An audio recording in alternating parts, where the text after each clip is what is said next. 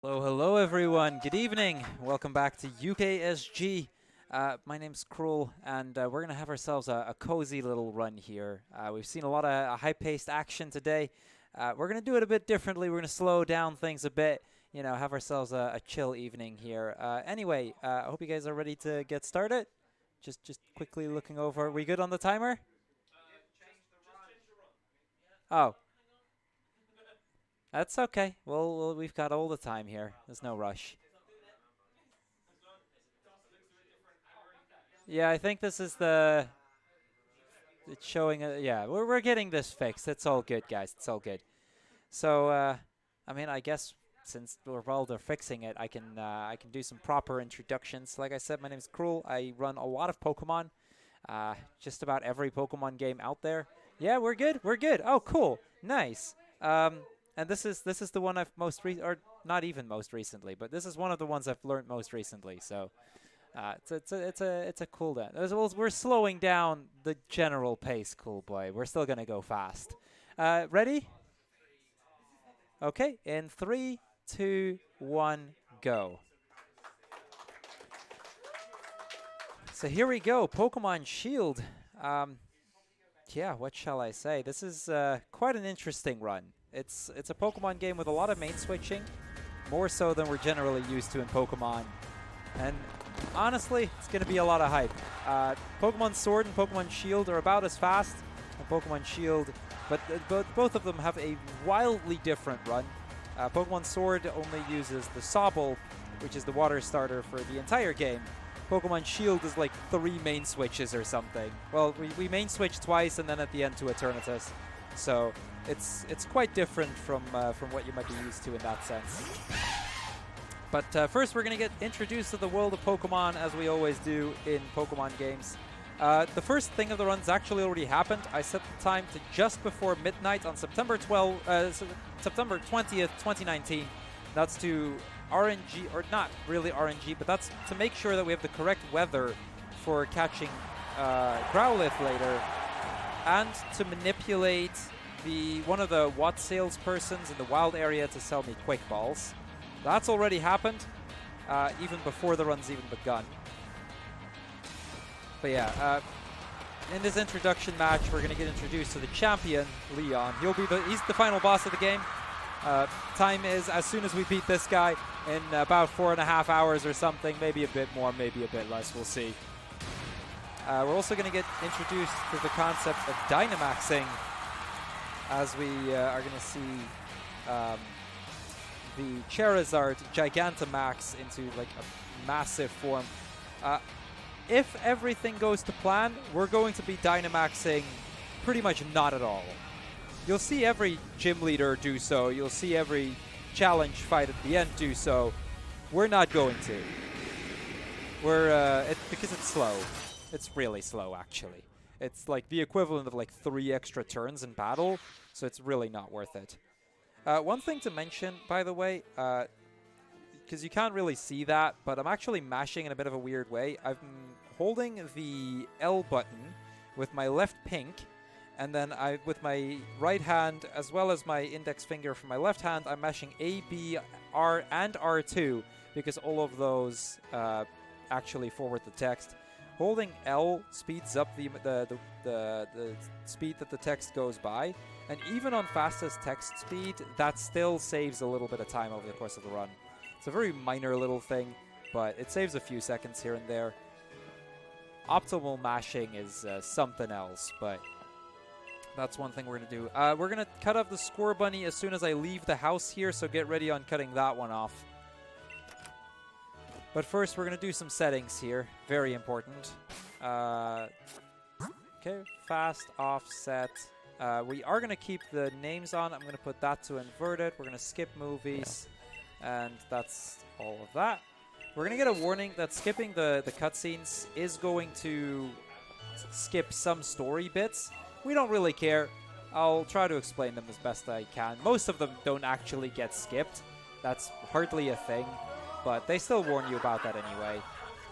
So we grab ourselves our bag. And with that, I would like to know what the Score Bunny name is going to be.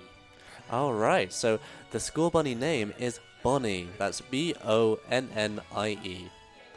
Okay. And I'll close that off. Fantastic. Thank you. No problem. Thank you very kindly.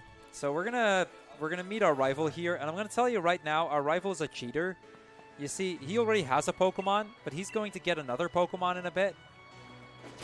So even in the first fight, it's gonna be 2-on-1. He's gonna have 2 Pokemon. We're only gonna have 1. So he's just a cheater. He's also, let's just say we're facing him a lot in this run. Over the course of the any% run, we have to fight him 8 times, which is more than any other rival in a Pokemon speedrun, I think. There are rivals that you fight a similar number of times. Most notably, Blue in Gen 1 also has 8 battles, but one of them is optional, so you only fight him like 7 times. And there's a few other rivals that you fight quite a lot, but... So yeah, we get to talk to Hop's mom for a bit. This is all just... We're going to get into the action pretty soon, but the start of this game is pretty slow. So, you know, if you haven't already, what I'd recommend doing is grab yourself a blanket and a hot cup of cocoa, and let's have a chill Saturday evening, shall we? Now, before we actually get our starter, we're going to be meeting the champion. Like I said, that is... Like, once we beat him, that is when time is going to be, but that's hours away still. We can't actually go to the right here. We have no Pokemon. Hop would stop us, I believe. There's quite a few Pokemon there, and there's actually one that we're going to catch that we're not going to nickname because we never use it, except for one fight, and to skip the catching tutorial. Interestingly enough, as soon as we get past, like, the initial tutorial bits, cutscenes, whatever, we actually, like, this is the first gen since Gen 3 where the catching tutorial is optional. See, if you've caught a Pokemon before you get to the point where the catching tutorial is, you would just skip it. It would just not happen. Because the game realized, oh, you've already caught something, so we don't have to worry about that anymore. Now, there is actually one Pokemon that we want to catch, which is going to be a Rookidee, which is a bird Pokemon. And that's to help us with the Drillbur catch. Depending on the level, the Drillbur will either have 0 or 1 move that can hit the Rookidee. So, generally speaking, it makes that fight a lot more consistent. Gives us a lot more chances to catch it. Because catching Drillbur, probably one of the things that I'm most scared about. I think I have a backup somewhere. Like, one of my other saves is just after catching the Drillbur. But I really want to not have to go for that. Yeah, I know, right, Jack? You'd start to think that, but don't worry, there's plenty of hand-holding in this one as well. It's not as bad as in some Pokemon games, though, at least, so there's that. Okay, so Bonnie, was it right? Yes, it was Bonnie, so B-O-N-N-I-E. Okay, then we're going to nickname the Score Bunny.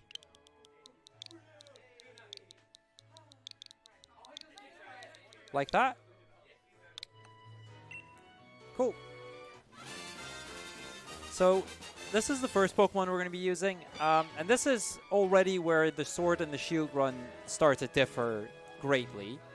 In Pokemon Sword, we would at this point pick up Sobble, and we'd be keeping that for a while. The problem is, Sobble really struggles with one of the trainers in the 4th gym and the 6th gym.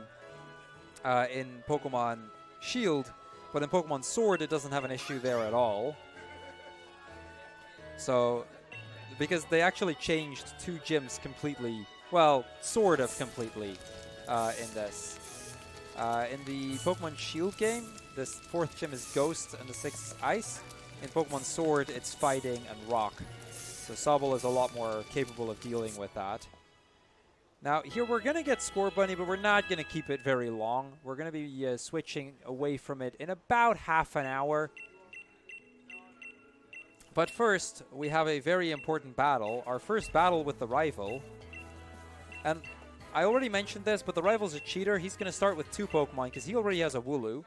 That's supposedly why he let us pick first. Another little thing to note is... not just the rival is different, depending on the starter you pick, but also the champion.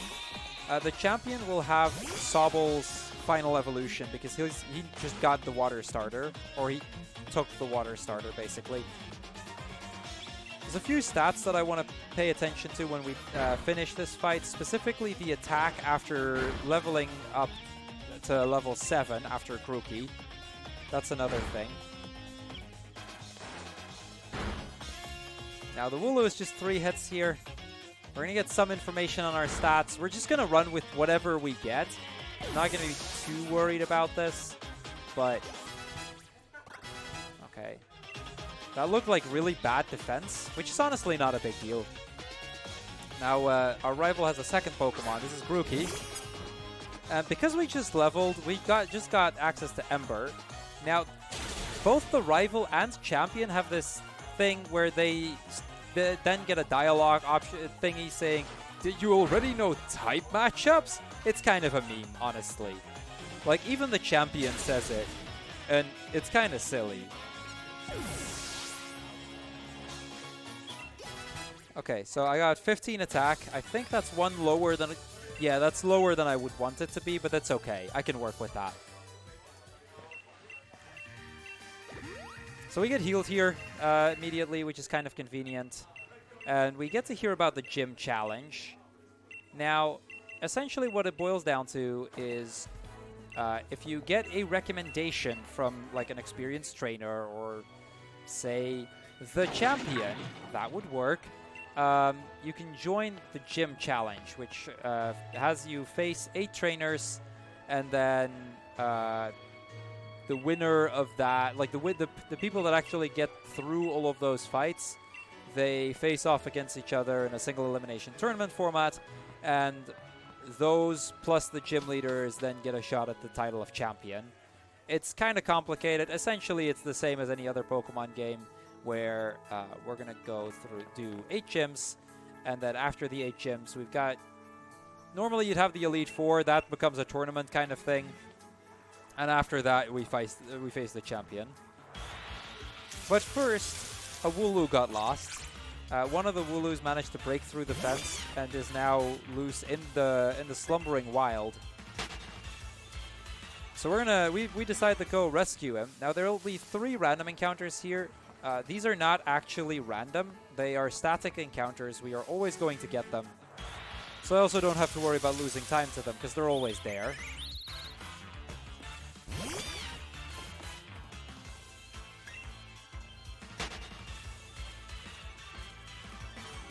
So that was the second one.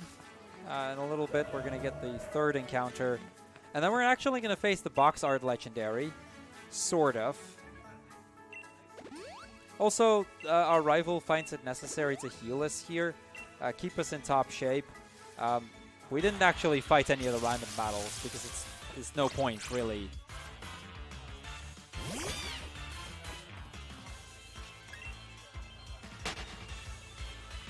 But yeah, you always get healed. This game heals you a lot, which is kind of convenient. As a result of that, there's really not any point where I have to worry about healing. There's one place in the game where I may opt to take a Pokemon Center, and there's a few safety centers that I can take if I need them. But generally speaking, we won't need to. Now into the fog here, and right here we're gonna be approached by some kind of weird, mysterious Pokemon that nobody's ever heard of. This thing.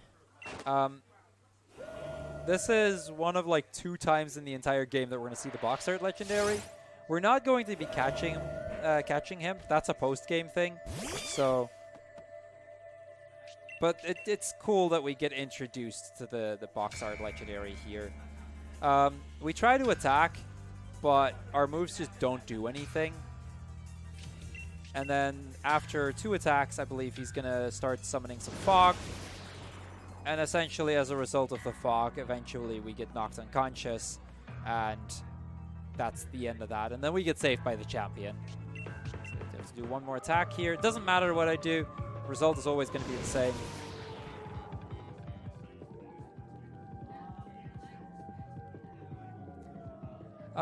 So I mentioned before, Solicitous, it doesn't really matter whether you run Pokemon Sword or Shield. Time-wise, they're actually about the same. despite their routes being wildly different. The main difference, though, is that Sword has... there's 2 Sword routes. One that's a bit slower but very consistent, especially in comparison to either of the other 2 routes, and still reasonably competitive as well. It's got like I believe like the 3rd or 4th sword time is with that route. Then Sword has pretty much most of its RNG in the early game. Like once you get past the first hour or so, the run gets pretty consistent. Shield is a bit different in that it's not that RNG heavy early on, but it's pretty RNG heavy mid game. So the RNG is a bit more spread out. Okay, very important. Do not forget thingy here. We gotta go talk to Mom. This is in like bold and then like double the size of any other line of text in my notes, and you still forget about it. It's so tempting to just move on, but you'd eventually get stopped and you can't actually progress. We have to talk to Mom there. So this is where we're going to go to Route 1, and we're going to catch ourselves our second Pokemon, Rookidee. The main reason is to skip the catching tutorial. In Pokemon Sword, we'd actually be catching a Wooloo because it gives more experience. In Pokemon Shield, we catch Rookidee because it makes the Drillbur catch easier. We're going to just try to avoid everything else, and I'm seeing a Rookidee here, so we're going to go for it. Just to jump in, there's not been a donation, but I just want to mention the Growlithe name will be coming up somewhat soon. So if you still want to get a donation into that, £18 is in the lead with Firepaw, whereas Jules is a little bit behind with $5. So $13, you can change that name, and you can change the next like 2 hours of this run. Yeah, Growlithe is being used a lot. We use it all the way up until the 5th Chim. After 5 Chims, we're gonna switch away from it again. But it's one of the main Pokemon that we use, and we're gonna catch it as soon as we get access to the wild area. So once you see the next rival battle coming up, that's when it's gonna get really close. Anyway, we move on here, and we're gonna meet up with the professor's assistant. We're not immediately going to get the professor. This is one of the few games where the professor isn't the one to give us the Pokédex, but rather the assistant is. Now, early on in Pokemon Sword and Shield, this was actually a place where the game would crash relatively often, which is kind of silly. So I used to save here just to make sure that that wouldn't happen. Nowadays, I've not crashed in a long time, so I'm assuming that it doesn't happen. And we have autosaves on, so it's really not a big deal either way, but yeah, that's a thing. So this is Sonia. She's doing a bunch of research on Dynamaxing and the history of the Galar region. And she's the one who's going to be giving us the Pokédex.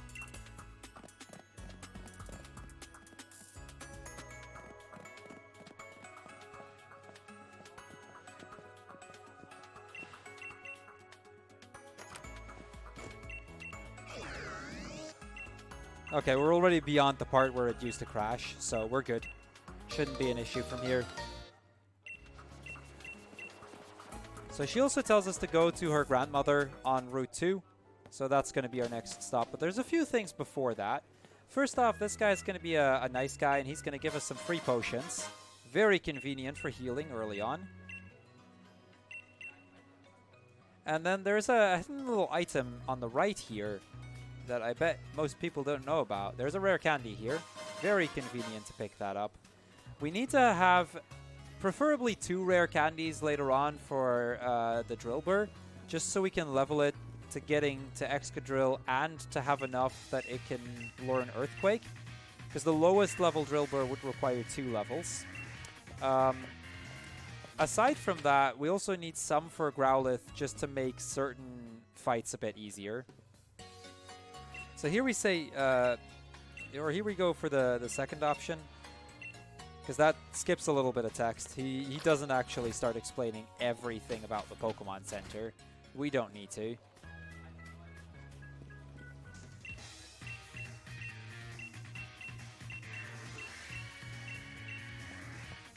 So Hops is all excited to join the gym challenge, but he needs a recommendation first, so that isn't happening. So we get to Route 2, and this is where the champion's going to run towards us, and where normally the catching tutorial would be. But since we've already caught a Pokemon, he's going to not do the catching tutorial, and he's just going to get us 20 Pokeballs. Quite nice of him. We can just skip everything else, though, and that saves... Even if it wasn't required, it would still save like half a minute to just catch something prior to this, aside from the additional experience that we get. So it's really just not worth it not catching something. And with that, it's high time we actually did some trainer fights. There's going to be a fair few fights like this, but this is our first one, Youngster Jake. And earlier, you may remember, I was checking my stats. Every single stat in the game has a value assigned to it between 0 and 31. The higher the value, the better the Pokemon. Now, because our value on attack is on the low side, it's faster for me to use Ember, because I know for sure that it'll kill in 4 hits, or at least I hope it will, because that was a pretty low rate. Yeah, should kill in 4 hits. With Tackle, that wasn't guaranteed at this point. So it's safer for me to go for Ember, because I knew it was going to be 4 hits. Now, on top of every value, or every stat having a value between 0 and 31, there's also a nature. So one value gets boosted by, I think it's like 10% or something, and one value gets reduced. Now, that's not going to be too important with Scorbunny, but it will be important with some Pokemon later on. Specifically with Growlithe, we really don't want to have a nature that's minus special attack. That would really hurt us. Minus attack and minus speed are also kind of annoying. I'm gonna play it safe here, and we're gonna use a potion. I didn't necessarily need to, because I could have tried to go for a Blaze setup, but that's also kind of risky.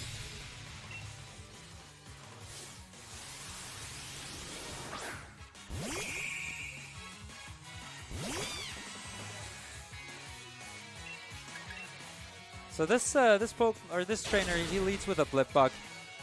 That's not actually a guaranteed one-shot, by the way. It's likely to be a one-shot, but it's definitely by no means guaranteed. If we weren't going to hit it, we just do a quick attack afterwards, and it's fine. But so then comes the Nick Hit. That's always going to be a 3-shot unless I went for the Blaze setup.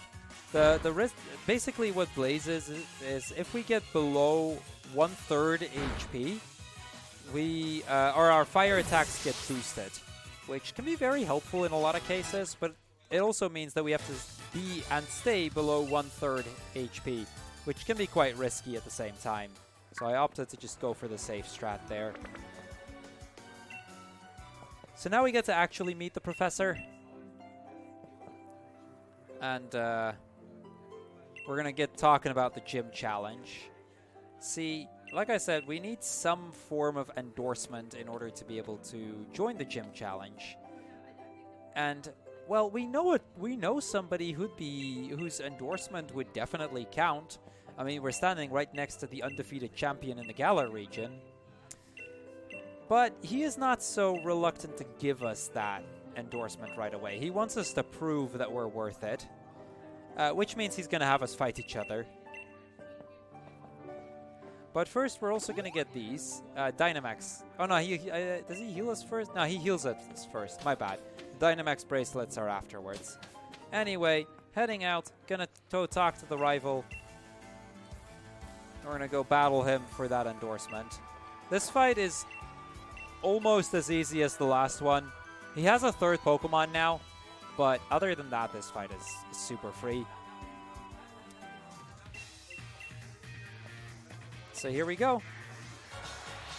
Now there's 2 things I don't want to see here. A critical hit, which it might sound counterintuitive that I don't want to see a critical hit, but crits are kind of bad. Because it causes the rival to get an extra dex box. So unless it saves a turn, which it pretty much never does, they're just kind of annoying.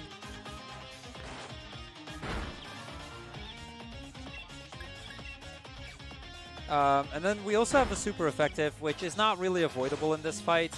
So we're just going to have to deal with seeing that. But yeah, Wooloo goes down in 3 hits, just like before. And then the Grookey comes out. And similar to the last time, we're gonna be able to one-shot that. Our special attack is really bad, actually. It's not really, it's pretty bad. But it's not a big deal. This is the last fight, last trainer fight that we do with Scorbunny. Also, he makes another comment about how we've learned our type matchups. Like I said, he does that every single fight, except for the last one, interestingly enough. He clearly has not learned his type matchup because he uses a grass-type move against a fire-type Pokemon. Doesn't really work that way.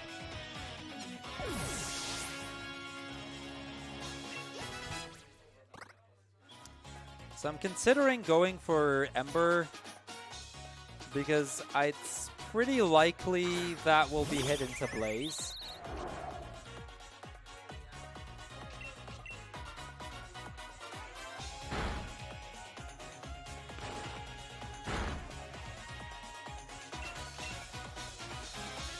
So that should be, yeah, that should be a 2-shot. Cool. Okay, that is the Rookidee down.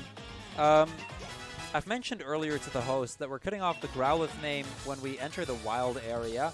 That's going to be happening fairly soon. So if you want to get your, if you want to have a go at the Growlithe name, this is pretty much your last chance.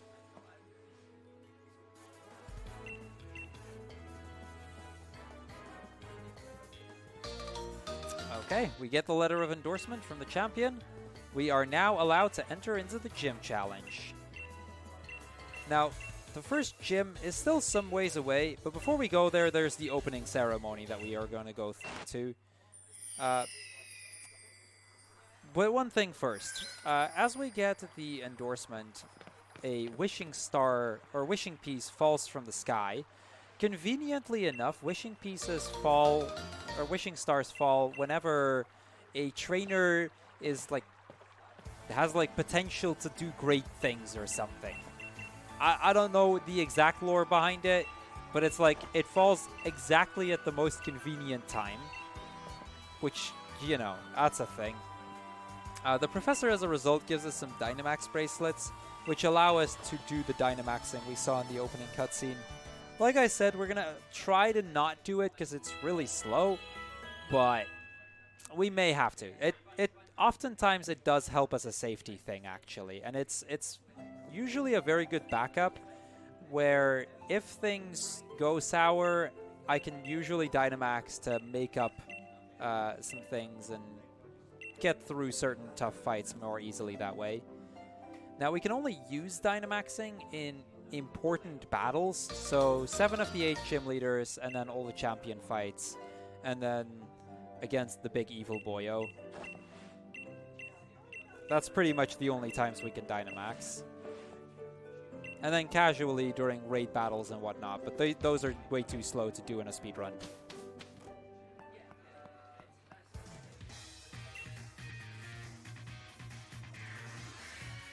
Okay, so we get one last piece of advice from Hops, and then we're going to get started on our race. See who can become the champion of the Galar region first.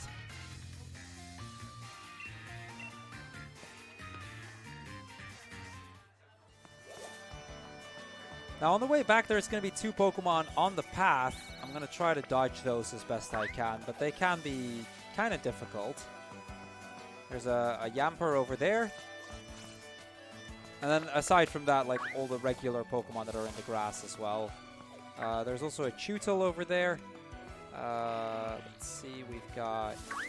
Okay, those were all in fine positions. Their positions are random, so I'm just going to have to try to dodge them as best I can. It's not really worth it to use a Repel, because if you're good enough at the game, you can pretty much dodge every random encounter anyway. So this is the train station, and when we take the train, it's supposed to take us to the next city right away, where the opening ceremony is going to be. But there is some Wooloo on the tracks, so instead we end up like at the halfway point in the middle of the wild area. The wild area is just an absolutely massive area in this game, which contains hundreds of Pokemon, and I'm not joking when I say hundreds of Pokemon. Recently, me and some friends did a catch-em-all speedrun, and half the run we spent just in the wild area.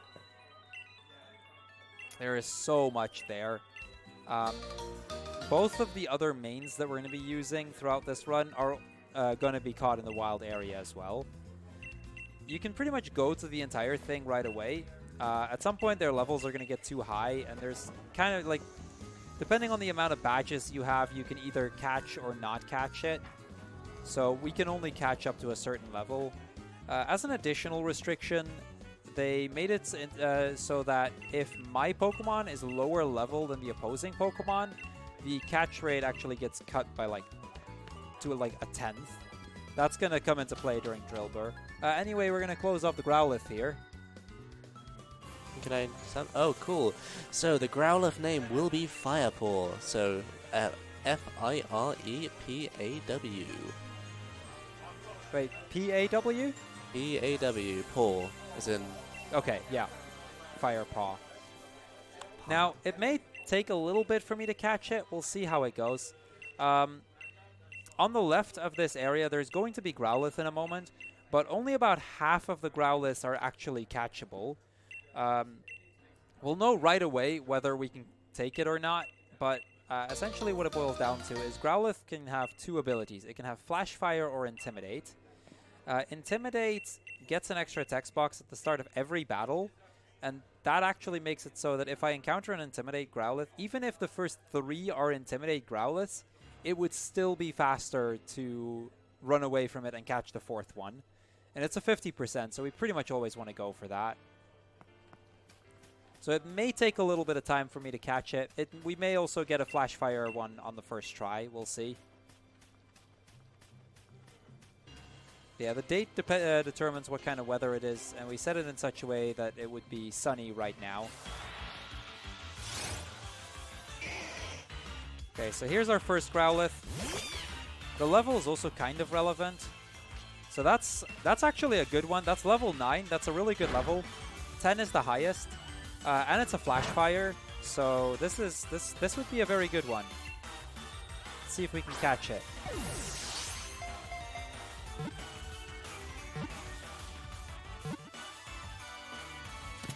We can G-Max in the run, but catching a G-Max Pokemon would be slow. Dynamaxing and Gigantamaxing are just both incredibly slow. Okay, so let's see.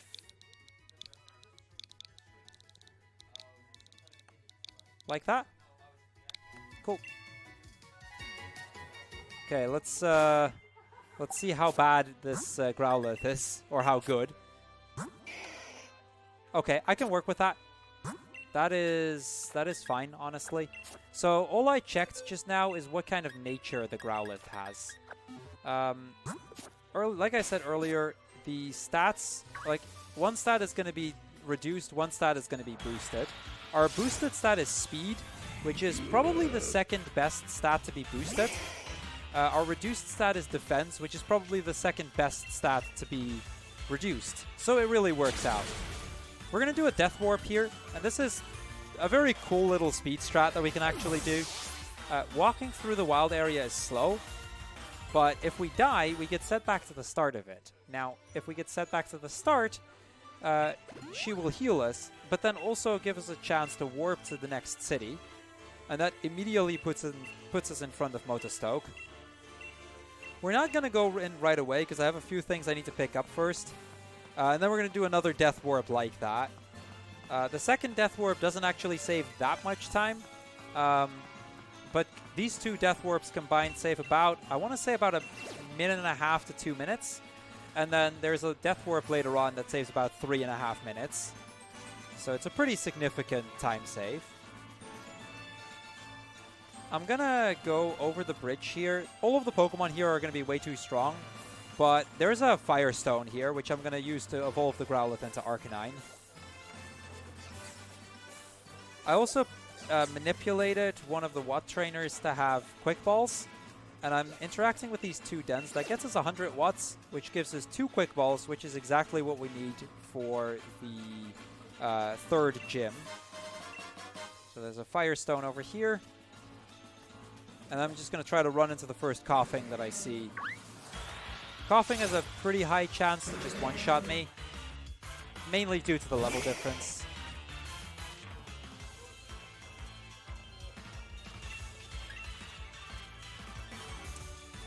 Fortunately, he decided to go for Haze, which wastes a turn. That'll do. So we're about to get to the point where we are going to close off the number. We're going to do that when we evolve the Growlithe in a little bit, which is coming up in just a second as well. Now the number is the number of the uniform that we're going to be wearing during the gym challenges. Yeah, we get to Motostoke. There's a few more cutscenes, and then we're going to get to the Pokemon Center. This is one of the big cities that the Galar region has to offer.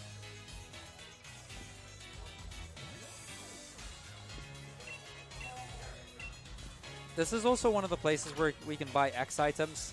X items are probably casually the most underrated item in the game.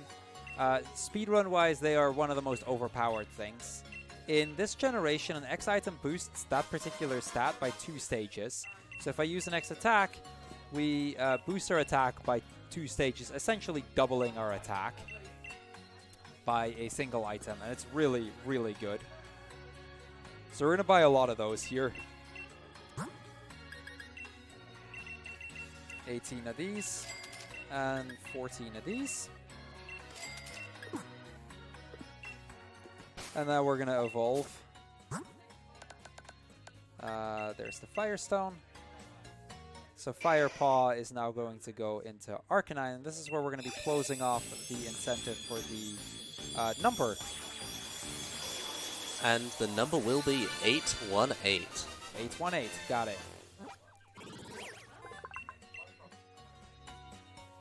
Now we learn Extreme Speed here.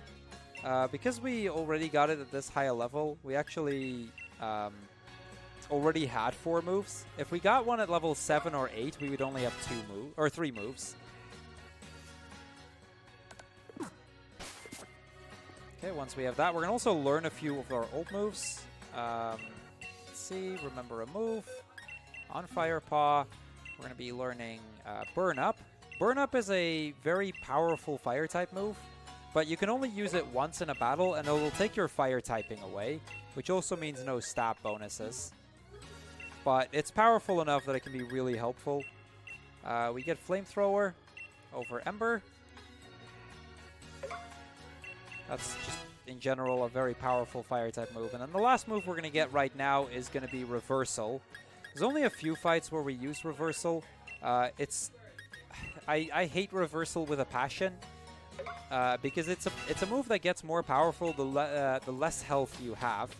And during the second gym fight, we actually need to be below 6 HP, which is terrifying.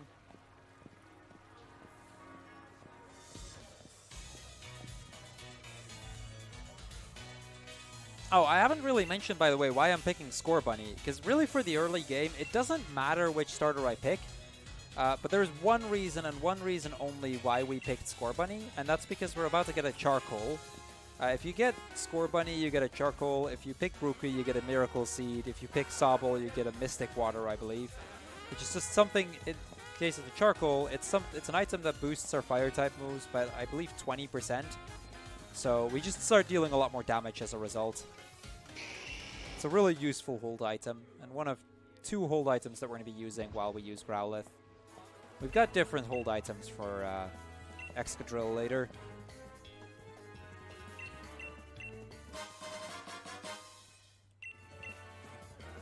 So there we go. That's that item.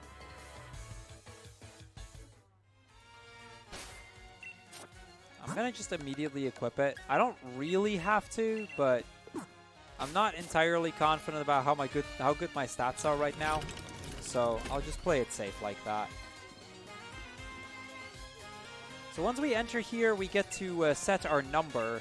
818, right? Yes, cool.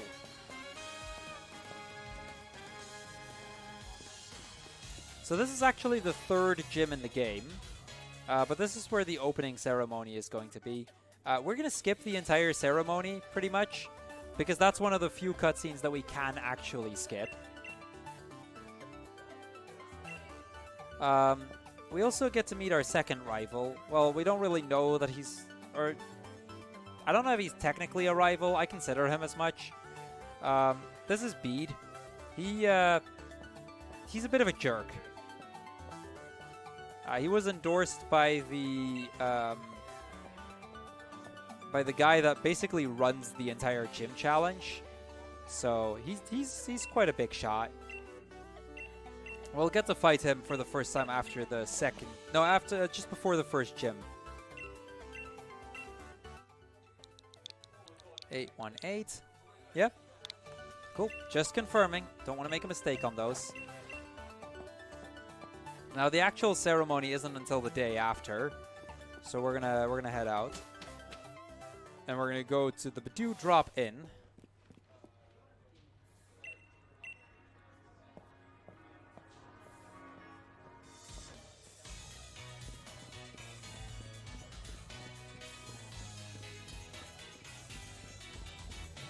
So this is the inn. We're going to be here a few times over the course of the run, but we're not really gonna be seeing this place much. As we enter, we're going to get some story about the Gala region and about the darkest day. No, try Crrool, not darkest dungeon, darkest day. It's basically an event from very long ago, which it's pretty much the end of the world. She asked us if we want to hear the full story or the shortened version. We're going to go for the shortened version because we're speedrunners after all. So after a few lines of text, she's just going to allow us to check in. But there's a problem because these guys are blocking the path. This is Team Yell. They are presented to you as the evil team that you have in every other Pokemon game, but they're not actually evil in any way. They're just over-obsessive fans, and I love them for it. Okay, so I know I have at least 12 IVs. No, more. We have one stat more, so we've got pretty good special attack, actually. I don't know exactly how high it is, but I want to say it's at least like 20 IV special attack, so that's good. I can work with that. So yeah, this fight becomes really easy, honestly.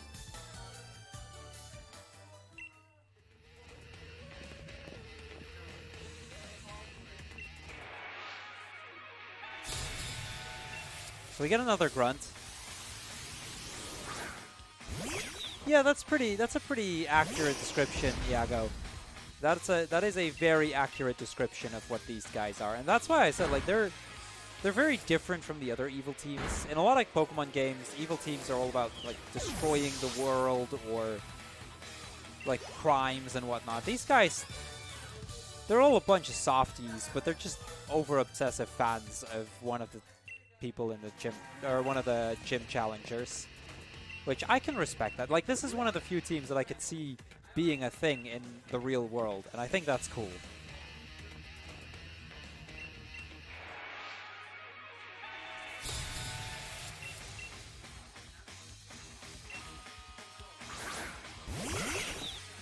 They have belly buttons, Max.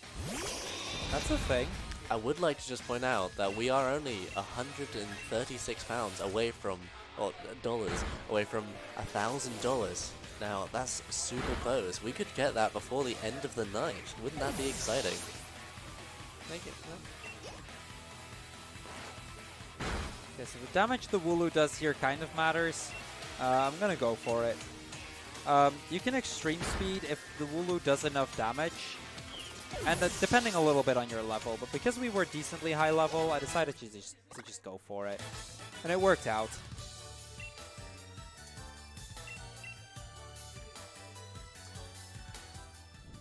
So yeah, that is...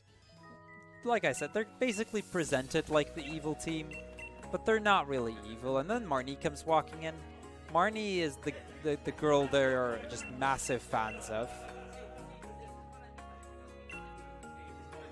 And then Marnie just basically tells them to let the other people check in and to not be like that. She's cool like that. She doesn't actually mean any harm here. So yeah, we get a free sleeping spot here at the Badoo drop in, which I believe is also a free heal. And when we come down, we see Hop practicing his Pokeball throw. He's quite excited. But yeah, time for us to head to the stadium and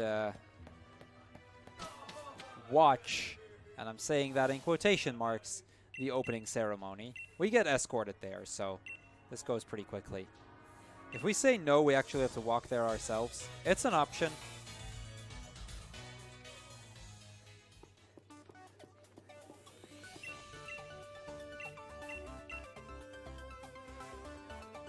So we get our uniform here, number 818.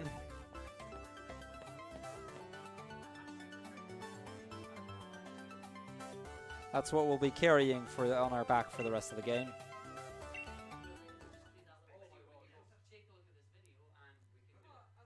So yeah, then we skip this cutscene. We don't actually have to worry about this. This is definitely, this is one of the few cutscenes that's actually optional, which is both kind of nice and kind of a shame because it's one of the better. Like, I really like that cutscene. It really feels like how everybody's walking into the stadium in like the Gen 1 anime. We also get to meet Rose. He's the chairman of the organization that basically runs the gym challenge, and also he's also the chairman of the energy producing company. He produces the Dynamaxing wristbands. Like, he's like kind of all over the place. But yeah, now that the opening ceremony is over, we can actually start making our way to the first gym. But before we do, we get one final gift. We get the ability to use Fly. And it's actually really convenient that we get it this early, because flying in this game is super fast. We go to the time map. So I can actually just go here right away. Saves us some movement. We're going to pick up this thing. This is a Silk Scarf. Basically, it works similar to the Charcoal, except it does it for normal type moves, which is going to be useful because we have extreme speed. And then it's time to face our rival.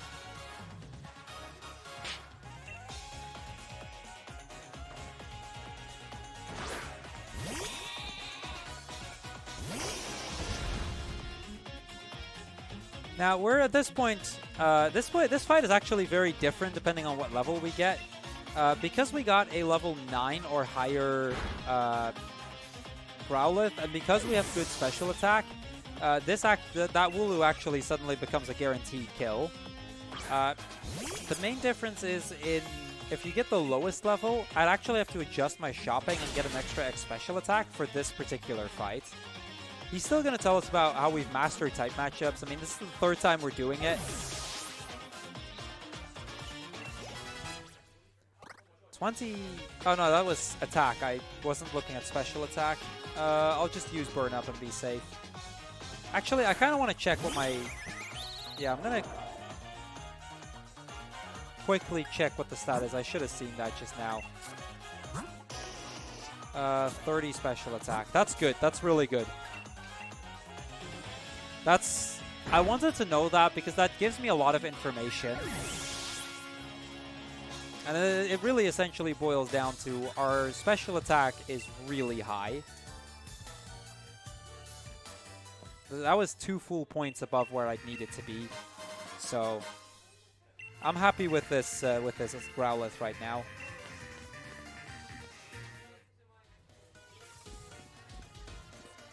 Okay, moving on to Route 3, where we're gonna pretty much try and dodge all but one trainer. There's a few trainers that can be tricky to dodge, and there's a few random encounters as well. This is the first trainer that's a spinner. Spinners in this game work a bit differently in that their pattern is more or less set.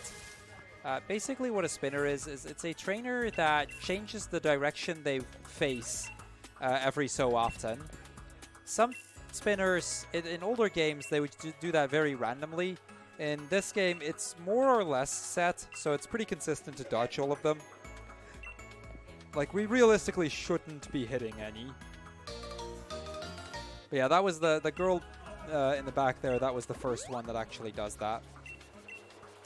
Now, there's another trainer coming up that can be tricky to dodge. It's I think it's a postal delivery man. He's walking around here. Gotta make sure we dodge him. And then there's one required trainer over here. Schoolboy Peter. Now the Sizzlipede is going to either take 2 or 3 hits. It's guaranteed with 34 attack, but we don't have that, so it's going to be a damage range here. That's a good first hit. Killing it quickly actually does help, because the fewer damage he does, the lower the chances that I have to heal before bead. Nice, we got the 2 shots, so that's nice.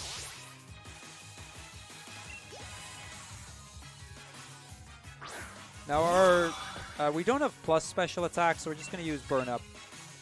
Or I use Flamethrower. I meant to go for Burn Up. It didn't matter in the end, but Burn Up was guaranteed. Flamethrower was a damage range. A very favorable damage range, but a damage range nonetheless. But I only pressed once instead of twice, so that's kind of on me. Okay, gonna pass the last bit of grass here.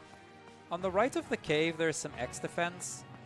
And similar to how X attack boosts, or basically doubles our attack, X defense basically double our defense, which is going to be very helpful for one of the later gym fights.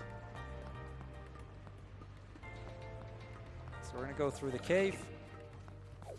This is Galar Mine number 1. It's a pretty straightforward dungeon. Worker Sandra really isn't that difficult. We're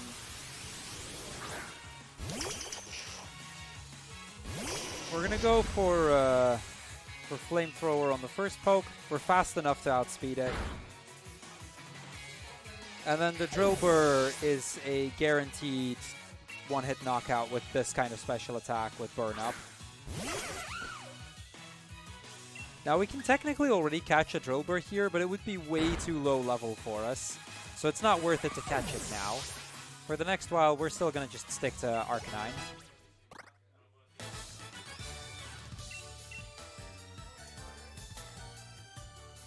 So passing here, we're going to avoid the Woobats, make sure that that trainer doesn't see us. Then we can just follow the tracks to the end here. This is Bead. This is our first time that we're going to be facing this guy. This is generally not a very difficult fight, but there is a chance that the fight actually goes poorly. On the first turn, we're going to set up an X special to boost our special attack enough so that we can one-shot everything. But the Solosis has Confusion, which has a chance to confuse us, which loses a lot of time if that happens. I've only had it happen once in a run, so I'm really hoping that that isn't going to be a thing today. It isn't going to be a thing today. Cool. So from there on, it's just 3 Flamethrowers and we're done.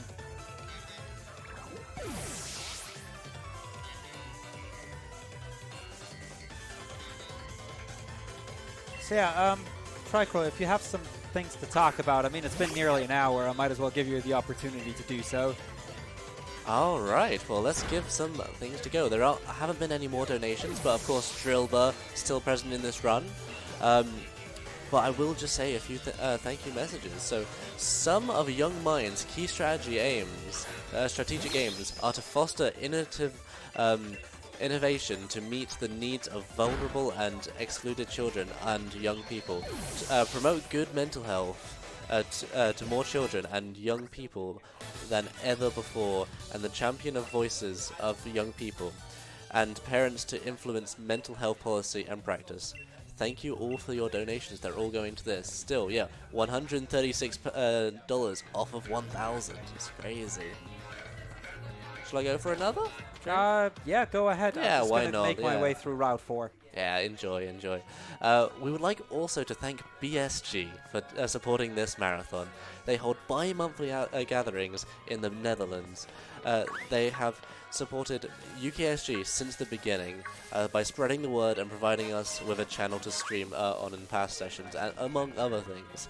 You can see their 33rd event on the weekend of the 8th and the 9th of February, and also submit for BSG Annual happening between the 9th and the 15th of August.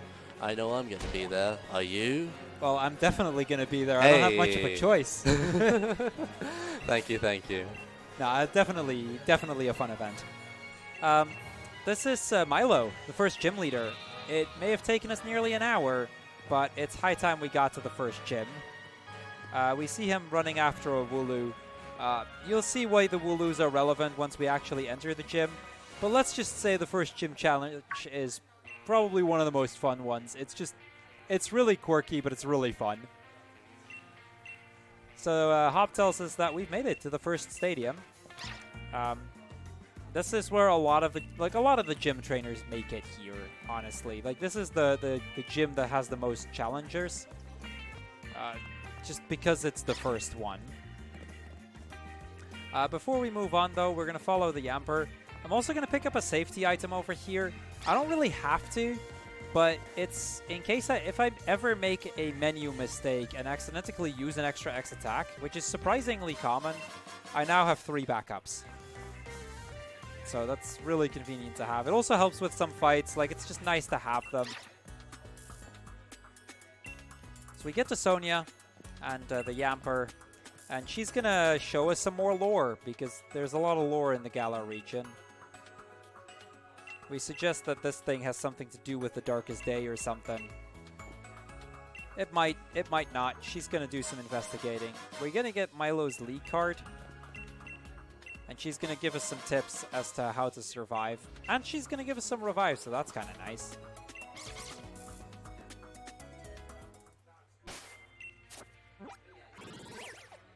Oh. So we're going to just fly back to the city. That's faster than walking there, just with how fast flying is in this game. It's pretty much instant, so works out.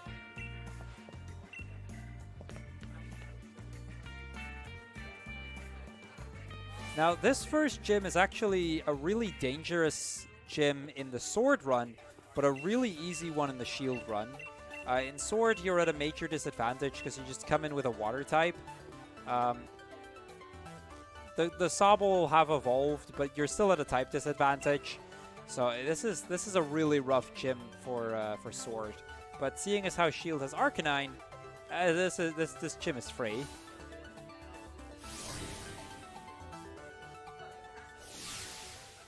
Now, the idea with every gym is we're first going to have to do a challenge, and then after that, we're going to get to actually face the gym leader. The challenge here is that we need to herd a bunch of Wooloo to the other side of the gym. And this is just fun to do, honestly. At the first part, it's going to be pretty easy, but occasionally, like later on, they're going to add some Yampers, which pretty much hurt the Wooloos in the opposite direction of the Yamper, so making that a little bit more difficult. Stuff like that, you know, it's just fun to do. So I'm going to combine them here.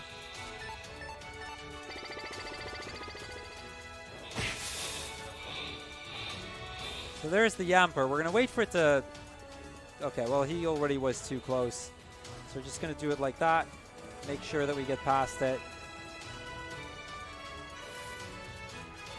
Now, if we want to make it easier, we can fight the gym trainers to have the Yampers move to the gym trainer. This is the only gym trainer, however, that's required, and also the only one that we're actually gonna fight. The football clothes are basically the Pokemon League, so to speak, and the gym fights. They're kind of being considered as sports events. So during the gym parts, you'll see trainers dress up in sports-like clothes. That's the general idea there, Link. So since we're in the gym, we get to be in our gym uniform.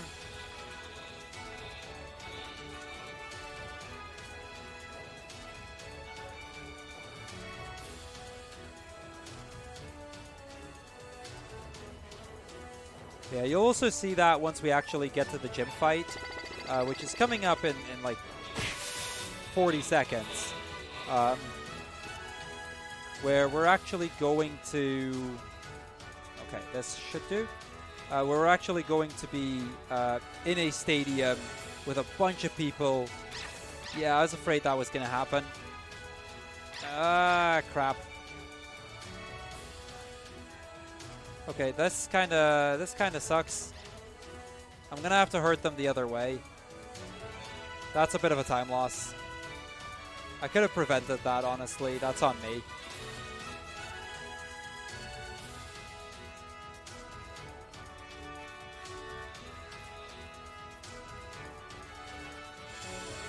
Well, so the world record for this game is actually about 4 hours.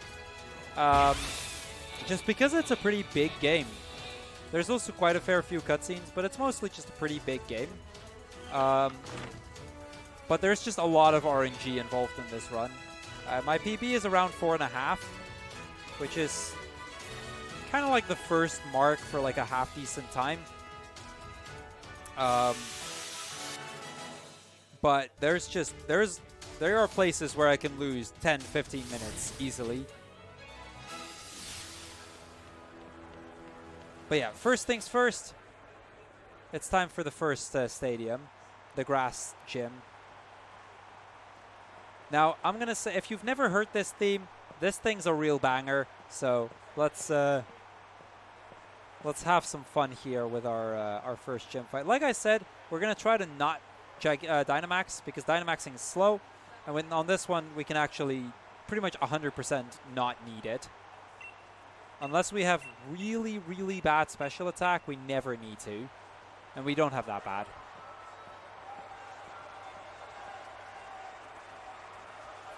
So here we go.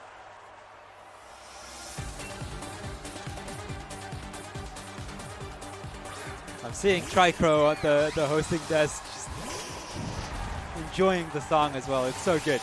I always love this theme. So we get explained how to Dynamax. We're going to ignore that. We're going to use 2 special attacks to triple our damage from fire-type moves. Like, the Gossifleur isn't really going to do anything to us. And then we're just going to use Flamethrower on the first one, Burn Up on the second one. That guarantees the kills here.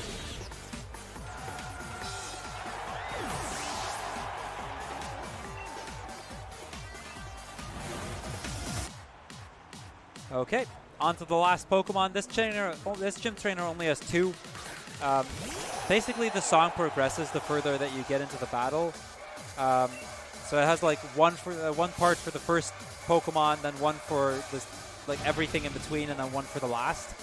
We never get to hear the mid part in this one because it's already over. So he's gonna Dynamax. This is rather loud, by the way. Sorry, should have mentioned that before. Dynamaxing is loud. That's going to be a thing throughout the game. Dynamaxing is loud.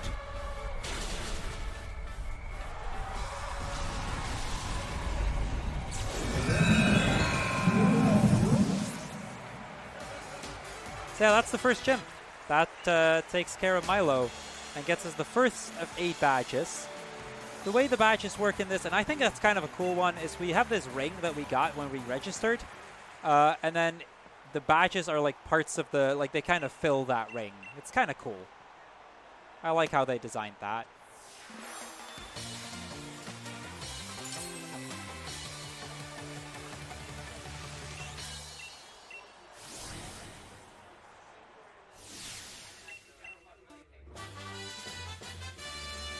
So we get a TM here. There aren't a lot of TMs that we use. There's really only the one from the Ghost-type gym leader. And even that one we really only use for helping with the Drillbur catch. One thing I'll always love about the battle music is the meme image of a guy trying to sleep next to a gym as a, of course, massive gym battle is going on, and he's just trying to get some rest. Yeah, I get what you mean. That's, yeah. It's With like, how loud everything's gonna be there. Yeah, it's good. Okay, so there's a trainer battle on the right here that we can actually skip. As long as you only have one Pokemon in the party, she won't bother you. So kind of convenient. We can just move on here. We're going to get the bike very soon, so that's also nice. But before that, we have to deal with Team Yell first. They're kind of bugging this guy.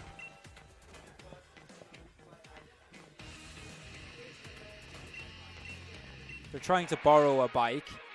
Well, borrow. Or at least that's how the guy interprets it.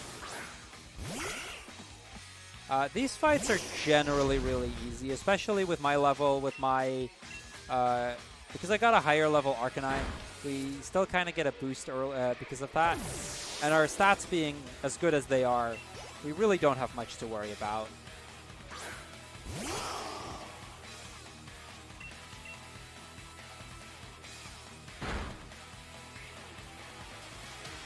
Okay, so the burn here doesn't actually really do anything for us, because burn up was guaranteed to kill it anyway.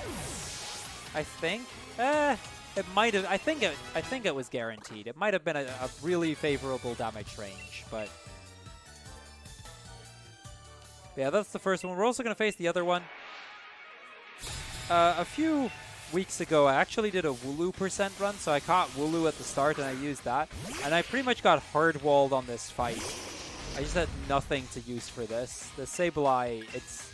because I have mostly normal and dark-type moves, and it's immune to... Or, no, was it something... It was normal and something else, but it was basically, like, it wasn't going to do anything. The dark-type moves did very little damage. Normal-type moves did nothing. I had a fighting type move that did nothing. That was a pain. But yeah, they run away scared afterwards, and we're gonna get the the bike here. Quite a convenient item to have.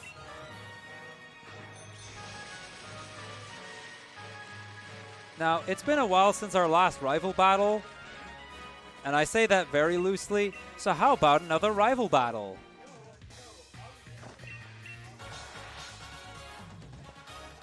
Now, because our speed is actually really good, we will, I believe, outspeed both Corvisquire and Thwackey, which we normally don't. Yeah, Sableye goes dark. So it can be hard to hit if you're trying to main a normal type. Special attack. Double kick is fine, really doesn't do anything for me. Okay, so I kind of need to pay attention to my speed here.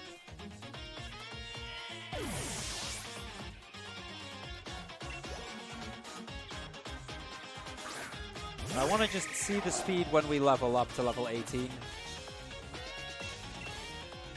If it's over... because if it's high enough, we can actually skip picking up some X speeds. But we'll know for sure after Thwackey.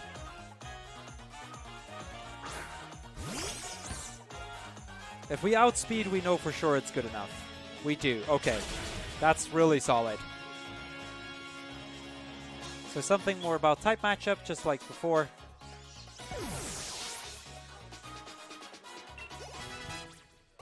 .48. That's really good. That's really, really high. That's not even like... plus speed and bad speed. No, that's top tier right there. We're going to be able to outspeed just about everything with this Arcanine. That's good. That's going to save some time here and there. So back onto the bike and onto the next city. The next city probably has one of the scariest fights in this run. The Water Gym. And since we're maining a fire type, Water Gyms are not fun.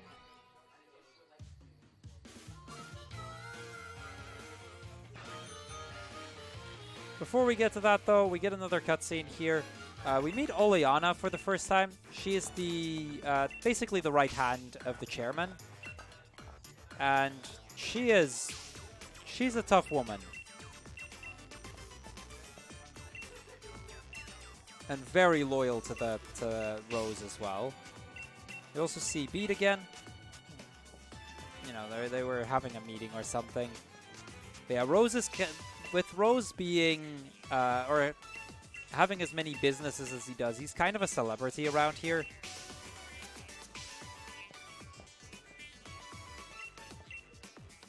But yeah, before he's actually going to talk to us more, we need to have the next gym badge. Up until that point, he's just going to ignore us. So on the left here, I could pick up some X speeds, but because of our speed being as good as it is, we don't need to. I am going to pick up some super potions for safety, though. And then we're just going to talk to the second gym leader. Are there any glitches or skips? There is one skip that I'm going to attempt to do. It only skips one trainer, so it saves like a minute. There are some glitches, but they're inconsistent and they barely save any time. So there are not really any glitches that are useful for the speedrun. Can I jump in with a donation? Yep, go ahead. Go ahead. Max Gentleman, check your spelling, donated $15, saying, having fun here at UKSG. Actually nap, so I'm here to watch Crrool's run. Let's get that drill bit and name it the Cheese, which does put it ahead of Wilbur and Mandy, was the other one? Molly. So that's leading by $5 either way. Nice, nice. Getting that lead change. Yeah, come on. Okay, the water gym. I'm going to say this in advance. There's going to be a lot of loud noises coming up. Every time we hit a switch, the pipes that the water flows through changes. And it's loud. And then there's also the Dynamaxing on the gym fight. That's similar to before, where it's rather loud. We first have a gym trainer, but I figured I'd at least give a warning in advance.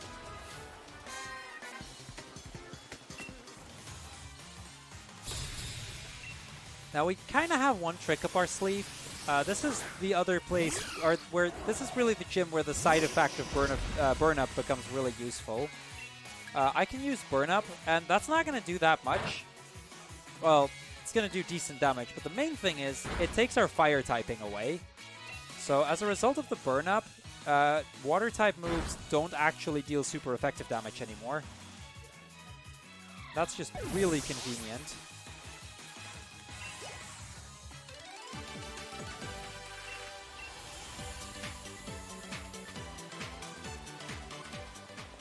So we hit the switch over here.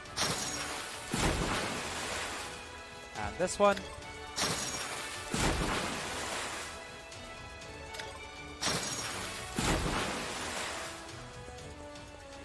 Now there is another trainer here that we have to fight. This one we're not going to take our fire typing away. It's not worth it. Yo, Chen, thank you. I don't know if it's typeless or normal type. I think it's typeless.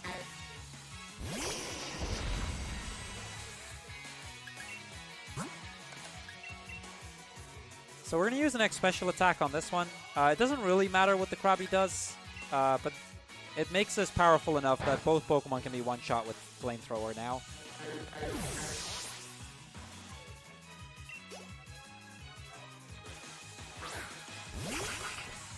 And the same goes for the Corphish. We can just one-shot that. So this becomes a pretty easy fight.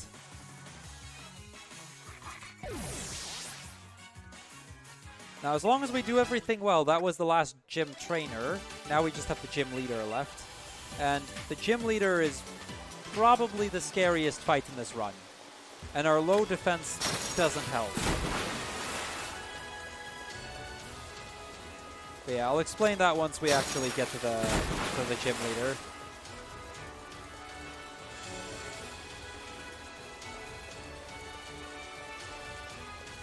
So we're going to go over here. There's another spinner here that in this run means if we hit her, it's basically certain death. I cannot survive that fight.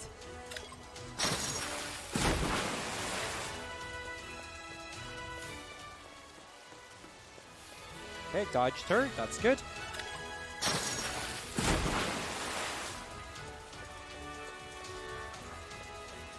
Okay, last switch, the blue pipes, and that opens up the path to the end.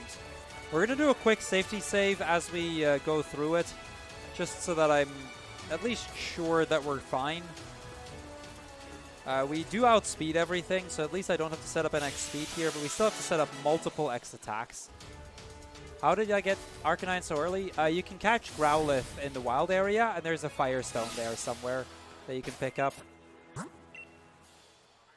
So we caught a level 9 Growlithe, and then I evolved it with a Firestone.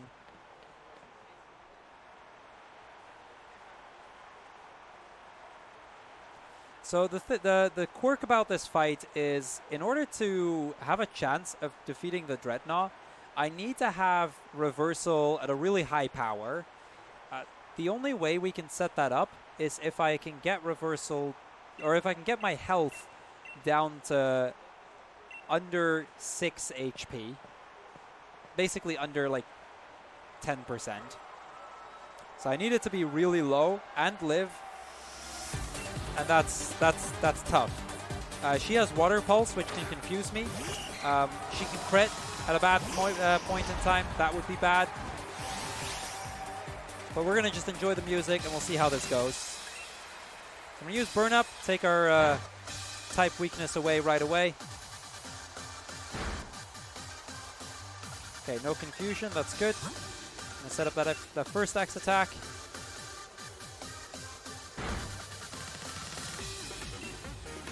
Second X attack. How much does Horn Attack do? 16. Okay, that's good. Or, well, 14. Another Horn Attack, please. And that's a crit. That's what I mean. That was really good if that had not been a crit. But that's how it is. That's what I meant with, there can just be an unfortunate critical hit and we just die. The setup was actually good too. I was feeling confident about that because we would have lived at 2 HP, which is a great amount of health, and I would have been fully set up. So yeah, attempt number 2. This is Nessa. This is easily one of the worst, if not the worst fight in this game. That's just how it is.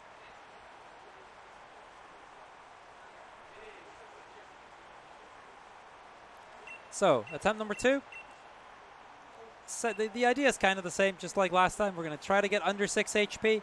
We're going to try to get 3 X attacks set up. So we want to have +6 attack and be below 6 HP. And that guarantees that we can one-shot everything. Okay, here we go again.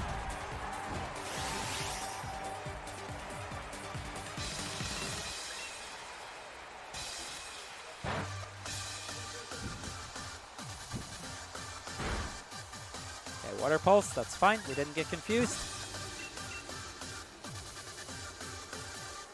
Horn Attack, that's good. Puts us to 30.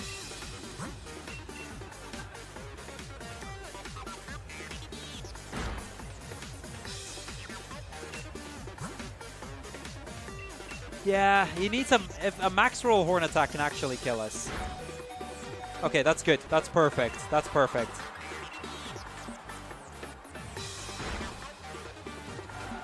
See, we use Extreme Speed to make sure that we outspeed everything. Because the Arrokuda is actually faster, and it also has a priority move, but Extreme Speed has higher priority.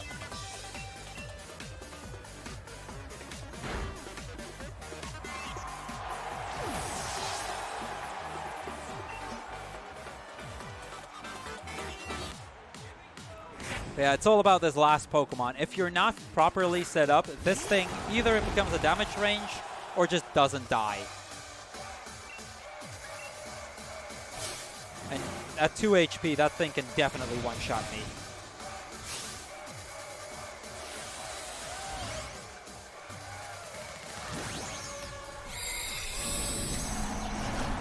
So here is very big Dreadnought. By the way, the only thing that Dynamaxing does in terms of stats is it changes their HP. The other stats actually stay the same.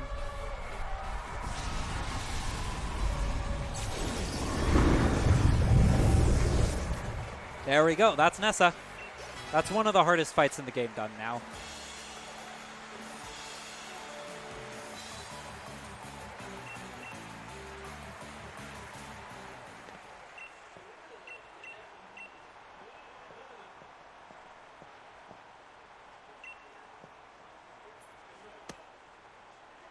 Well, I say that, by the way, but it also powers up the moves that you have.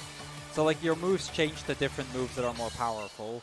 That's also a thing. So the moves actually do become more powerful because of that. But the stats themselves don't change.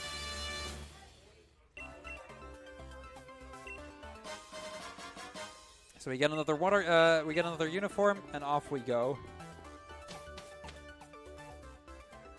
Now, as we get out, Oleana invites us to a meeting with the chairman. And we're going to accept that. So he's going to wait for us at a restaurant. We could cycle there, but it's actually faster for me to just fly to the Pokemon Center and then take the bike from there. Because now I only have to just do that part. Sonia is also already here. So we're just going to have a bit of a meal here. Just good times like that.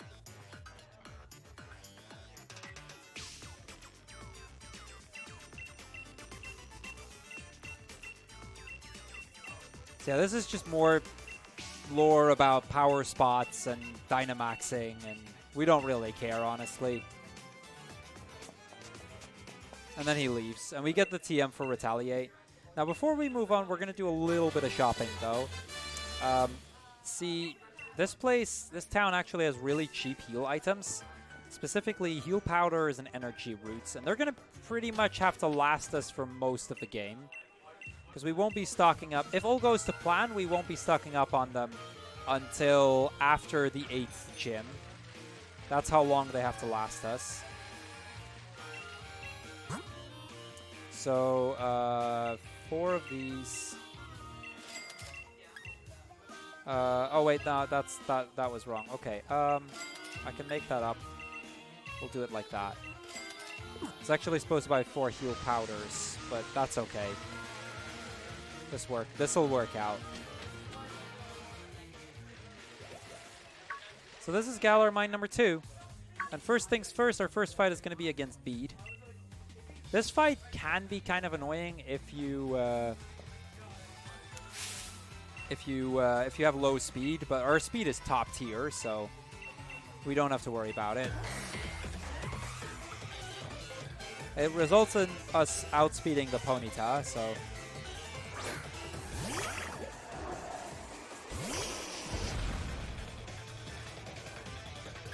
this is live, yeah, Genesis. Next special attack.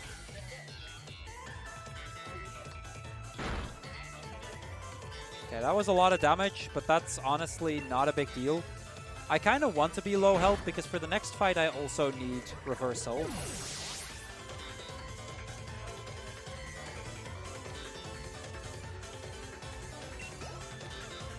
But because of our speed, I don't have to worry about speed tying the Ponyta or even being slower, so that we don't take any damage there. Because the Ponyta could do another like 13 or so damage.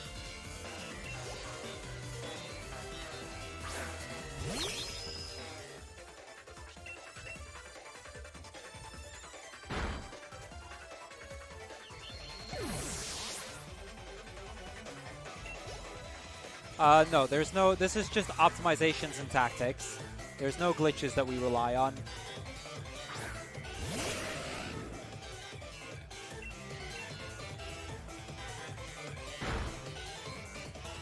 Okay, so there goes the Ponyta. That fixes that. Because we leveled to 21 here, I can actually use a rare candy right now. We need to hit level 24 before we enter the next gym. To make sure that we have an easy time catching some Vulpixes there. Because we got a high level Growlithe, we can actually make sure that we're getting that extra level up a bit earlier, which is quite convenient. We're only going to use one. I need that other one for the Drillbur later.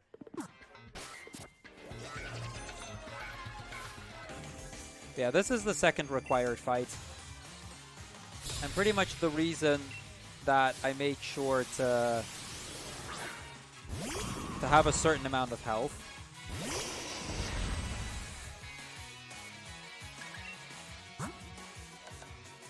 See, this thing can do up to 30-something damage, I believe.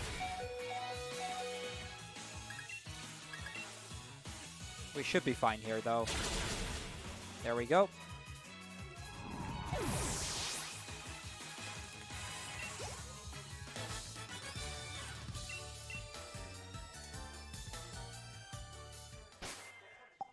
Okay, we're gonna heal here. I'm gonna give the Silk Scarf. This is one of those places where we actually, let me actually do the healing thing, where we actually have to switch.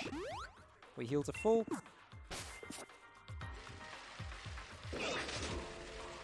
Dodge that spinner, and this is where we get the Team Yell.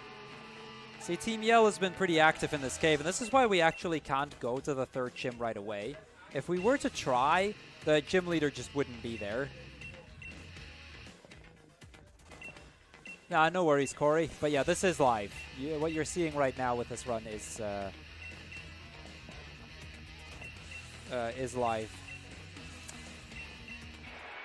On a different note, and I'll mention this again at some point, but since we're about an hour and a half in, if you like Pokemon runs, you know, be sure to check out my channel as well. You know, just go over there, drop a follow.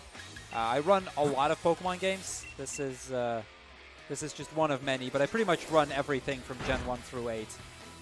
Main series, side games, all of it. So if you like that sort of stuff, you know.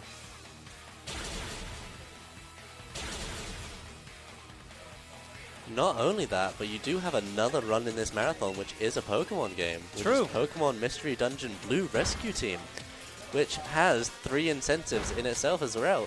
The Skitty name, the Squirtle name, and the team name.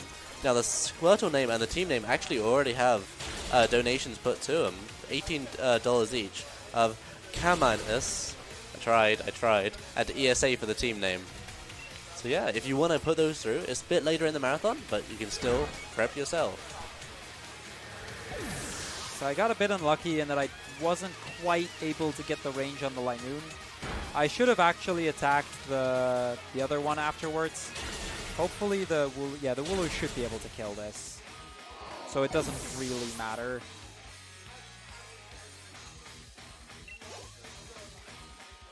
Yep, I do also run Mystery Dungeon. I run Blue Rescue Team and Explorers of Time. And I'm adding the later Mystery Dungeons to my library soon. Yeah, the Leopard is a guaranteed one-shot here. The Pancham is going to get a hit off, but we should be okay, honestly.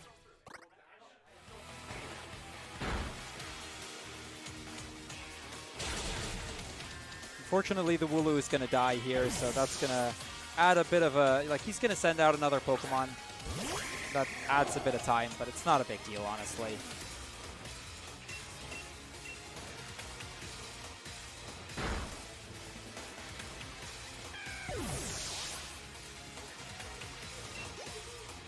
Okay, that's it. That's Team Yell.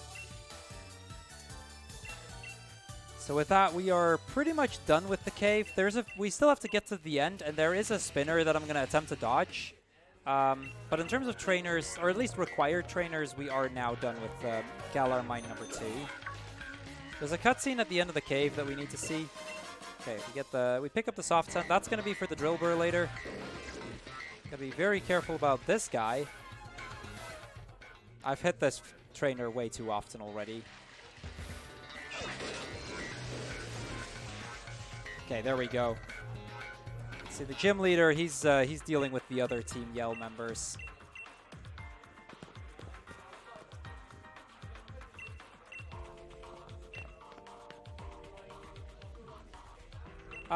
He's pretty good, Corey. We actually, like the final Rookity evolution, Corviknight, was actually one of the, I think one of the Pokemon that was considered as a potential main. It's incredibly tanky, and it's got pretty good attack as well, so it was considered as a potentially viable Pokemon. There turned out to be better ones, but there is still, I think there is still a route for it somewhere. I want to say that there is, but I'm not 100% sure. So yeah, the rival is gonna just run back to the city. We're gonna fly back because that's faster. And we're actually gonna meet our, well, we've already met her, but we're gonna fight our third rival for the first time. Because she's in the Badoo drop-in over here. It's time for us to face Marnie.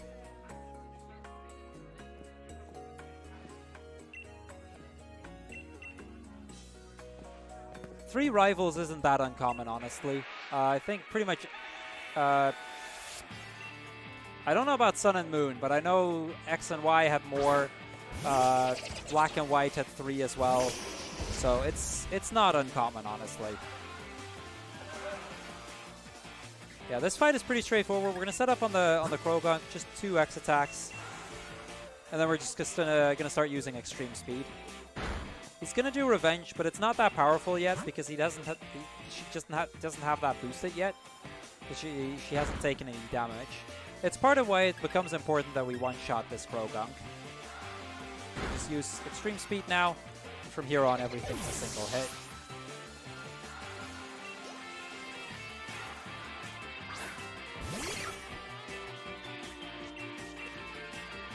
So Marnie pretty much only uses Dark-type Pokemon, similar to how Bede only uses, well, for now only Psychic, but later he switches to Fairy types.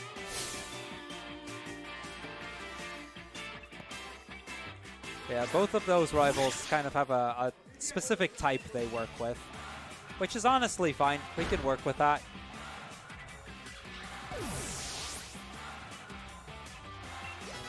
So here's that level 24 that I mentioned. It's very important that we get that at this point. If I weren't at level 24 yet at this point, I would use a rare candy to make sure that we have it. The Vulpixes in the next stadium are level 24, and we want to catch 2.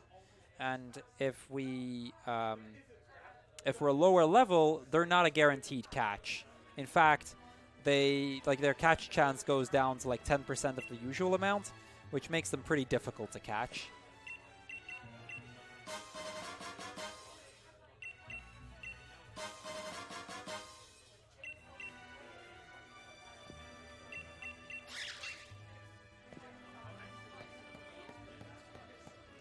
So we're just going to go out here and into the third gym. This gym also has a pretty interesting puzzle. You have to do a bunch of battles, and every battle is going to be you with another gym trainer. You get 1 point for defeating the opposing Pokemon. You get 2 points if you catch it, but the gym trainer is also trying to do that.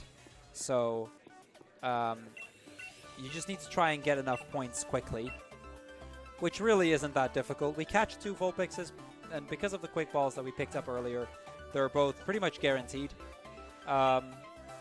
Then there's a Sizzlipede that we're going to just kill for the remaining points.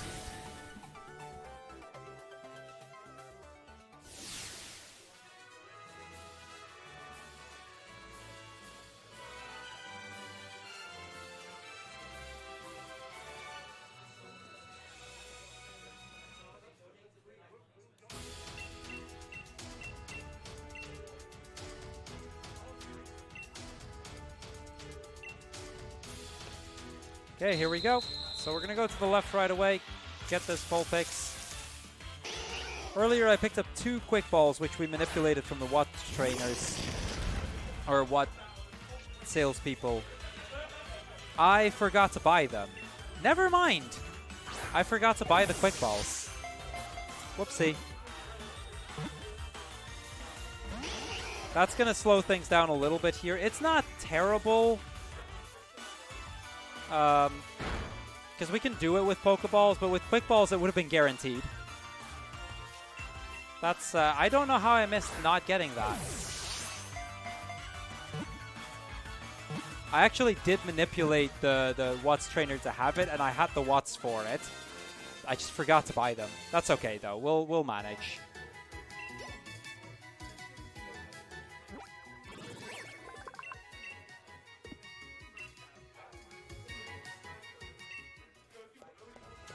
So we get 2 points there. Then we're going to move on to the Sizzlipede here. On turn 1, the trainer here is going to use Fake Out on us. to make sure that we don't actually do anything. So we're going to use that turn to set up an X attack.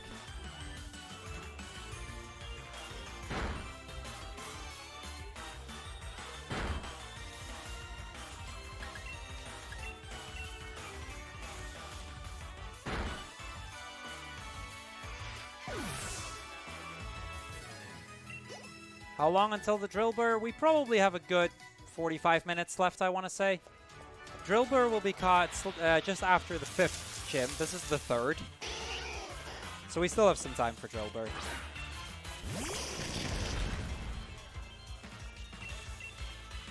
So this one's the same strat as before. We're just going to chuck a Pokeball. Didn't stick, unfortunately. I don't really have to worry about getting burned here because the Vulpix, like, we have Flash Fire, so it just boosts our Fire-type moves.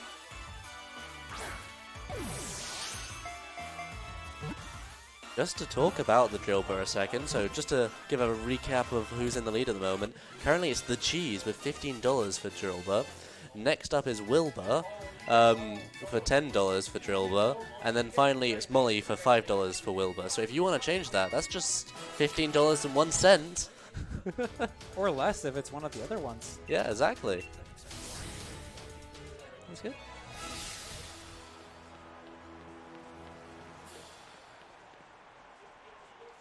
So this is the 3rd gym. And it's another one of those gyms where we're going to attempt to skip Dynamaxing. Because Dynamaxing is slow. So we'll see if we can skip it. Because even, like, no matter what kind of setup we do, we are not going to one-shot the Centiskorch. So we're just going to try and set it up in such a way that we can two-shot it. The Arcanine is also a damage range, though a very favorable one for us.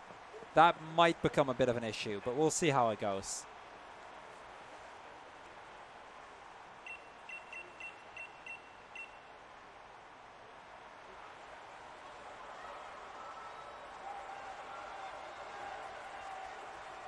So here we go.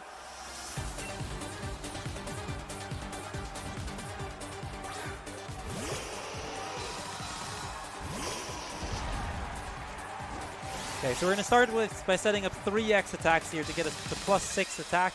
Essentially, that means our attack is going to do 4 times the normal amount of damage. And even with 4 times, it's not enough to defeat Centiskorch, which I think says enough.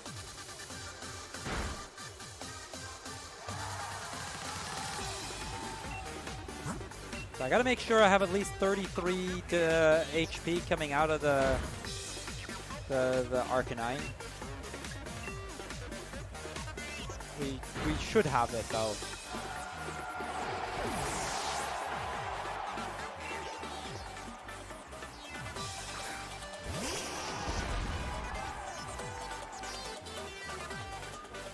So Arcanine here has Intimidate, so that puts us to +5 instead of +6.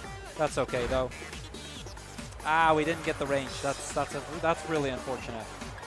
Because now we're going to be slower and it's going to get an attack off. Which means I'm going to have to heal. Max Flutterby will kill us at this point, so I have to heal on Centiskorch.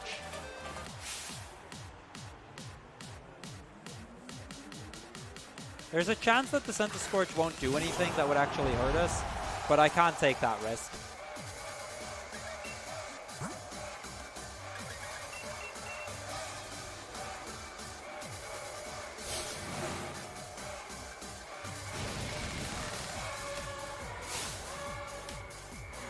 So this is the first instance where the gym leader isn't going to Dynamax, but rather Gigantamax. Gigantamaxing is basically the same, except they have very specific moves, like very different from just Dynamax moves, and they look a bit different. Some of the designs of those are really cool. You'll see that, for example, with the Gengar on the 4th gym leader. I really like that design. So in the end, he wasn't going to do anything that would have actually hurt us. In fact, he just boosted the damage output of my Fire-type moves. But I couldn't take the risk, because Max Flutterby would have killed me.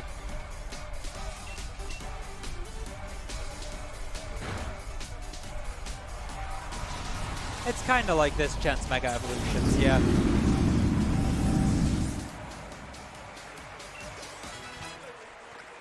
Yeah, that's it. That's 3 badges down. 5 more to go.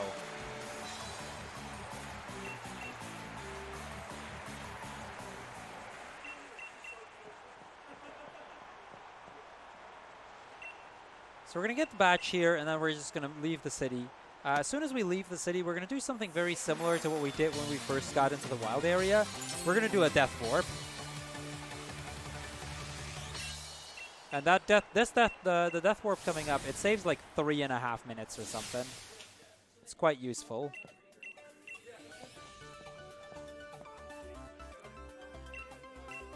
In the arena, people wear shorts. Outside of it, not everybody does. But in the arena, people do.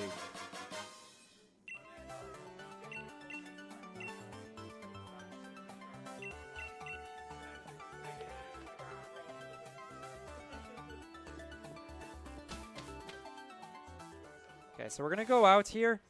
As soon as we get to the wild area, I have to remember to do a menu. We're going to be depositing both of the Vulpixes, and we're going to get the charcoal re-equipped.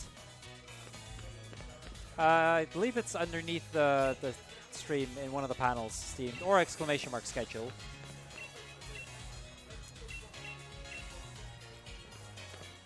Yeah, basically all of the gym leaders here, they're going to say goodbye because, you know, they like to see, they tell us that they like to see the people off who actually manage to defeat all 3 of them, because not a lot of trainers get past this point. The field has definitely become a lot smaller.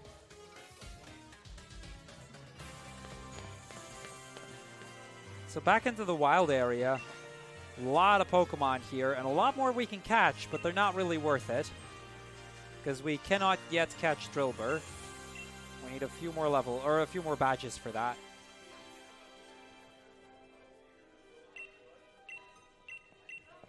Now, Hop here, he's going to be challenged by Bead. And Hop is a little bit overconfident. So he accepts the challenge and then gets humiliated by Bead. And after that, he's going to be all down and depressed. And it's like, I mean, I'm not good enough. I couldn't even beat this kid. They say overconfidence is a slow and insidious killer. I suppose. I don't know if that was a reference to anything, but... Okay, I'm sorry. So we're going to fight the Mudsdale over here. Okay, somebody's going to have to explain that to me after the run. It's just a voice line in Darkest Dungeon, don't worry. Oh, that explains. I could have guessed, I imagine. So we burn ourselves out so that Heavy Slam actually does damage. We get 1 shot here. And now I gotta be very careful about this next menu. This is one of those menus where if you mash wrong, it's bad news. It's a Hammerlock. There we go. This pretty much instantly warps us to the next major city, saving us several minutes. So he checks our badges, he sees we have all 3 of them, therefore we're allowed entry into Hammerlock.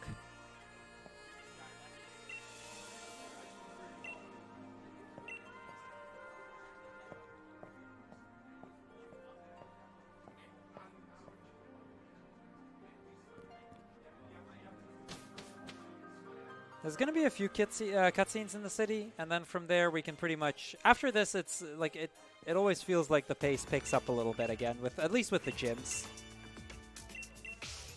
We... After we get out of this, we pretty much instantly move towards the city with the 4th gym, then the 5th gym, then we catch Drillbur, and then it's on to the 6th gym. Yeah, we meet up with the chairman, and he invites us into the gym here, which is also pretty much this region's main power plant. It's a lot of energy from wishing stars from this piece, or from this location.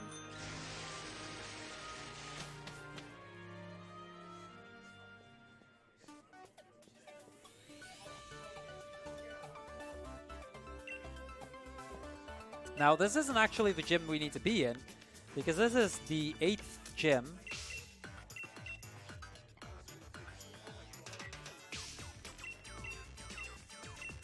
And after that, he just tells us to move to Route 6. Because past that, there's Stowe on site, which has the next gym in it. Before we do, however, we're going to do a little bit of shopping. That NPC always gets me.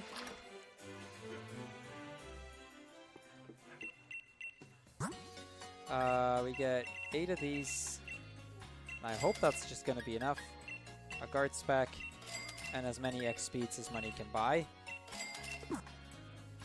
The guard spec is for the Eternatus fight at the very end of the run. The Dusk Balls are in an attempt to help me to catch Drillbur. We'll see how successful that's gonna be, but generally that'll do it. So he explains to the champion why his brother is kind of down in a ditch right now, and he's all depressed because he lost that battle and whatnot. So, out of curiosity, all the names of cities in this game are based on places in England. Do you know any of them, out of curiosity? Sirchester. Nice. That one I would know instantly, because Manchester. Manchester? That's... Wyndon?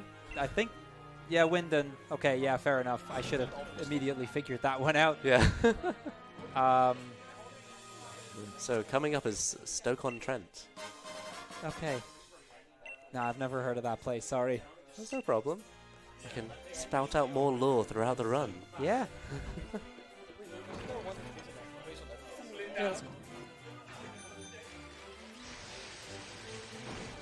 So we're going to actually cycle up the stairs there. It seems like a really inconvenient way, but it's still faster.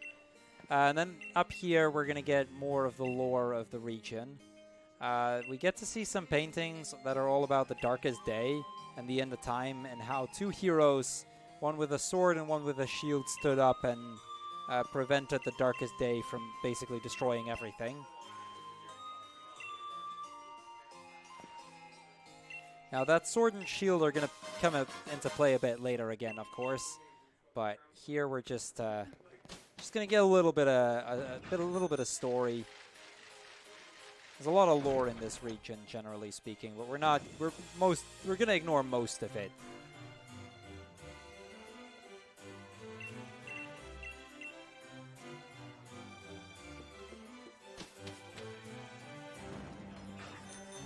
From there, we can move on to Route 6 here. We're gonna see the rival, but he's depressed, so he's not actually gonna do much. I just realized I forgot something. That's okay. Doesn't lose as much time, but it is important that I do that right now. See, we're gonna get rid of Reversal here in favor of Flare Blitz. This is actually one of the more recent route changes, but it works out in such a way that that one of the fights coming up later against the Sudowoodo trainer becomes a lot more consistent. He can still kill you, but the odds of that happening just go down by a lot.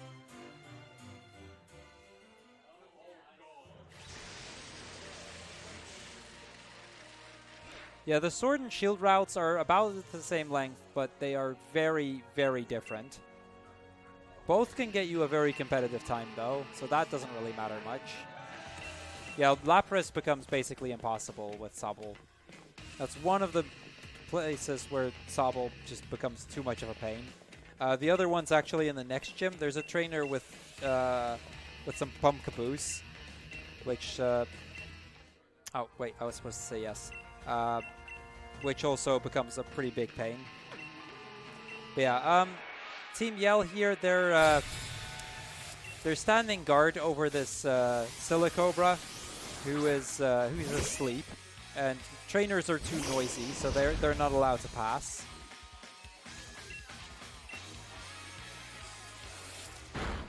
Now, of course, it's all a ruse because they want to make sure that trainers get slowed down as much as possible. But that's the excuse that they're using.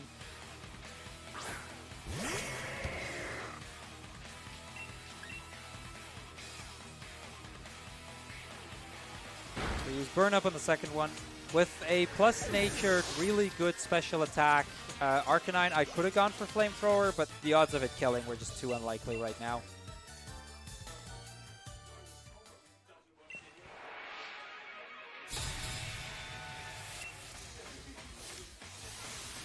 So the second trainer here has a Leopard, or Lipard. It's another one of those cases where, depending on my stats, I either use Flamethrower or Burn Up. With my stats, I can just go for Flamethrower. I don't like having taken damage there. That's really not ideal. Yeah, I'll X Special on the Beauty. That's fine. So yeah, after defeating them, they run off. The Silicobra wakes up as a result, because of course. But also Hop gets a bit inspired again to pick up the battling again. He's not quite ready to do anything, but he is going to be moving on. So yeah, there's the Silicobra waking up. We disturbed his sleep because in our fight with Team Yell. We're also going to meet another important character to the story here. This is Opal. She is the 5th gym leader of the game, the fairy type trainer. She is quite the character.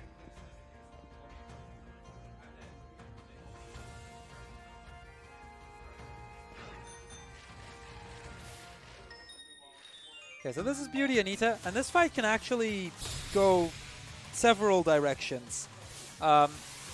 She leads Clefairy, and Clefairy has Metronome. That can be anything.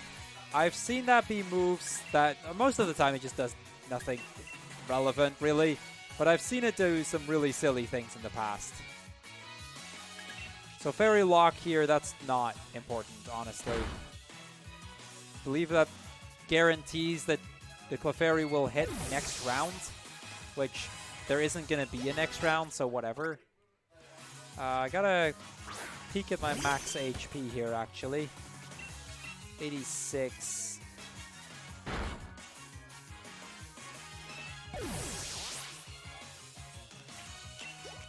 Yeah, I'm...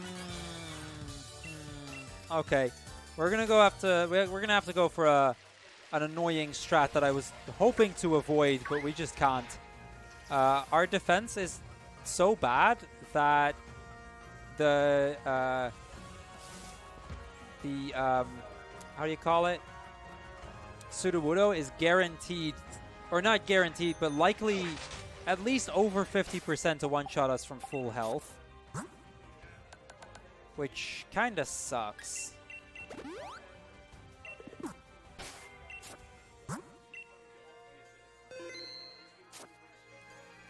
This is actually the only fight that I died to in my PB. There it was a 1 in 16 range. Here it's just too likely. Now, unfortunately, the strats that I now have to use do not guarantee that I one-shot the Sudowoodo. So, this is... oh, I used the wrong move in general. I was supposed to just use Flamethrower. We'll see how much that affects things.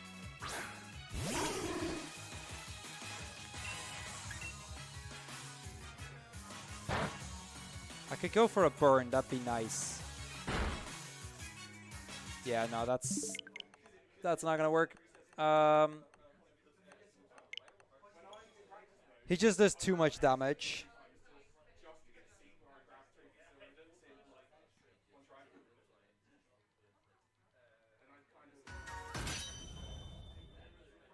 But I also made a mistake on that fight, so that's definitely partly on me.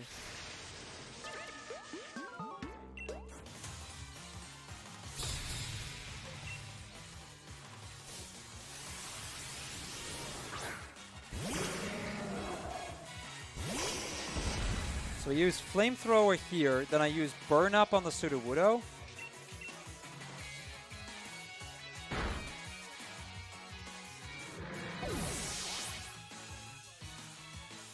And then we'll see from there.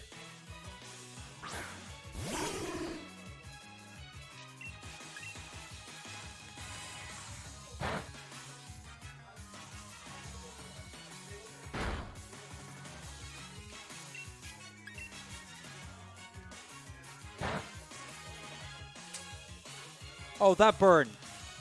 The burn mattered. Even if he had hit, it wouldn't have killed because of the burn. Nice. Okay. We made it through the fight.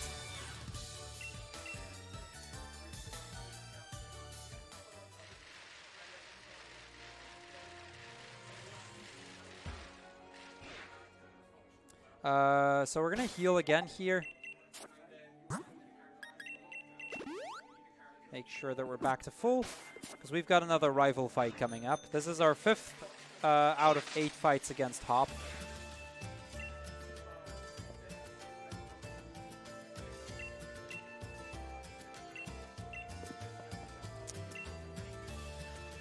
The reason I occasionally say no when I'm supposed to say yes is because I'm also mashing B, not realizing there's a yes and no prompt in this.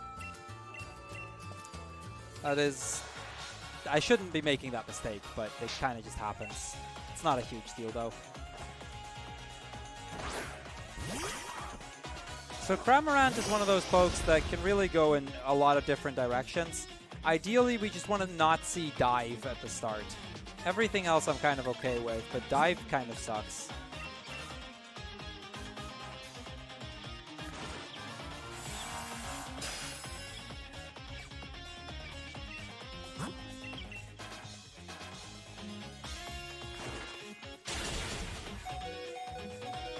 And here is why. See, he's learned his type matchups. But the problem is, I can't now go in for the kill, because he will kill me from the fish that he has in his mouth.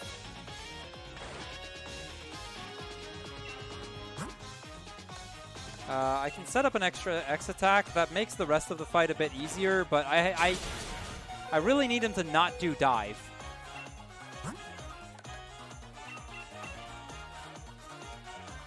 Because it does 23 damage. Like, that fish does 23 damage. Okay, you know what? We'll do it like this. I think it's a physical move, so...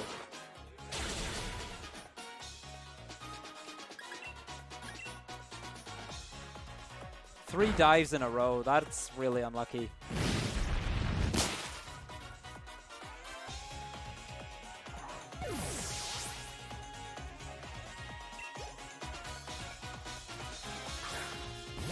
Now, because we set up that extra X attack, because I had some spares anyway and we had some turns to kill, I can go in for this, for the extreme speed.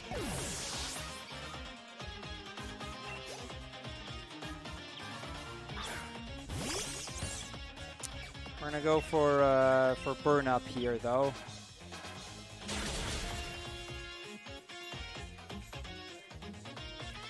Which unfortunately is going to trigger the super effective dialogue again from the rival, but we needed a way to deal with Thwacky quickly. Okay, only one Pokemon left, just a Toxel. That'll go down to 1 extreme speed and we can move on to the gym. And this is probably my favorite gym.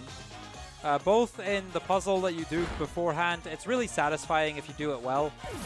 And I just really like this next gym leader. I think it's a really well-designed one. Probably my favorite gym leader in the game.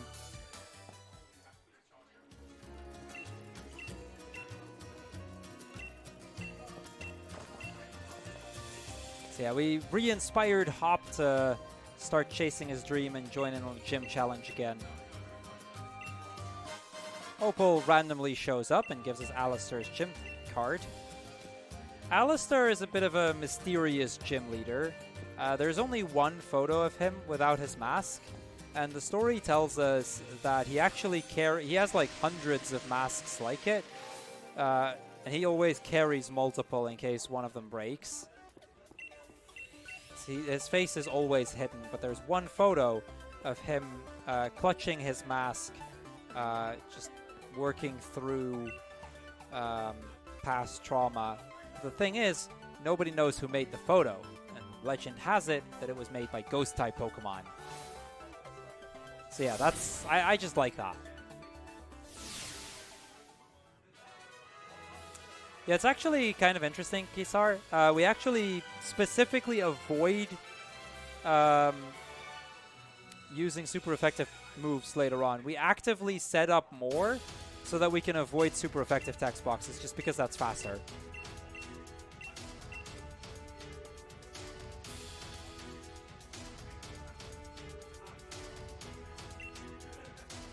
Yeah, I think the first trainer card basically tells us that Allison had an accident when he was a kid. Or an even younger kid, because he's still pretty young, I believe. And that's kind of caused him to have that connection to Ghost-type Pokemon. It went really well until the end there. That's okay, I can take that.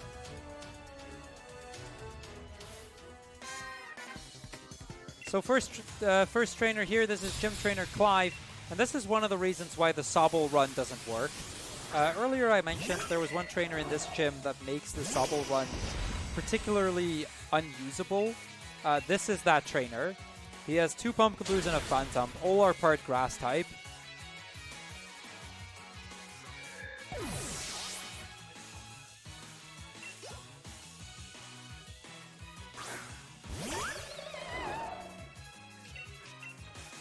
By the way, Triclo, if you have some stuff to talk about, I mean, I suppose you might as well. Yeah, okay, might as well. Hello, am I... Alright, let's go. Okay, so...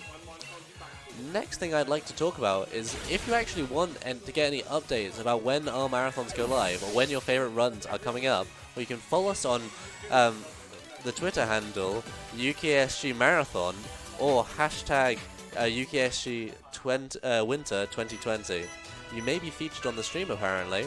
Don't know about that feature, but we'll see if we can sort that out. I missed it. Yeah. Sorry, go on. Oh, no problem. And also, just a reminder that it's only 2 more gyms until we catch the drill, but that's going to come up really quickly soon. So if you want any to put your donations to change the name of all that, I'm on Team Wilbur, I've got to say, so we need about $5 more for that. Yeah, thank you very much. So you can actually circle into the middle part without going to the bottom. It's been a while since I didn't get that, but I missed it this time, so oh well.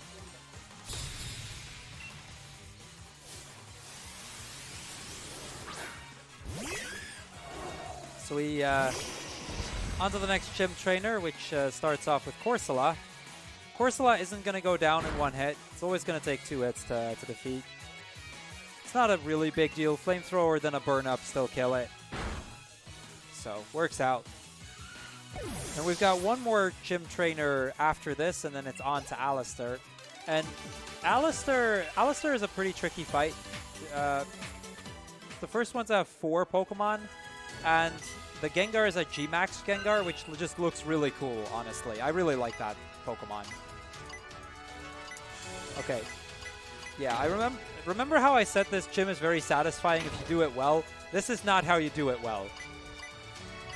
It's also one of the more difficult dungeons, or difficult gyms to do well, but still. I don't know, that wasn't my best. That's okay, though. We still got to the end.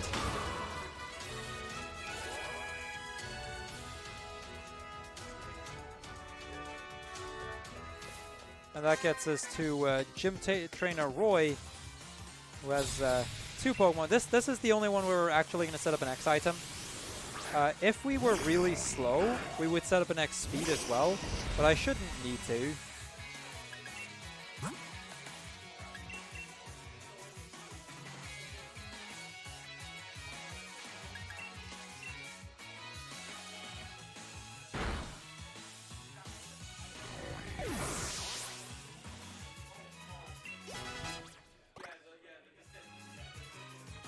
Okay, so the Drifloon doesn't actually die to Flamethrower, but Burn Up will do the trick. And we're faster than the Drifloon anyway. I mean, we were even faster than the Haunter, and that one's faster, so that was a really solid fight. It's very rare that you come out of this fight or at full health. Especially at full health, it's really rare.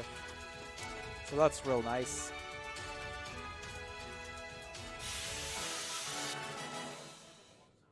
Okay, gym trainer, or gym mission cleared. On to the 4th gym leader of the game, Allison.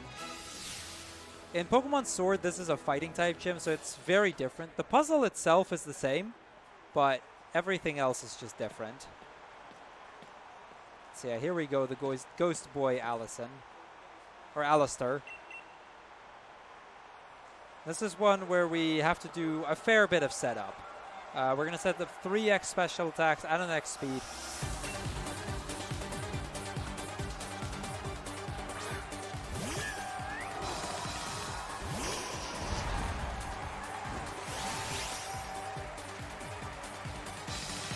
Okay, here we go. Okay,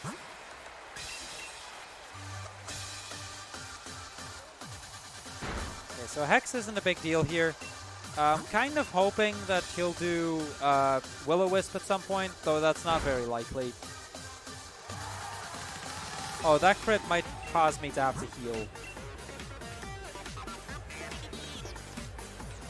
We still have to deal with Shadow Sneak.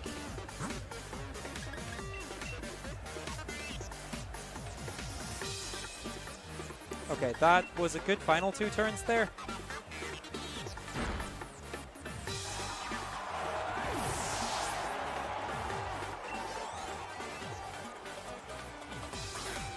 So next up is Cursula.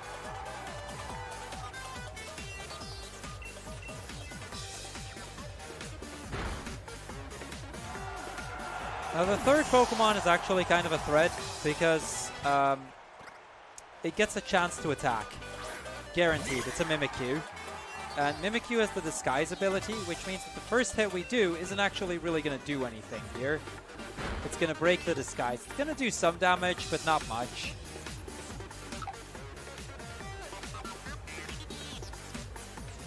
Okay, so on +1 with our defense, we should, yeah, we easily survive. Shadow Sneak is a priority attack, and at my defense, it would have done up to 39 damage. But we were strong enough. We would have been able to tank it. So time for Gengar.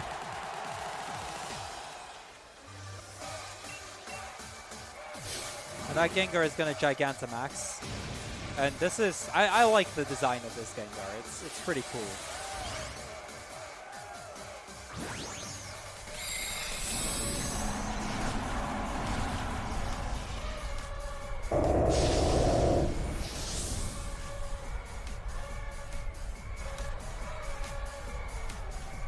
I mean, it's not really going to be more threatening in any way.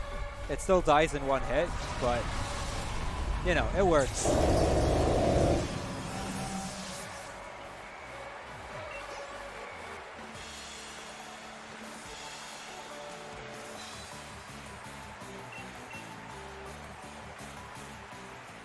So yeah, that's Alistair, and that is half of the badges now obtained.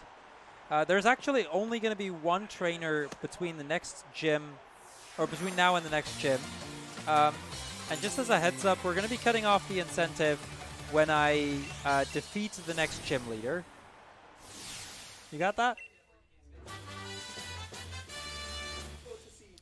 Well, unfortunately, my time as a host will come to an end soon. Unfortunately, my friend Daddy Dean will be taking over me. So, I'll pass on to him now. Well.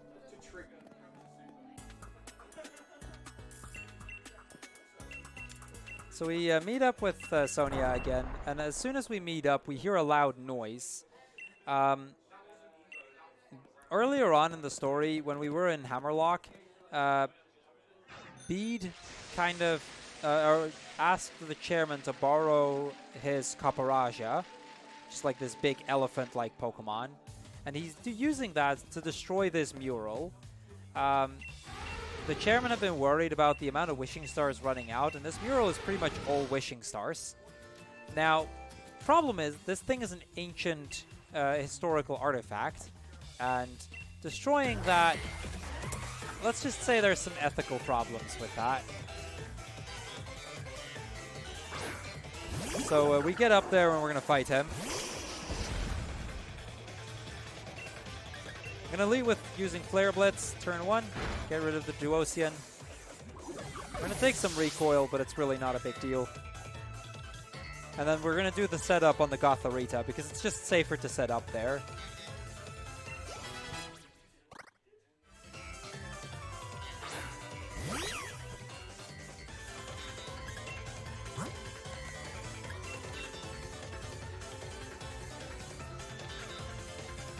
So Fake Tears is a good move to get.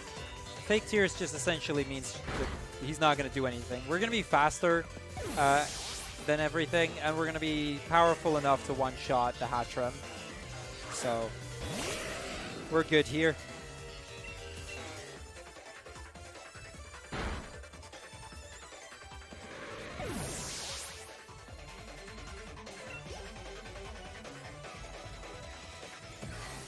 time for the last Pokemon.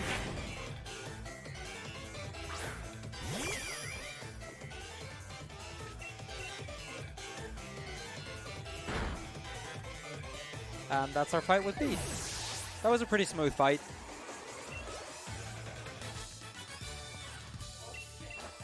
Now, the moment that we've defeated him, both Oleana and the chairman are going to get up here.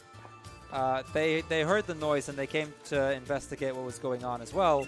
And they are significantly disappointed at Bede. I mean, destroying a historical site like that, that's just not acceptable. So as a result, he becomes disqualified from the gym tournament. Somebody that would do such an act of vandalism is not going to be allowed to participate. So, yep, that is the end of Bede's gym tournament match or competition right there. Now, not too long after they leave, the mural actually collapses, and behind the mural we find a statue of two kings and a sword Pokemon and a shield Pokemon, and we figure out that this might have to do with something of the heroes of the olden days, the heroes back when the darkest day was a thing. Well, they may have combined their strength with that of the sword and shield Pokemon to be able to prevent the darkest day from being a problem. Now, before we go on to Balanleia, we're going to get this Max Revive here. That's just a safety item for later. You don't really need it, but it's kind of on the way, so we might as well pick it up. And we're going to go make our way through the Glimwood Tangle. There is a trainer fight in this place, but we can skip it because it's a double battle and we only have one Pokemon. So we just go past it like that.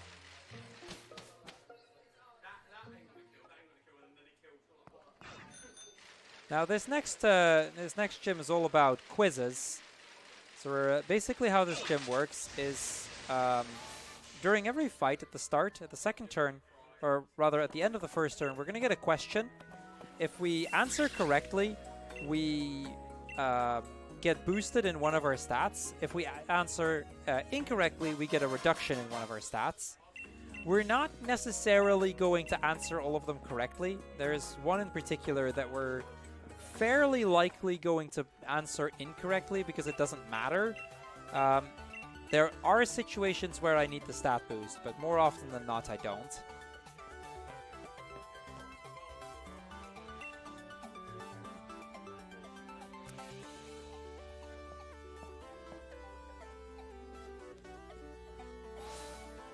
Okay, so here we go.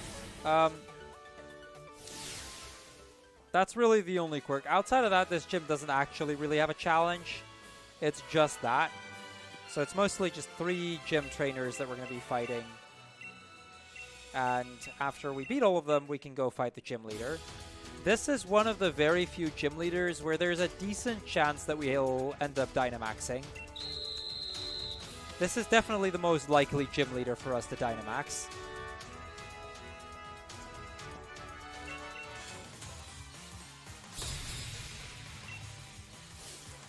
Okay, so Gym Trainer Annette has 2 Pokemon, Spritzy and Slurpuff. The Spritzy is a damage range with Flare Blitz. We're going to attempt to get it. We'll see if we get it. Yeah, we didn't get it. Not even close. That's unfortunate. So we get a question. Interestingly enough, either answer is correct here. So both would get us the stat boost. Yeah, then we just Flamethrower on the second turn.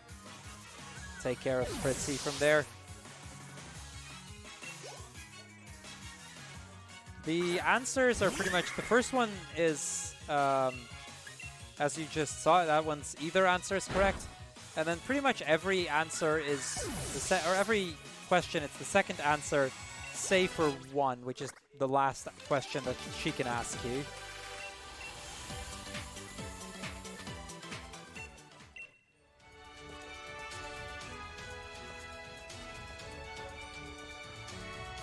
So this is Teresa, second trainer we're going to be facing, and this one we're going to have to set up an X special attack again. Now I have to actually kind of keep an eye on my special attacks, because we do need one for the champion. If we don't, we lose like a lot of time there. Oh, nope.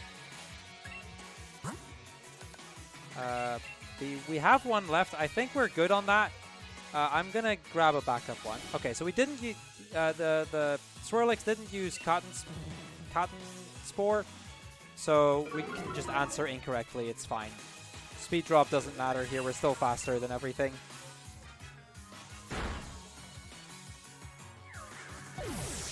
If she had dropped my speed instead of my special defense on turn 1, I would have answered correctly to make sure we were still faster, but in this situation, it doesn't matter.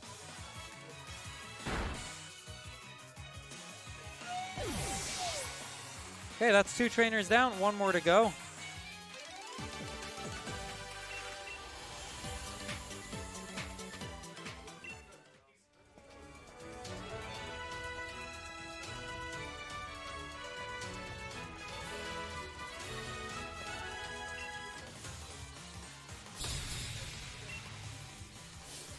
So Theodora, she leads with Morgrim, which we're guaranteed to one-shot with Flare Blitz.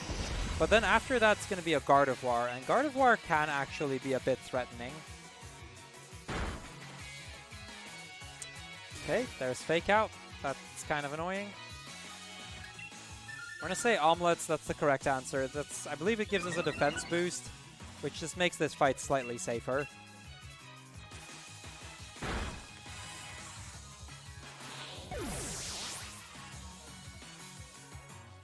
See, I can go for a one-shot on Gardevoir, but it does 31 recoil damage, and it's only about a 60% to one-shot.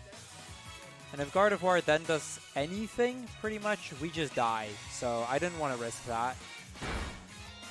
So we're going to go for the 2-turn setup instead. It's just safer. Because dying here would kind of suck.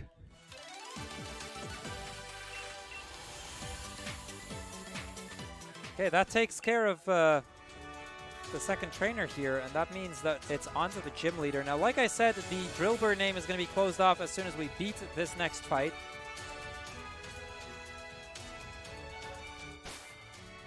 We're going to heal to full.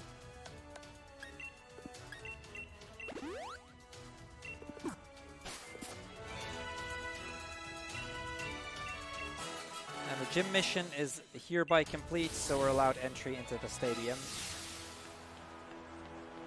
So this is the Fairy-type gym leader, Opal.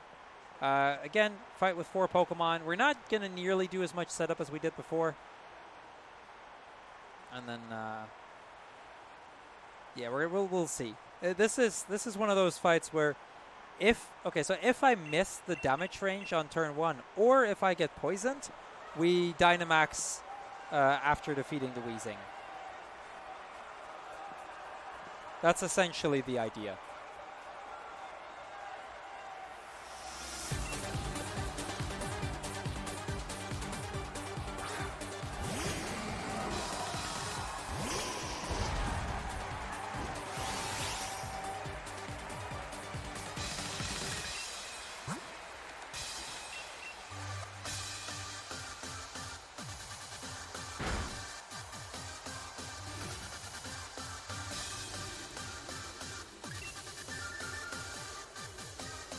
So make sure to answer the question correctly. Gives us a speed boost. And then we're going to go for Flare Blitz and see how that goes. Okay, so we one-shot, so we don't actually have to go for the Dynamax. I still could if I wanted to, but it's really not necessary, and it's faster not to.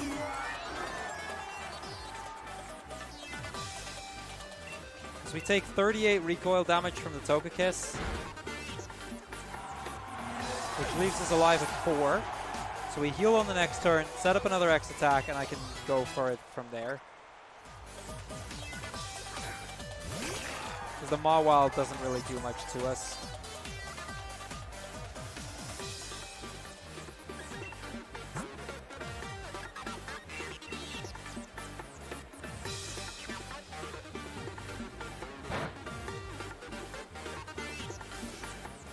Here's the next question. Her favorite color. It's actually not pink, it's purple.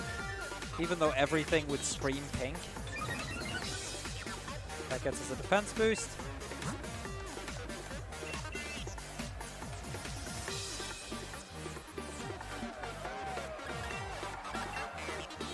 We're going to flamethrower the Mawile, and that means that we're completely set up now for Alcremie.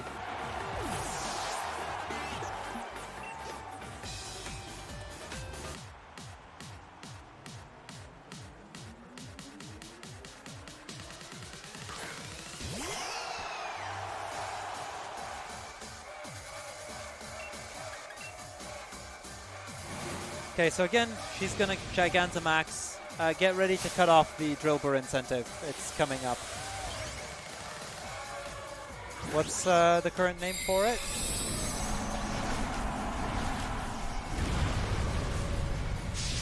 The current name is The Cheese, winning by 5. So just the, and then space cheese? All one word, The Cheese. So one word. All one word, The Cheese. Capital C or just all small? Capital T, capital C. Okay. I'll confirm with you in a moment that I've spelled it correctly, because I don't want to make mistakes in this. But yeah, that is our last fight there. After the fight, Opal mentions that she's been looking for a replacement. We're not fit as a... we're not exactly what she's looking for, but Opal is actually really close to retirement. And the way that it works in this region is that the gym leader finds his or her successor themselves. So she's been looking for a trainer to take over her position as gym leader.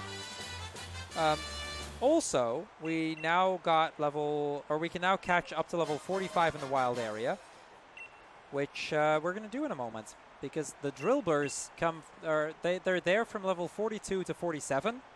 So the highest levels we can actually catch.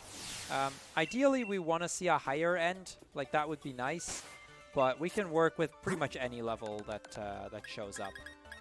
First, though, we're going to learn Will-O-Wisp. Going to get rid of Burn Up. That's just to make the catch a bit more consistent. We're also going to put Rookidee in our party again. This is where the Rookidee comes in, and why we've been carrying that with us since the start of the game. Can I just button for a second? Yeah, for sure. For a last second donation, the name is changed by 1 pence, so it's now Wilbur. We'll be calling it Wilbur now. Okay. How do I spell it? Wilbur, capital Okay. W. Got it. Last second name change. Love it. So she brings us here into the city. I actually didn't have to join her with that, but it doesn't really matter. And we're going to go to the wild area. Now, earlier at the start of the game, I set the date to a very specific date, not only for the Drillbur, or sorry, not only for the Growlithe, but also for this Drillbur. The Growlithe required it to be sunny. The Drillbur requires to have Sandstorm.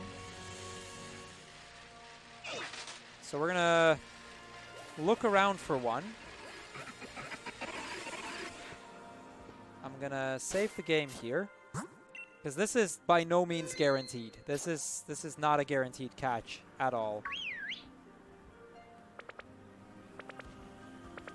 I'm hearing a Drillbur, but oh, there it is.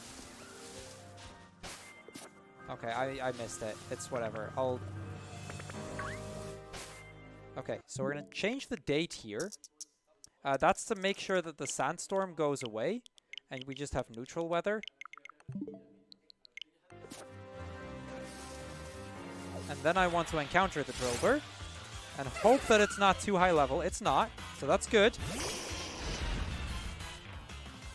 It's 44, that's a good level. We're going to try to use Will-O-Wisp. We're faster than it, so that's good. It's going to use Dig. I can use an X defense here. Try and stay alive a little bit longer.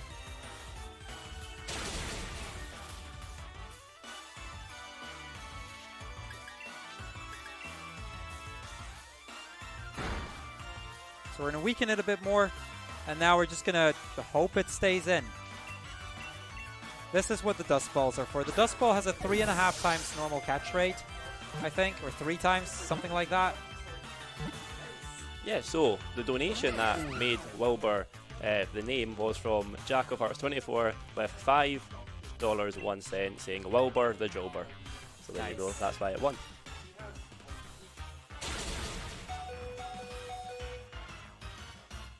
Okay. Chuck another Dusk Ball.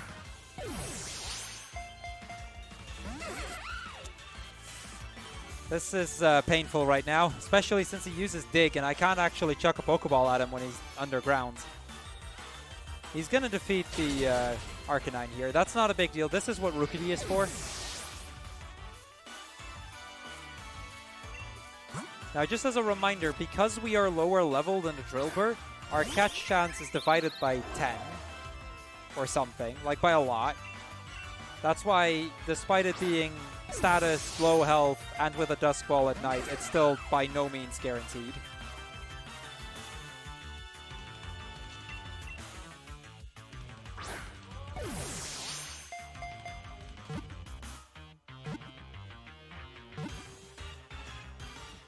Ah, that's too bad. Okay, Drill Run doesn't do it. We only get like 2 more balls and then it's dead.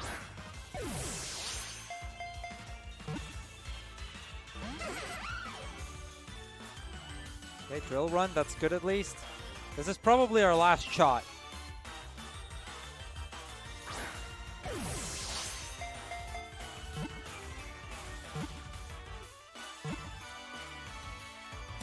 Nice. We got him. Whew. That was scary. See, our Rookidee just gained like 7 levels at once. That's just how it is. And we have Drillbur, and a really good level too. This is the 2nd highest level we can get. So, Wilbur. Like that. Cool. Okay, let's see how good or bad this Drillbur is. Moment of truth. Ooh. Ooh, that is...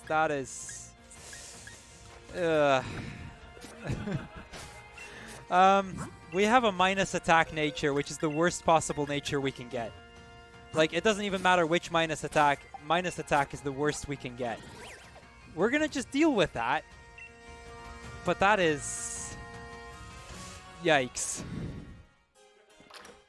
I just don't have another way to word that. That's not a good thing to see. We're gonna relearn a move real quick here. Relearn Rock Slide. So we have like 3 ground types moves. That's not gonna help us much. Yeah, minus attack is like, okay, so basically minus attack means that our attack set is going to be reduced by about 10%. I have no idea what the value of it is. If it's a high IV minus attack, it's not that problematic. If it's low IVs, that could become an issue, but we'll deal with it when we get there. Anyway, we get to one of my favorite scenes in the game here. We meet up with Beat again.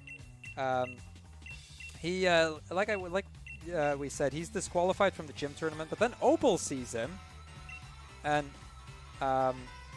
well, she notices something.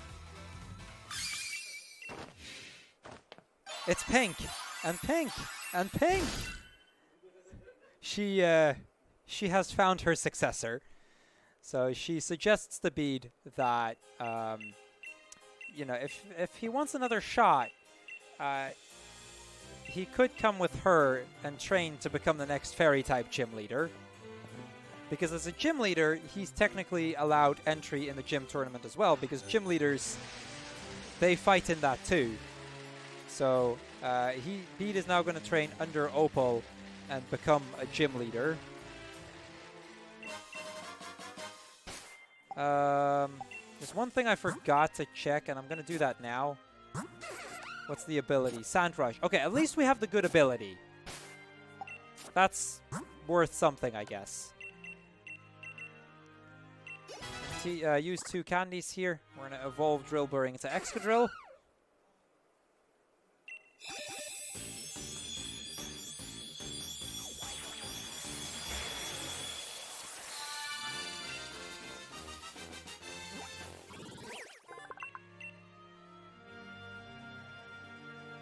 That gives us a chance to learn Horn Drill, but Horn Drill is really only useful in a Gen 1 speedrun, so we're going to ignore it. We are going to give the Soft Sand. And with that, we're going to go back down. We're going to meet with Sonia. She's just going to ask about how things have been going. And then another explosion happens. This time, it's quite close by, right here in Hammerlock, in the stadium. She mentions that it has something to do with a power spot, but then the champion shows up and he's like, let me deal with that. You know, that's part of my job as champion. You should just focus on your gym challenge. Which, honestly, I mean, for once it's not the 11-year-old kid that has to fix everything, so I suppose that's a thing. Instead, we can just move on. We're going to meet up with our rival again. He, after struggling with the 5th gym, has managed to pass it.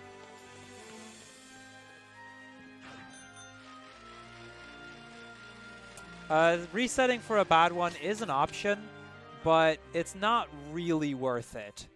Even a bad Drillbur is still a Drillbur. And considering, like, catching the Drillbur can easily lose you, like, 10 minutes. So if you get one that's not, like not zero everything and minus attack, you usually just go with it anyway. And even if it has that, you still usually just go with it anyway. Because Drillbur is powerful, or Excadrill is powerful enough that it can pretty much deal with everything anyway. Okay, Sword Stance here. Horn Leech is the best thing he can do. That allows me to set up another Sword Stance, which saves me an X attack. Confuse Ray, unfortunately, on the second turn, so we're going to have to heal that off.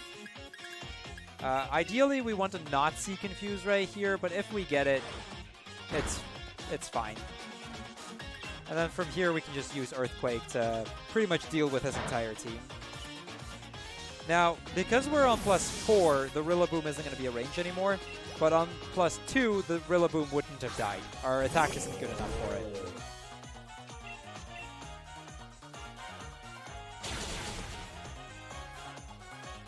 So yeah, we have to use a super effective move here. And Hop makes another comment about that. This time just that it reminds him of fighting Leon. Voltund, Electric-type Pokemon. Easy one-shot. So yeah, at this point, this is really, like, because we catch the Drillbur the way that we do, we suddenly just, it's like 10 plus levels higher than what all of other Pokemon are, and it's pretty much like nearly 10 levels higher than all of Hop's Pokemon, so we're quite over leveled right now. Not to mention that Excadrill is just incredibly powerful. I believe it's the only Pokemon that's used in 2 different generations as the main, not counting remakes, because Black and White 2 also use Excadrill just because of how powerful it is.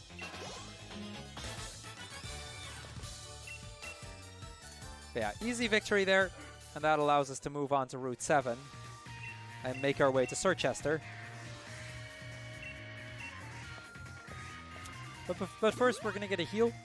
There's actually one of the spinners on this next route that it took me forever to figure out how to dodge him. I knew it was dodgeable because he wasn't in any of the notes, but this guy, yeah, I'm going to take this random encounter. That sounds like a silly thing, but it's better than having to deal with the other guy there, the spinner. We can just, oh, he still saw me? Wow, okay. Nice. Good meme. That's okay. We can beat him. He's not actually that difficult. It's just annoying if I hit him.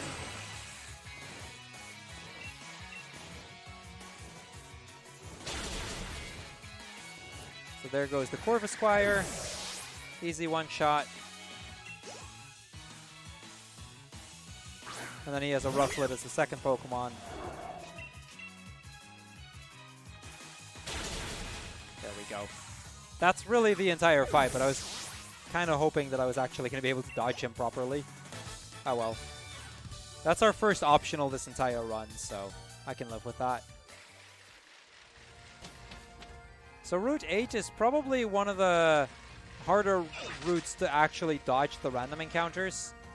So I tend to just get off of my bike for this part. There's a lot of small hallways, so some of them are pretty tricky. By the way, if you guys have anything to talk about, feel free to do so. We're just going to make our way through this route. Yeah, so again, I'll just say thank you guys for watching UKSG this evening. A 2-day speedrun marathon held 4 times a year, and we're coming from Scotland as well. Again, thank you ESA for supporting this marathon.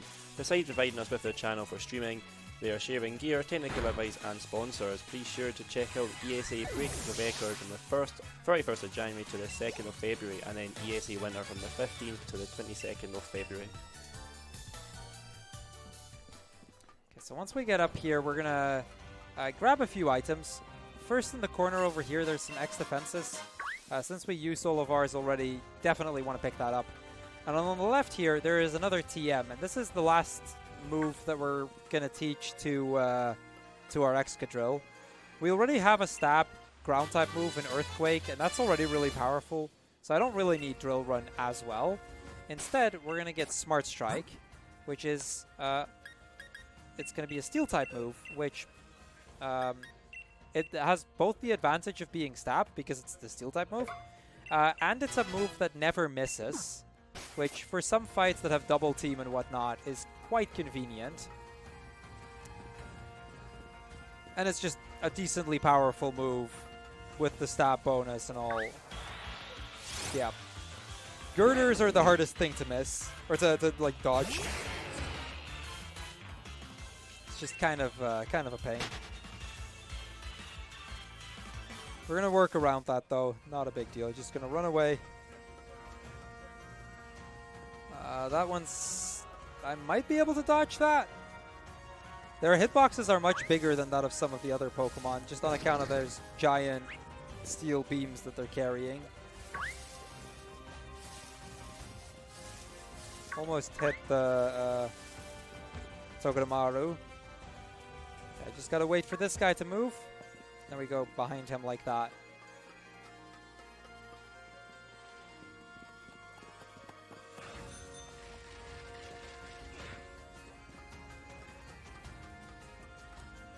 Okay, that is the first part of Route 8.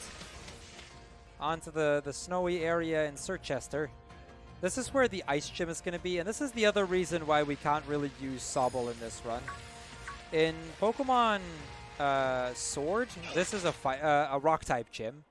In Pokemon Shield, this is an ice-type gym. And the last, like, the G-Max Pokemon in this is a G-Max Lapras, which is really hard for Sobble to deal with.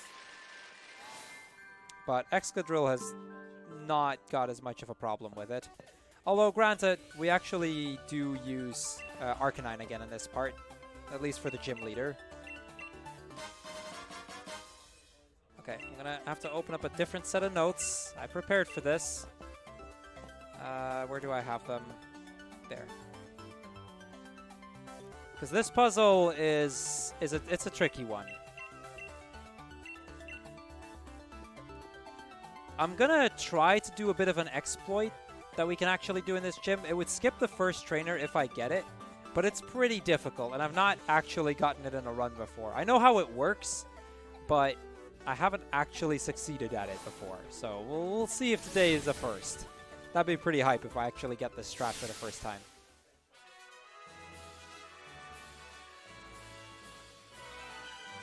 So the quirk of this gym is we're going to get this device which detects when there's a hole in front of us, and then there's a bunch of gaps in the floor here.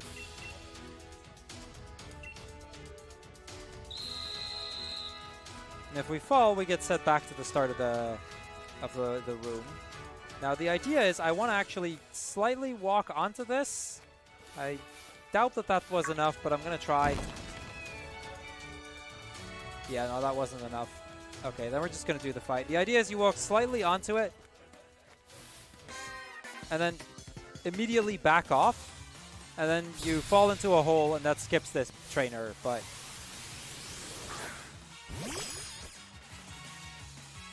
Like I said, I've not actually practiced it enough to get it in runs, so that's okay, though he only has this one Pokemon.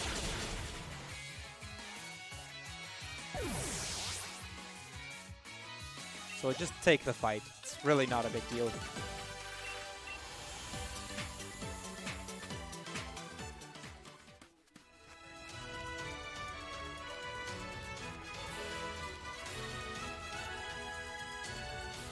So then they're going to show us all the remaining gaps that were in the floor.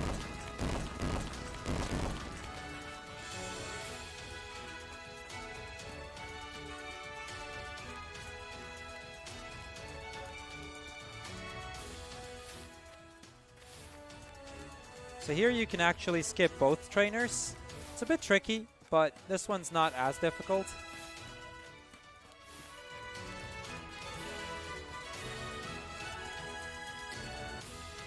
Okay, there we go. That's the second one.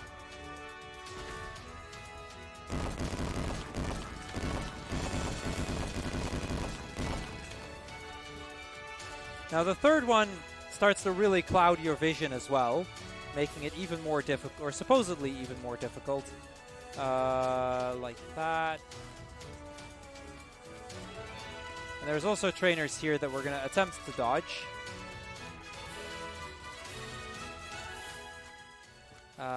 Like that.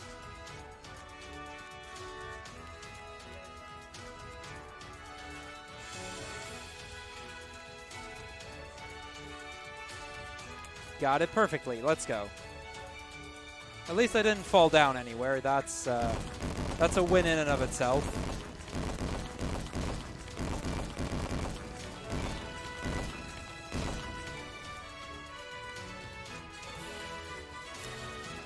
The basic idea is that as you get close to a gap, the tool starts to blink, and the faster it blinks, the closer it is. So you can kind of use that to navigate through.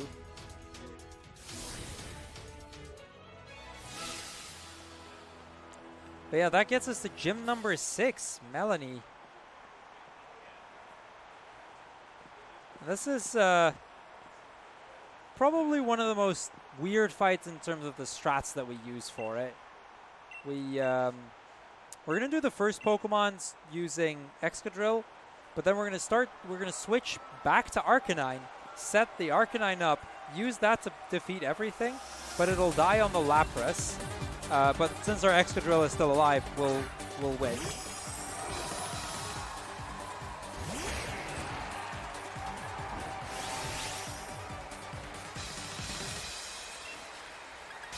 So we just use Smart Strike for Frostmoth.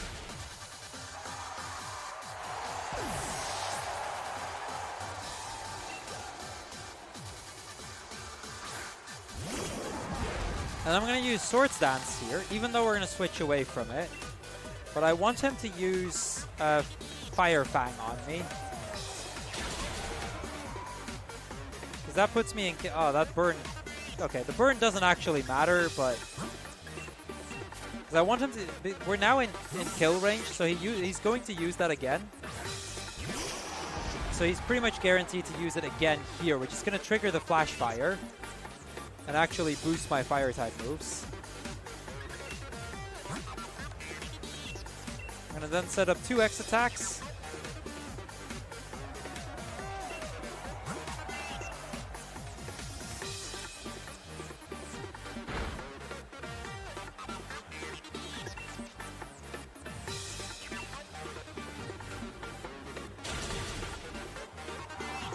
Okay, Darmanitan now down in 1 hit.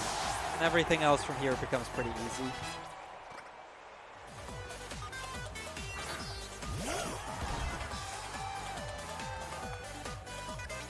So Ice-Q has a similar ability to the Mimikyu from before, but Flamethrower goes through it, so it's not as broken, so we can still one-shot it.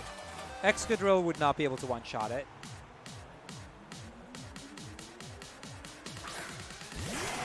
Out comes the Lapras. This thing's going to Gigantamax in a moment. We're going to kill it in 1 hit with Flare Blitz, but we're also going to die in the process.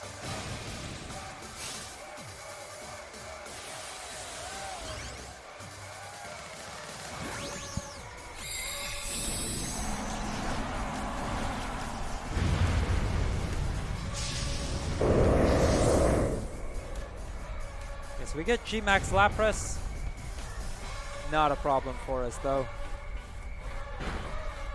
And there we go. That is gym leader number 6.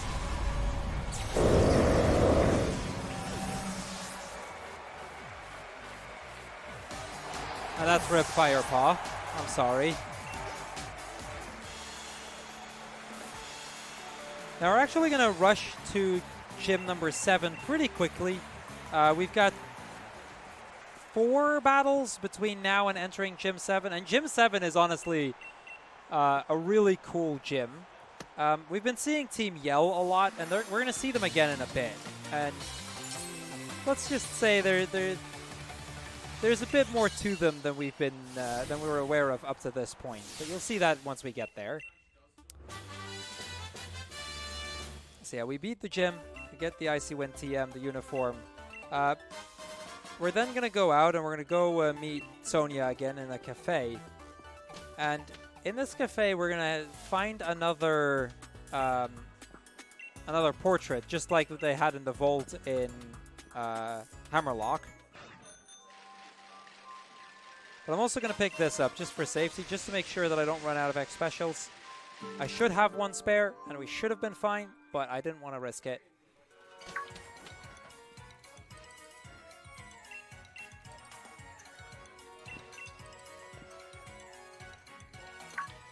So we find this tapestry right here.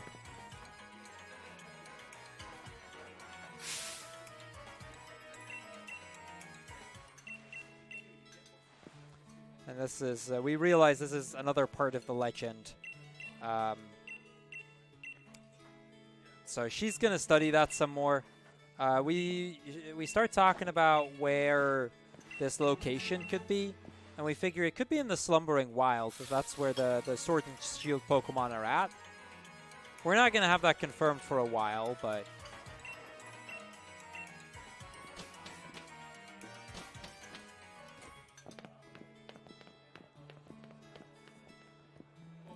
Now, before we're going to move on, we're going to do our before last fight against Hop.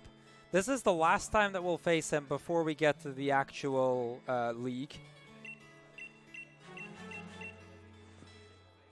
And this is probably also one of the more annoying fights, because we have to fight him in Hail.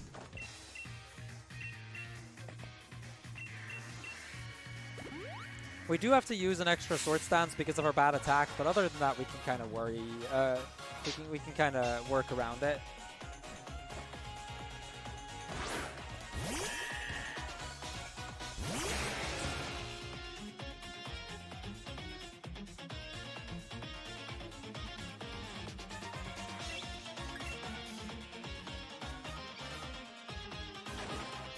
We get to see double kick. Double kick is not ideal. I can work with it, but it's not ideal. It's better than Growl, though, so honestly, it's not the end of the world.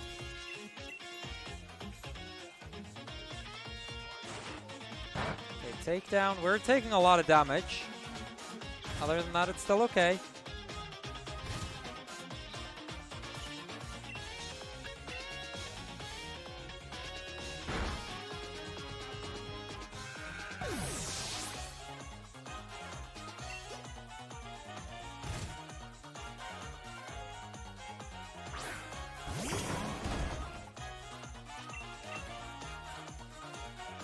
Okay, gonna use Smart Strike again on the Rillaboom because it was still a damage range, but this time it was a fairly favorable one. Whereas without the +4, it would have not really been in our favor here. Actually, no, that's not true. That's the Pincurchin. My bad. We used Rock Slide because of that reason. I was misreading that in the notes. That's on me.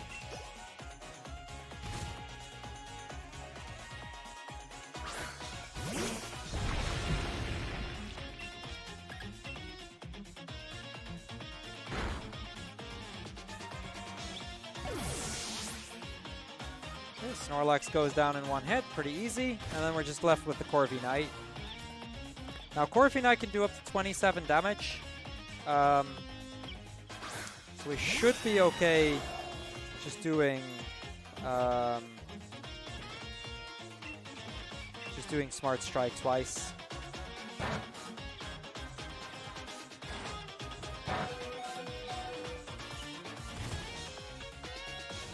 Oh, it actually killed. Okay. That kind of sucks. It's fine. I can work with this.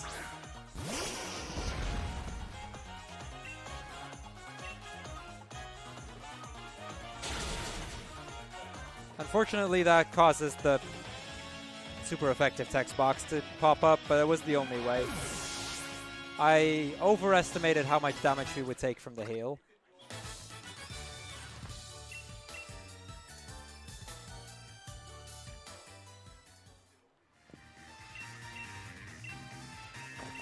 Now we are going to have to heal, but we have plenty of revives, so I'm not too worried about that, honestly.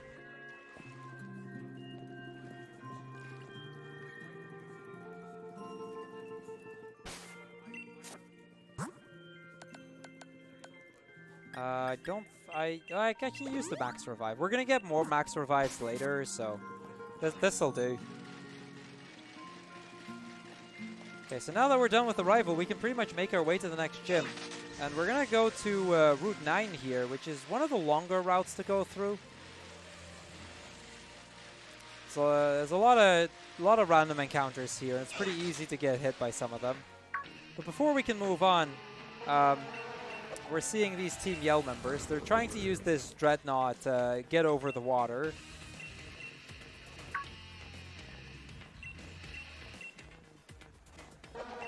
And the bike guy, he asks us to teach them a lesson. So we're going to do that.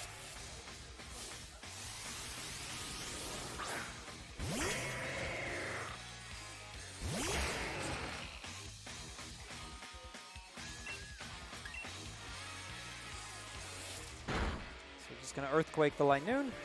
Pretty easy. Same with the Pangoro coming up.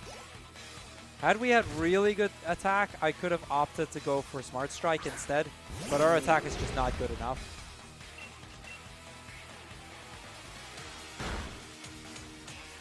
Well, Argig. Where's Argig? Oh, never mind. Well, Argig, I'm gonna have to disappoint you because the next gym theme is actually different.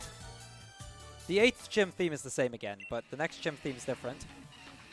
Oh, you're at home. Fair enough. But yeah, the Dreadnought then moves away. And I don't know where the team members or the Team Yell guys go, but we get a Rotom Bike upgrade that now allows us to go into the water. So now we don't have to worry about Surf anymore. You can take several paths. Ouch. Okay. Hello, Mantike. You can take several paths through the water here. The hardest thing is honestly trying to dodge all the Mantikes that just randomly decide to jump out of the water like that. Because there's a fair few of them. And the grapple locks are in set locations, so I can kind of work around them, but the Mantikes are not.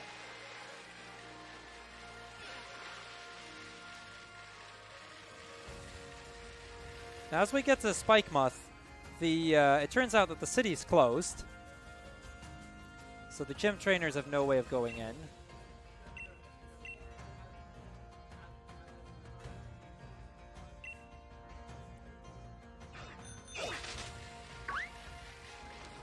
Oh, hello, Jellicent. I should have been able to dodge that, to be fair.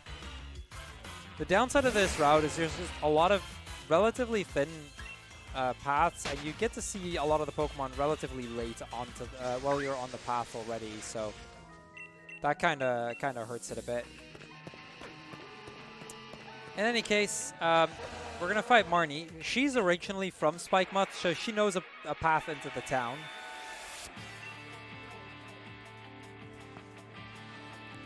So we're gonna fight her.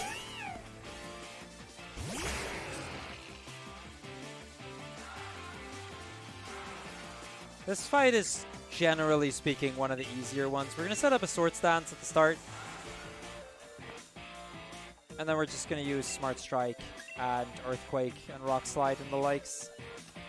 Because of the Torment, I'm forced to do a different move every turn. That's not really a big deal, though.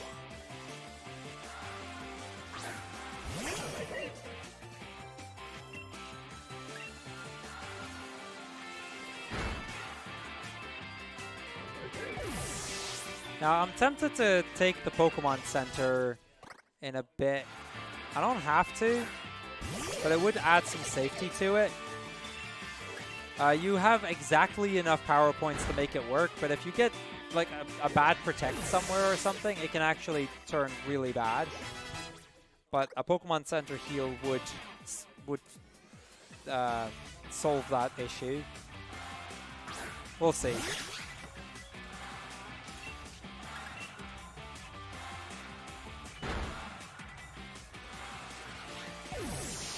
Okay, so there we go. That's Marnie.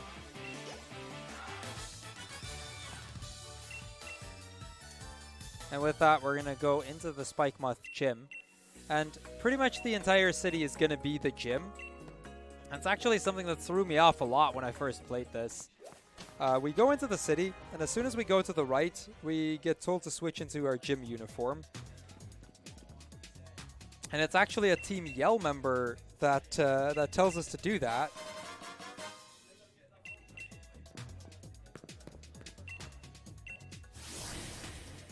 See, this right here, this is the 7th gym, believe it or not. And Team Yell, they're not the evil team. On the contrary, they're gym trainers. And I think that's still, like, that was probably the plot twist that I liked the most. That Team Yell wasn't an evil team in any way at all. Like, their intentions weren't bad at all. They, well, you kind of knew that because they were just fanboys. But they're actually, yeah, they're actually gym trainers. Specifically for the Dark-type gym, which also explains why pretty much all of them use Dark-type Pokemon. I just thought that was quite clever. We're also going to see the one non-Galarian Mr. Mime here. And I just walk back a little bit and that triggers the next battle. This is actually one of those fights, or one of the fights where our speed does matter. And earlier I said I have the worst possible nature. That was kind of a lie. It's like the 4th worst possible. It's still minus attack, which is the worst possible minus. But we've got plus speed, which is the 2nd best plus stat. Only attack would be better.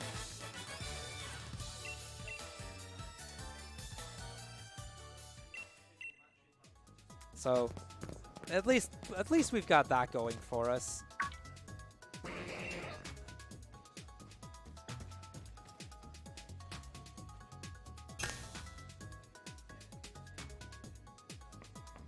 So the sign lights up. We're gonna move on. These are probably the best trainers. They're like, I'm yelling for no reason, and then they jump out of the window, and then they start yelling to distract them from the pain in their legs because they just jumped out of a window. That's yeah. This is why you just don't jump out of windows. That's not very smart.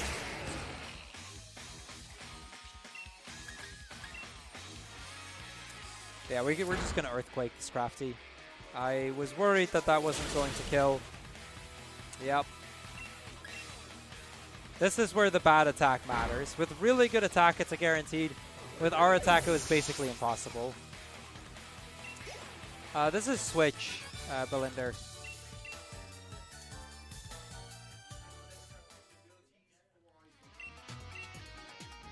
So yeah, then they start running off again after we defeat them. I kind of have to heal here.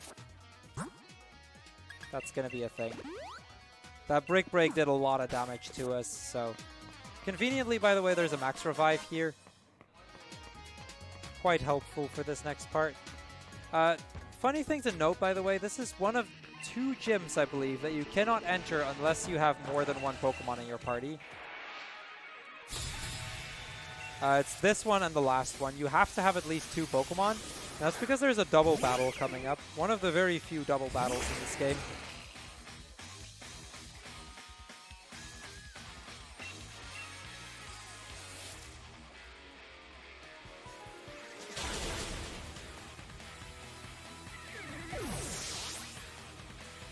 See, I didn't expect to outspeed. There was a chance that we would have, which would have told me a lot about our speed stat.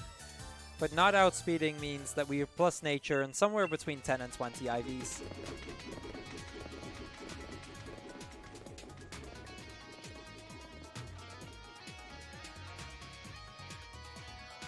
So the true reveal that the Team Yell members are gym trainers actually comes over here.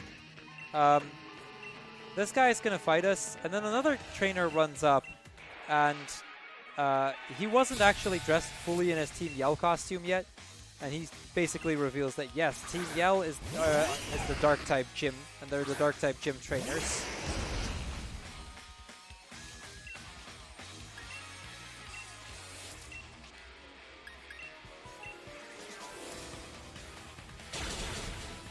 So unfortunately, Firepaw dies to the flamethrower, or to the earthquake here.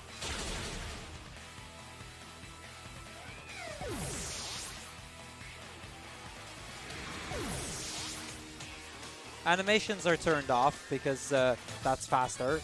That's why you don't see the drill or the Excadrill move at all. I mean, it is a speedrun after all.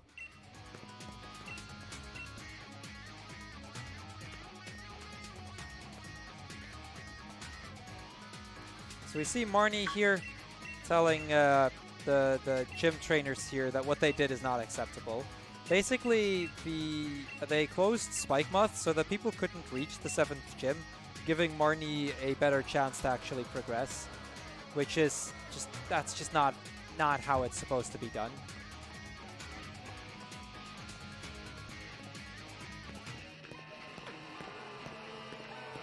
So this is Pierce, the 7th gym leader of the game, and the first Dark type gym leader in all of Pokemon.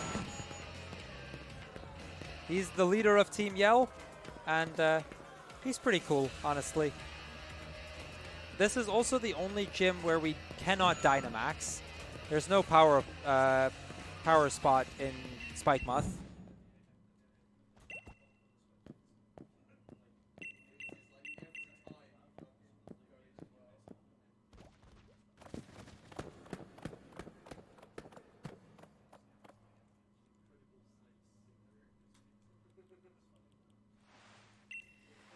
Now then, here we go.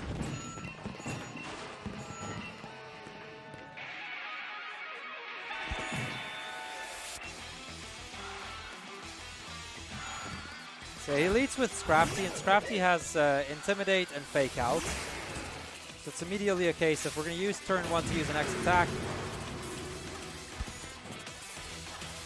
So we got to boost that attack back up. But Scrafty actually deals quite a lot of damage, or at least has moves with which it can. So we are going to take care of it right away.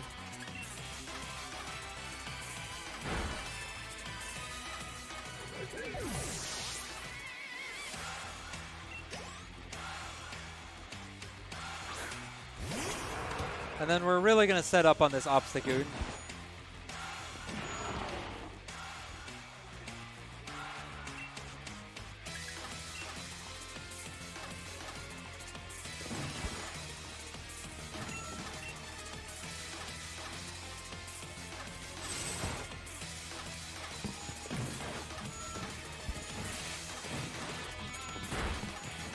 So Throat Chop does a fair amount of damage, but we can Earthquake from here. I really was hoping for not Obstruct. Obstruct is really annoying there. That means I have to go for Rock Slide on Skuntank. Other than that, it's fine, but it's kind of annoying.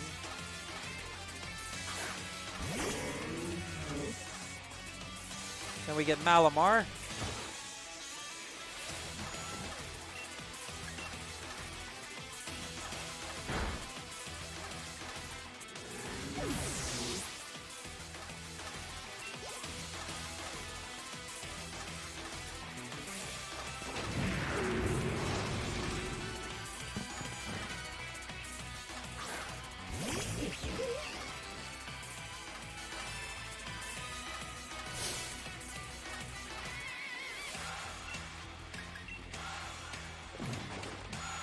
Sucker Punch does a lot of damage here.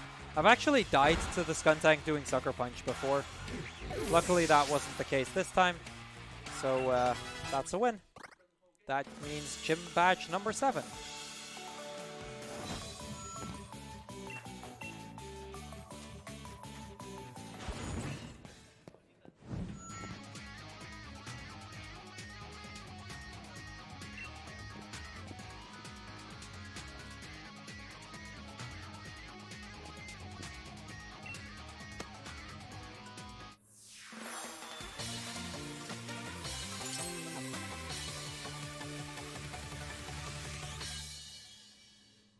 So everybody in Team Yellow is now sad because Pierce lost. And then the next challenge they're going to take is against his sister. Now, Pierce here suggests that Marnie takes over as a gym leader, because she's honestly more fitting. But she's like, yeah, no way, because that way I wouldn't have a chance to keep competing in the gym challenge. So she is not going to take over quite yet. They are going to open up the city. And with that, they can actually move to, or other gym trainers can actually move to fighting Pierce as well. But before we get a chance to, more stuff happens. Pokemon are randomly Dynamaxing. Again, it's not our job to take care of that. We're just trainers. We're just your random average Joe, or at least that's what it seems like. So the champion is going to take care of it instead. So not our concern. We are going to move on a little bit, check out what's going on.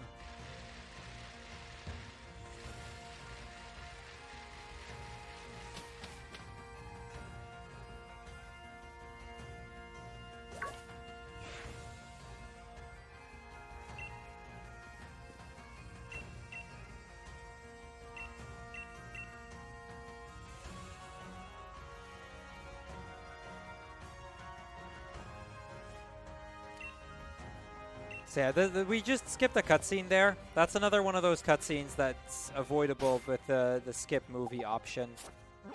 So we get to just avoid that, and we're just gonna fly into Hammerlock right away. Now, before we enter into the gym, we're gonna meet up with Hop, Leon, Sonia, and the Professor. Sonia, the Professor, and Leon are all doing investigations as to what's going on with the Pokemon randomly Dynamaxing. I mean, kind of part of their job. The Professor being a professor on Dynamaxing, and the champion being, well, the champion. And she suggests that it might be connected to the Darkest Day. And that's why Sonia is here, because she's been doing a lot of research on that.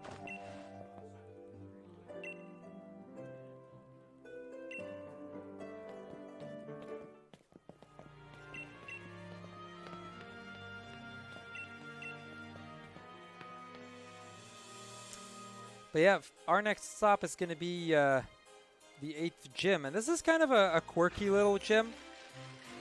This gym is all about weather. It's a dragon type gym, but its main focus is not so much the dragon typing, and there's actually quite a few non-dragon type Pokemon in this gym. Instead, it focuses heavily on the aspect of weather effects. So our first battle is going to be in rain, the second in sun, then one in hail, and then one in sandstorm. Which I think is a cool idea. They haven't done a lot of non-type specific ones. Also, this loading screen is long. It always is.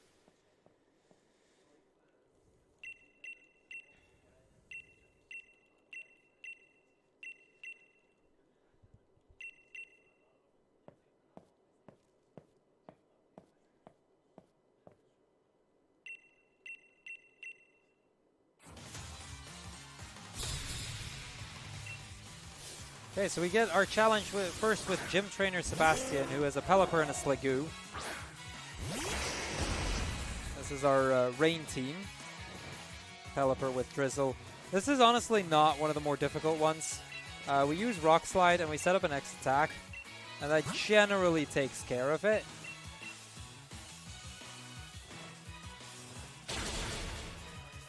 Sliggoo lived. That's the downside of having really bad attack. But we got a flinch on it, so we're honestly fine. I should just... Let me just do it like that, actually.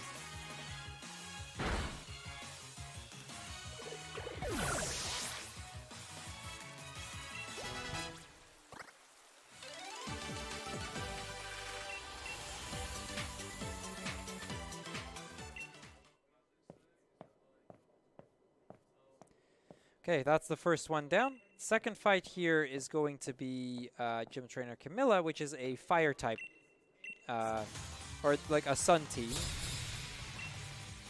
Now, because of our really, really good speed, I can actually opt to use an X defense on Arcanine, which will save me a heal menu after the fight.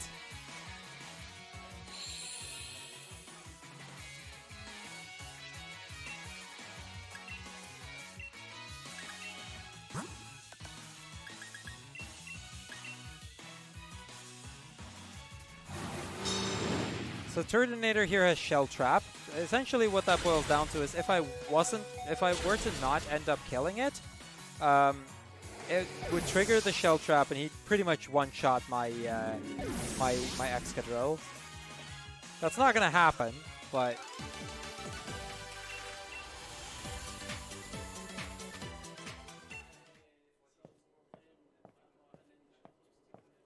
okay, third and last gym trainer that we fight. And this is actually the last gym trainer in the game. This is the Hail trainer.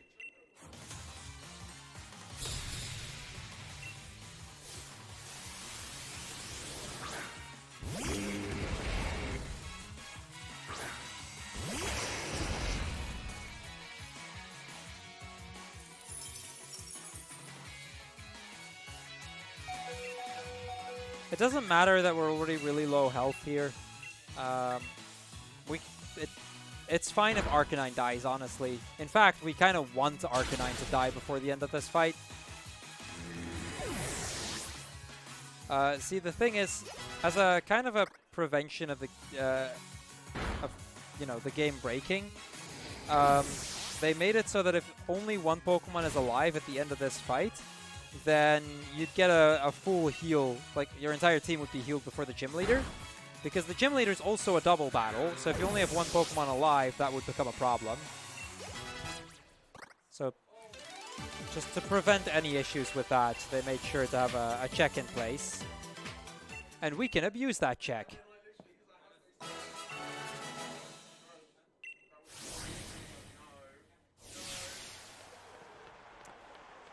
Okay, chat, it's our last time for the gym theme. So be sure to get your Sour Plus in if you haven't gotten a chance already. Because this is Raihan, the 8th gym leader of the game. We have Sand Rush, so that's really good. So we're in good shape for this at the start right away. Here we go.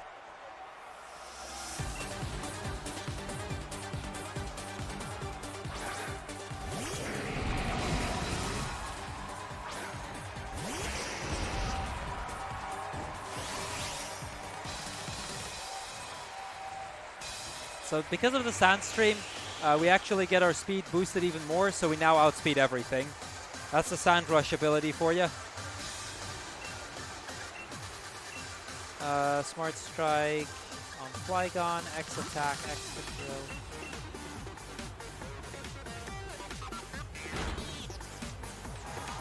There goes Flygon. That was a damage range, by the way, but a favorable one at that.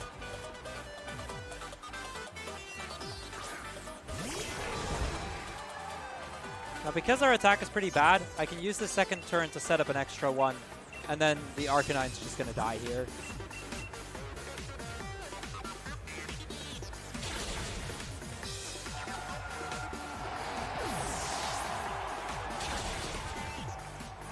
So that one-shots both of them. So now it's just Excadrill versus Duraludon. And it's going to be another G-Max Duraludon right here. But Earthquake takes quick care of it, honestly.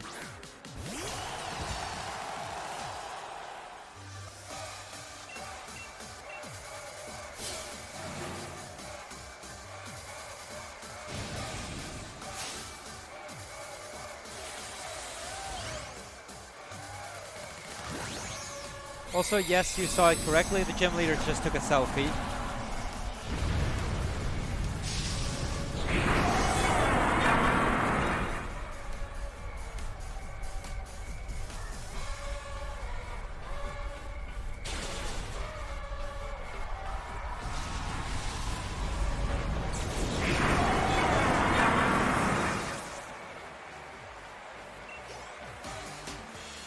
And that's it. That's 8 badges. With that, we have now gained we're now getting access to the league, to Winden.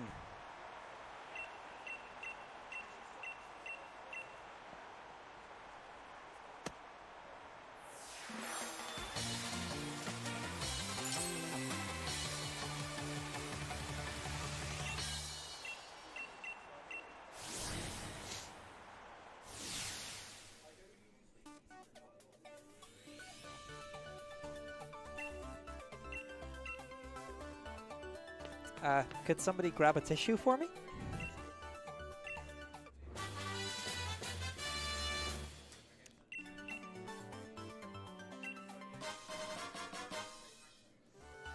Not sure how that happened, but...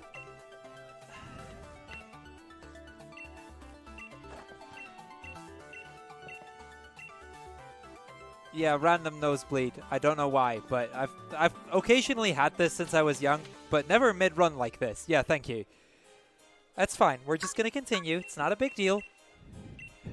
The timing is something else, yeah.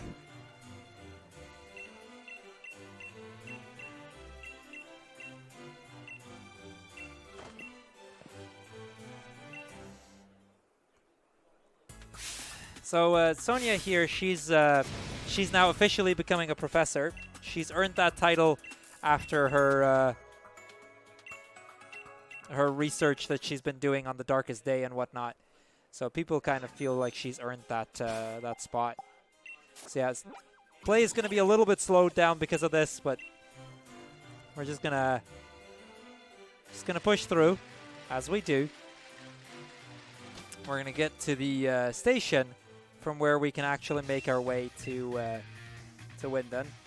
Okay, I think that's the worst of it.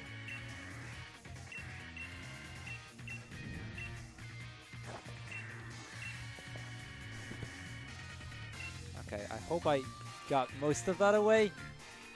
Seriously don't know how that happened, but that's a thing. So this guy now sells full restores. No, I kind of want to have more than that. Oh yeah, I'm okay. Yeah, Ergos. This is so basically ever since I was young, I've occasionally it's become pretty rare, but I've occasionally had just random nosebleeds. It's never really been to the point where it's become worrisome.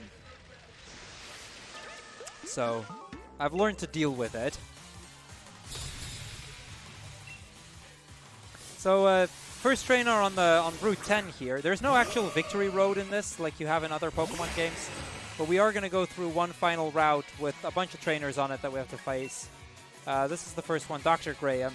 Gardevoir is just going to take an Earthquake to defeat, though. It's not hard.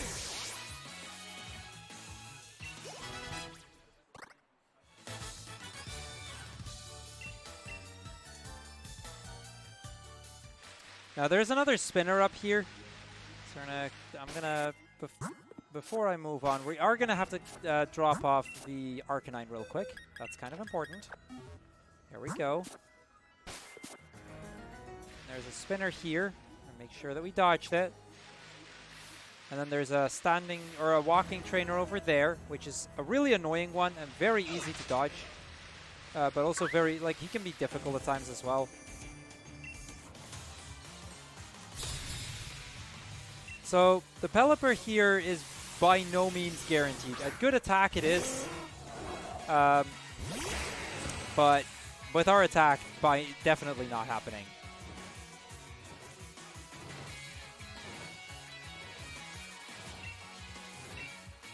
So it's probably going to take 2 hits. Yep, I figured as much.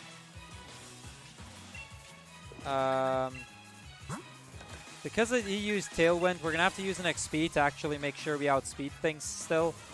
Roost is fine. I can deal with that. By the way, at chat, if you like Pokemon runs like this, and you want to see more Pokemon, I don't just run this one. I actually run pretty much all of them from Gen 1 through 8. I still need to learn Gen 6 and 7, but that's on the agenda to start on soon. So, you know, if you like Pokemon runs like this, be sure to hop into my channel and just drop a follow real quick. It's always appreciated. Okay, anyway, we defeat this guy. There's actually 2 trainers we can choose from here, and in an older route, we used to face the other one and used to use the Arcanine for it. But then we realized that this one was generally, or on average, it was faster to deposit the Arcanine and face this trainer instead.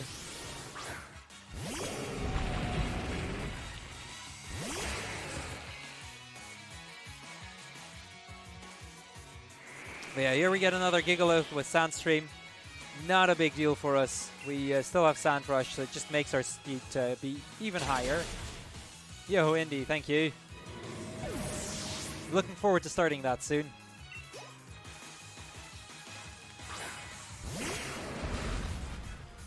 And then we get this this right on over here, easy one shot as well.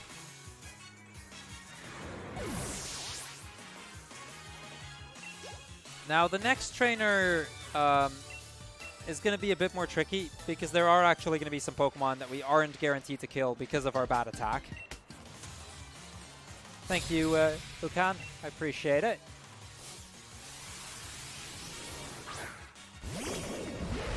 So he leads this Darmanitan. Darmanitan is not a big deal. We still outspeed it. This one's a guaranteed one-shot. We just use Earthquake, easy fight. The Phalanx, which is the second Pokemon, is by no means guaranteed to die. It's possible. It's definitely a range, but we'll see how it works out. There's also a chance that if we miss the range, that it'll still die to the hail. It just means it gets an attack off. We actually got it. Nice.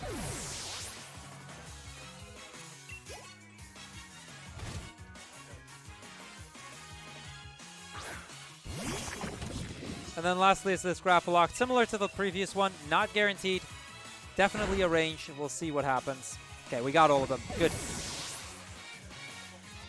That's definitely an indication that my attack IV isn't terrible. Even at low IVs, it still would have been a range, so we might have still been fine. Reason we deposit Arcanine, by the way, is because of that duo right there. Right now, I can just grab it again. That's the wrong menu. So we can actually put Fire Paw back in. I just needed to make sure that we dodged the double battle. And right here is Wyndon. The fight where the Pokemon Stadium is at, where the league is being held.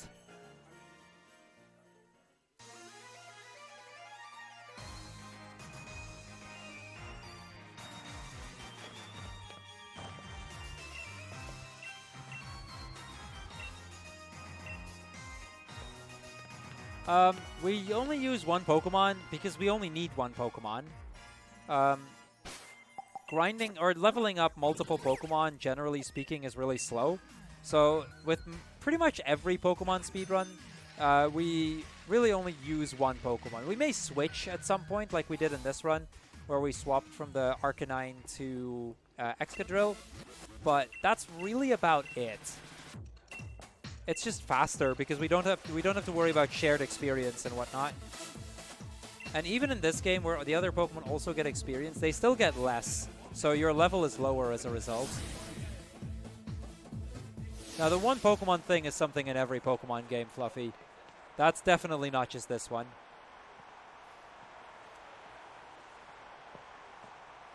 Okay, so time for the final gym trainers to face off against each other. Our first one is going to be Marnie. Let's see how that fight is going to go. I think I'm faster than Morpeko, so I'm going to skip the X speed and hope for the best.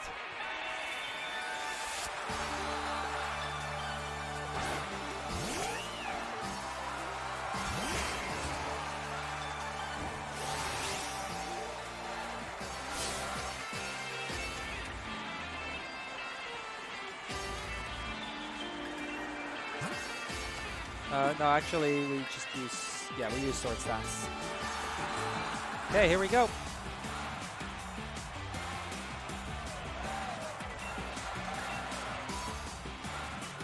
Okay, we didn't get Tormented, which is actually kind of surprising, because that tends to happen a lot in this fight.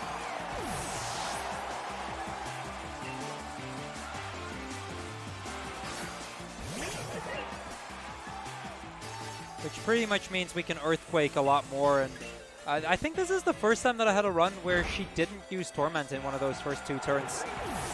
So actually works out quite well as a result. The only real advantage is that that means we don't have to switch to Smart Strike for Toxicroak and Grimmsnarl, which saves 2 turns and a super effective text box, but that's about it.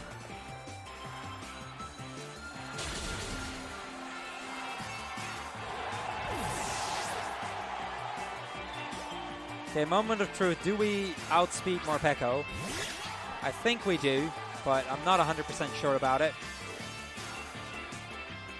Yeah, we do. Cool.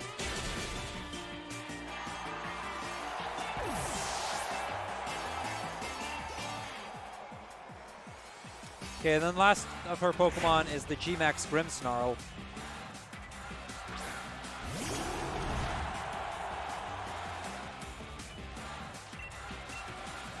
We can use our last Earthquake here to take care of that.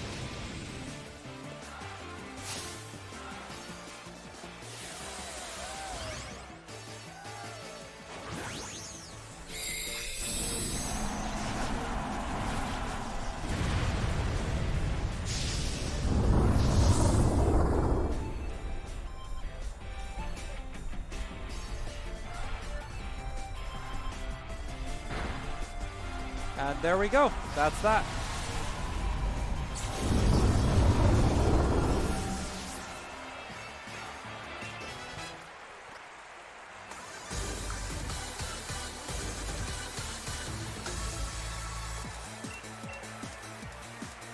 So now we're coming up on one of the fights that can, in theory, be scary. I want to say that you can't die there. It's incredibly rare, but it has happened in a run, and I have a backup strat for it now because I've died there before. I think it's even in the notes nowadays, but the Hop 8 fight has actually managed to kill me before. So we'll see what happens.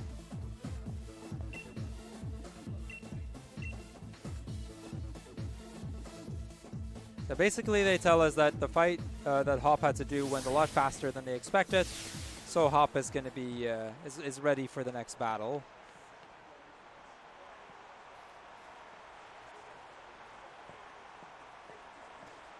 We are faster than Rillaboom at least, I think. So yeah, we're definitely faster than Rillaboom. So we should be okay here.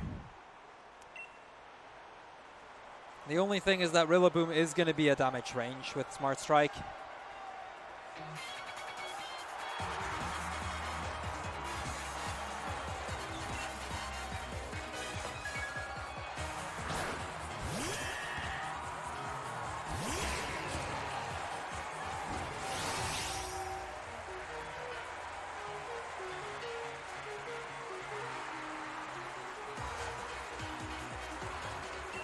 Okay, so we're going to set up our attack all the way to +6. It doesn't matter if the Double protects itself more. It's mainly just for the Rillaboom coming up.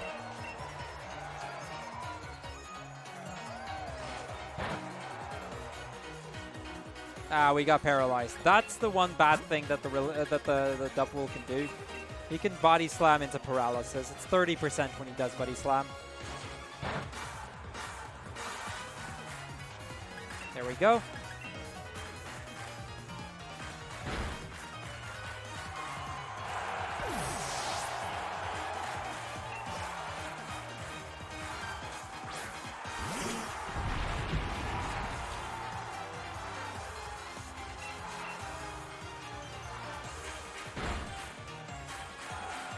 Snorlax, easy one-shot. The real risky one here, honestly, is this Corviknight. Corviknight has Scary Face, which can drop my speed by 2 stages, making me slower than a lot of other things. And the reason that's a potential threat is because Rock Slide isn't 100% accurate.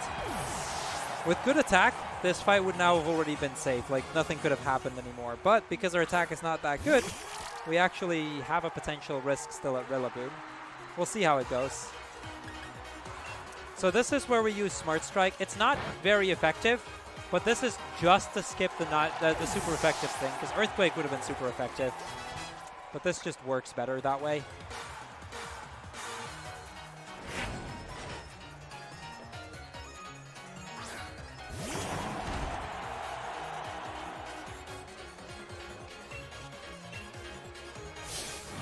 So he's going to Dynamax. Like I said, this is going to be a damage range. I think it's a reasonably favorable one, but we'll see.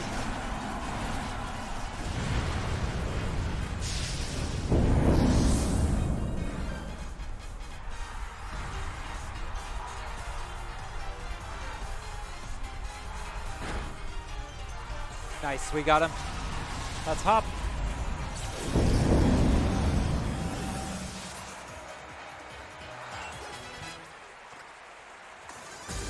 Now you might be wondering, we just finished the last trainer.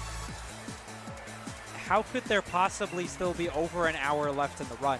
Well, you see, there's actually a kind of an evil team in this. It's not, evil team is a bit of a broad term here, but there is a team that we're still gonna have to fight.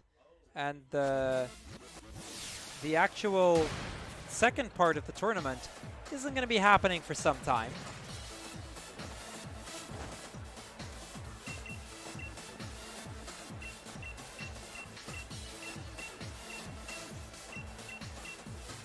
So Leon tells us that he's ready to face us. We decide, because the rest of the tournament isn't until the day after. So we decide that we're gonna head back to the hotel and we're gonna meet up for dinner with Leon.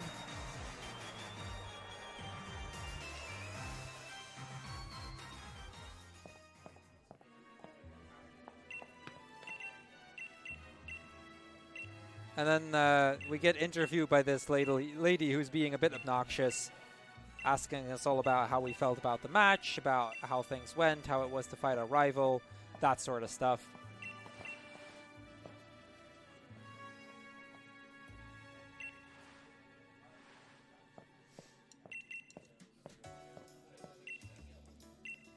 So yeah, eventually, like, dinner time comes around and Leon just doesn't show up.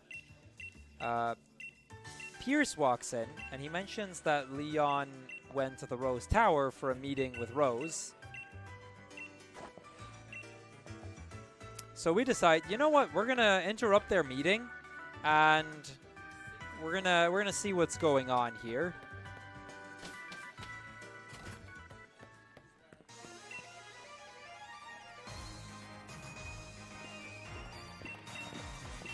Now, Team Yell is also going to join us going towards the Rose Tower and seeing what's going on and helping out Leon a bit. Oleana, however, she is not a fan of this plan. Only authorized personnel is supposed to be there. So what she does is she's going to give the key to basically to the thingy that would bring you there to one of her henchmen, and that henchman is then going to hide, instead of her just keeping the key with her.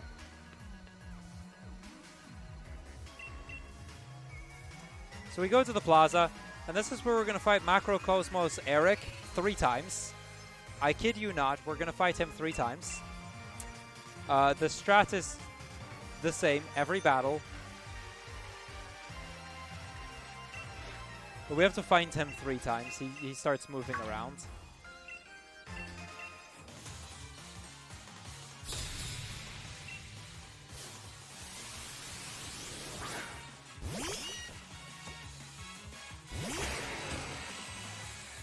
Now, we do get our own cheering squad, because Marnie and Team Yell are going to be cheering for us.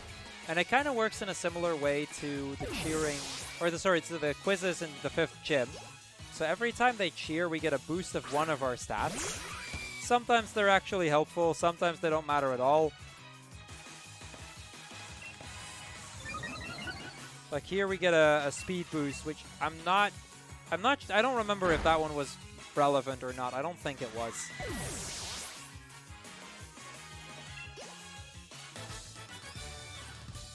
So we beat Macrocosmos Eric, at least for the first time. And he's gonna run off, as he does, because he's a bit of a coward. And then, well, we're just gonna go over here and talk to him again.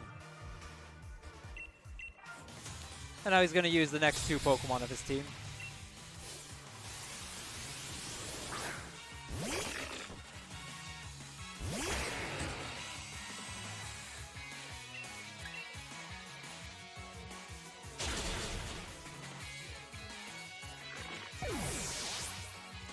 So we defeat the Mawile, no problem. And the second Pokemon is going to be Excadrill. So we're going to get a mirror match here, except I'm like a lot of levels higher. I think it's like 12 levels or something. So there's, okay, 9 levels higher. So yeah, he has no chance. Also, we get an attack boost, and I think this attack boost matters, although I'm not 100% sure.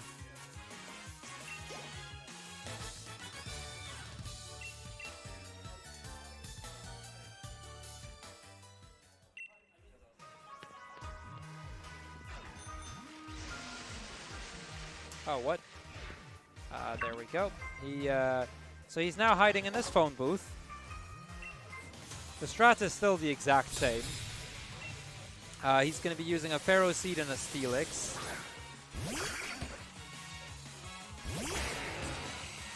Like, he didn't even evolve it into Ferrothorn, honestly.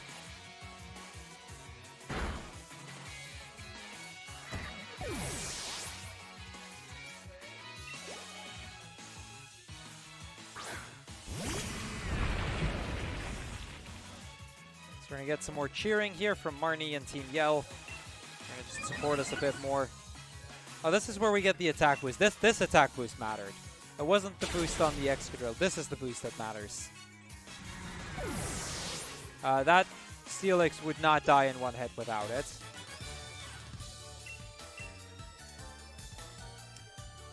By the way, if you want to plug anything, I suppose now is a good time. We're just... Okay, I'll just plug the fact that this event, of course, is to raise money for Young Minds, a charity leading the fight for a future where all young minds are supported and empowered, whatever the challenges. The donations today and tomorrow help to make sure young people get the best possible mental health support and to have the resilience to overcome life's difficulties. Last year, Young Minds HeadMeds website helped over 1 million people with straight talking advice and information about mental health medication. Their parents gave the helpline 77% saying they felt it was more informed about mental health after contacting the helpline. So again, like I said, your donations are supporting a very good cause. So we get to the place where we can now, because we now have the key, but then 4 of these officials, they decide to block the way so that we couldn't actually get past. So Pierce decides to do a surprise concert in the middle of the area, so that everybody starts running towards him and kind of runs over the officials that are blocking the path.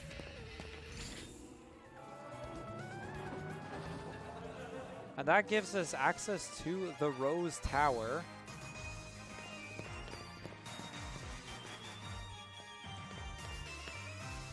Now, at the very top of this tower, that's where Leon and Rose are having their meeting. We figure it's our this is where we can actually jump in. I mean, we made it to the gym tournament like that. We're powerful enough. We can go to the top. Why not?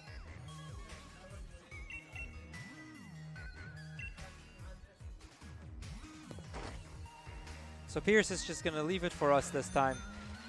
And off we go.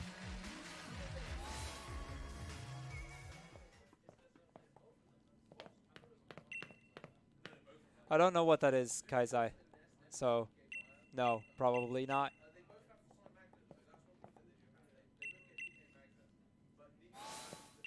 Now, before we actually get a chance to go up, however, this guy, he's going to stop us. Because, of course, the Macrocosmos people have been informed to not let us get to the not let us get to the top.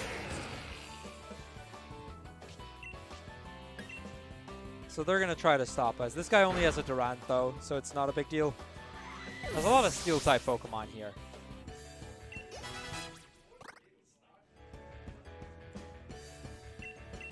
Now, but when it comes to the games that I'll be playing in the foreseeable future, it's mostly going to be Pokemon in preparation of the series race for this year. Every year for the past, this is going to be the 3rd year. During the summer, there's a race of every single Pokemon game back-to-back. It used to be Gen 1 through 5, but we're planning on seeing if it's possible to do Gen 1 through 8 this year. It's like, I think the game list is like 60 games or something. It's like a several week-long run, but it's really fun. So last year I came in second, so that was a fun race. That's also why I said, you know, if you like Pokemon runs, I run a lot of them. Do I have a favorite gen to run? Gen 2. Well, I'm still missing Gen 6 and 7, which I'll be learning next month. And at that point, it's basically all of them, yes.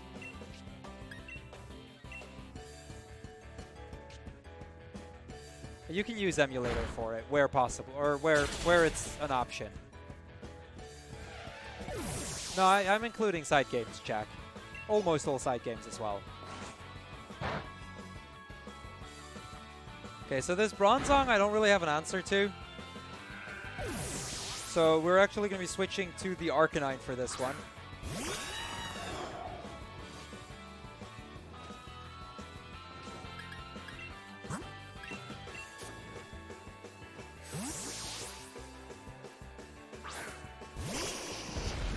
Because Flamethrower tends to just take care of this anyway. At least that's the general idea. We also have Flare Blitz as an option. Both should kill. Yo, Clover, thank you. Okay, so that's the first fight here. And that's also kind of like the only one that's actually kind of bad in the tower. All of the other ones are pretty straightforward.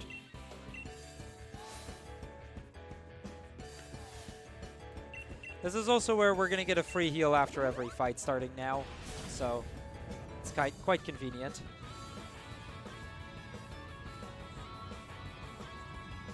So up we go with the elevator, but we're not quite at the top when it stops again because two more Macros Cosmos guys come running out, and they're gonna fight us again. I believe these two are from the insurance department or something. They mentioned something about that. Don't remember the details though.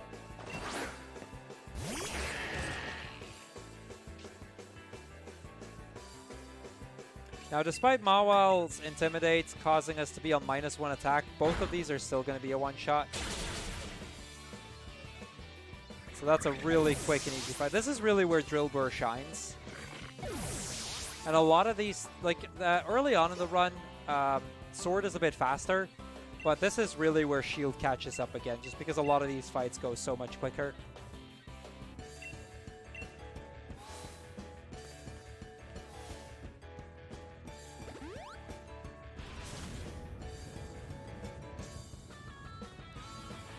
Okay, we've got one more stop that we're going to make along the way with Macros Cosmos people. This time, it's not guaranteed that we win on turn 1. Not by any means. It's pretty rare. But it is possible for me to win in the single hit. If we get a critical hit on Steelix, we finish on the first hit. If Dubwool does something to Steelix to actually kill it from there, it also does, but that's really rare. Our best shot is critting the Steelix. Yeah, that... Oh, the Stunfisk lived as well. Okay.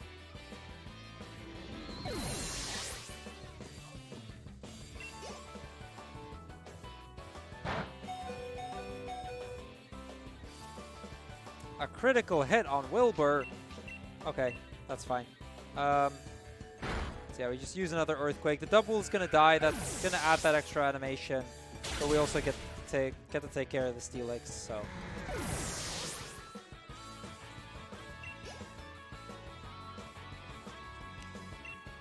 So at this point, there really aren't a lot of fights left. There's still a lot of story that we have to go through, but there's really not that many actual battles that we have to do anymore.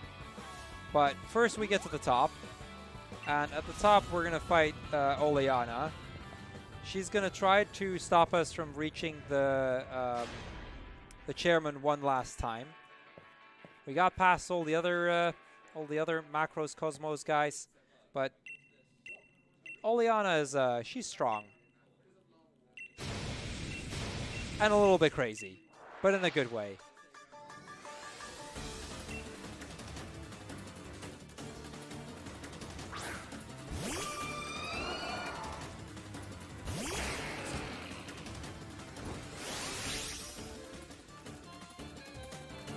going to start with a full heal. Or sorry, an X speed. I'm just reading my notes. We need to full heal in a bit because of the burn. We're in a sword stance. She's going to do a lot of damage with Hex, but that's not really a problem. Hex is more damage if you have a status effect like burn, but we have full restores, so I can heal it off right here. See, double team is not a big deal. This is where Smart Strike comes in. I mentioned when we got it that it's a move that always hits, and there's a few fights that it actually becomes really helpful. This is one of those.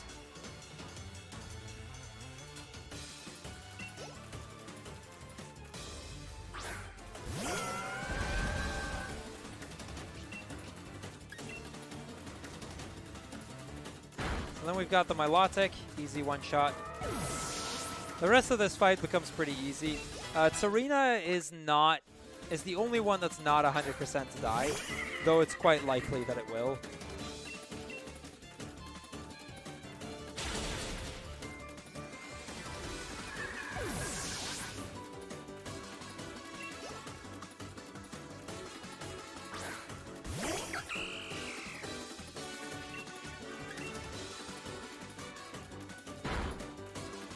Okay, we got the range on Serena, so that's nice. And then the Garbodor. Garbodor, even though it's a G-Max Garbodor, we're so strong that even at +1, we would still have been 100% to guarantee whatever my stats are.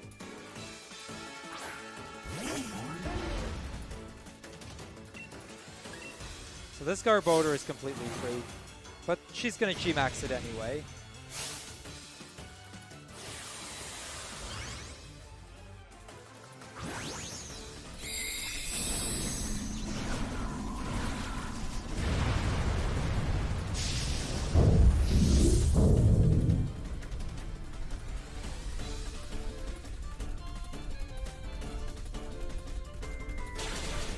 And there we go, that's Oleana.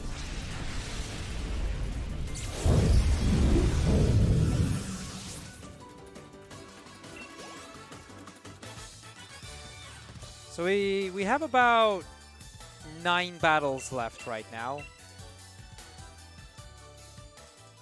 That's really all, because now we're going to go to the actual gym thing.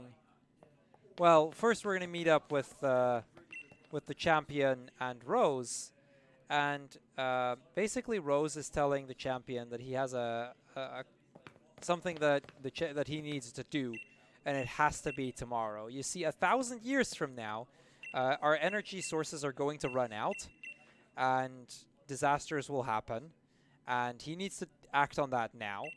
Now, Leon is like, I'll happily help you, but after the championship, you can wait a day. Yeah, he could not wait a day.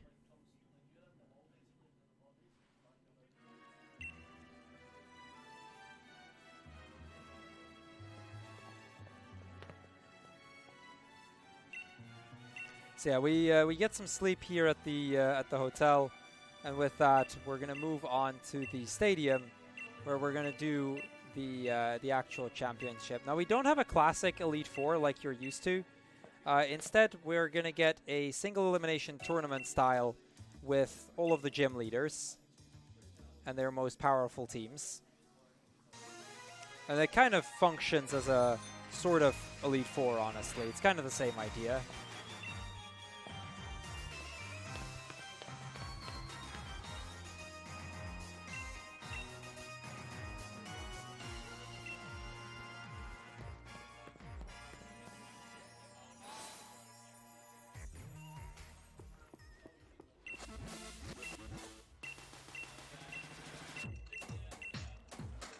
So yeah, we get to the stadium here and we meet up with all the gym leaders. They're all getting ready for their matches.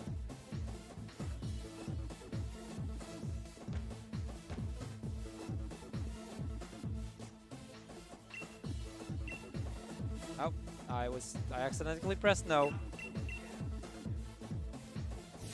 So we go into the opening ceremony of the last phase of the championship, basically. We get a bit of a surprise a surprise person showing up. You see Bede, who is now in training to become the new fairy type gym leader. He's going to challenge us to a battle. If he loses, he's happy to retire, but he wants a redemption, a chance for a redemption here. Now, after some debate, the champion allows it, and I don't know if it's the champion or the committee. I think it's the champion who allows it. So we get to fight Bede again.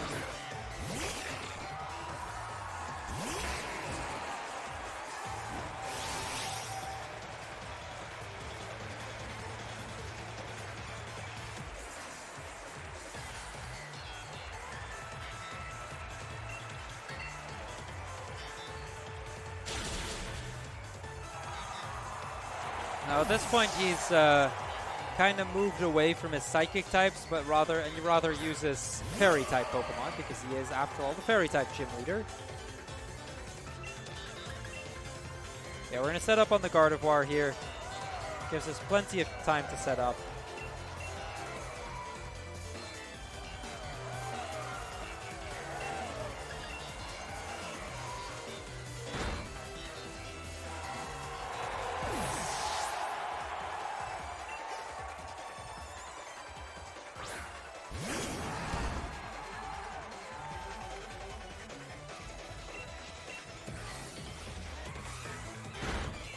Yeah, Rapidash goes down in one hit. We just have the Hatterene left.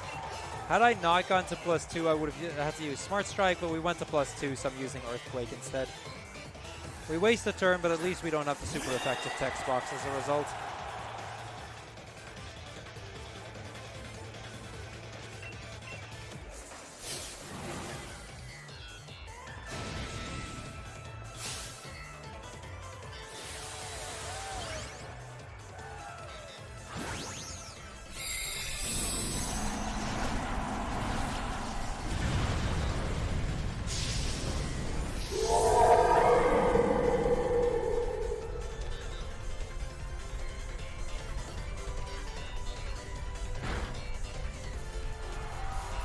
And there we go. That is the last Pokemon. That is the last Pokemon of Bede. And with that, we have now beaten him as well, and we are pretty much ready to go for the next set. So Bede at this point, he's pretty much ready to just quit Pokemon battling. That was what he said, but then the crowd starts to cheer that he should keep fighting. He's because he's a cool trainer and he showed he's powerful and whatnot, and that kind of convinces him to keep fighting. And he actually takes up, like after this point, he actually takes up the role as the 5th gym leader of the Galar region, replacing Opal.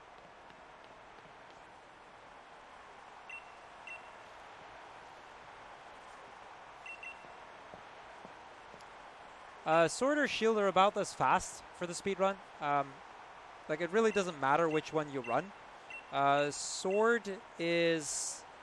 but the routes are very different. Sword only uses Sobble. We use Arcanine and Excadrill. Yeah, we get to fight Nessa again. And once again, Nessa is kind of a scary fight.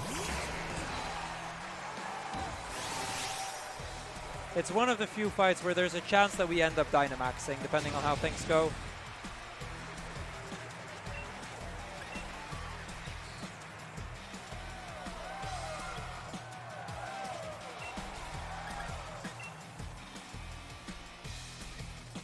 Oh, crap. So what happened there is I missed.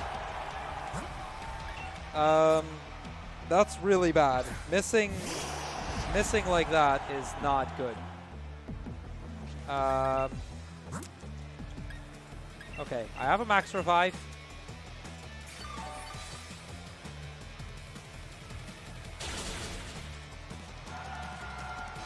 So yeah, remember how I said that there's a chance that we have to Dynamax?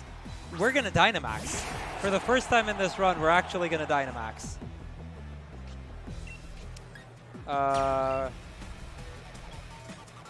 Using Max Rock Ball.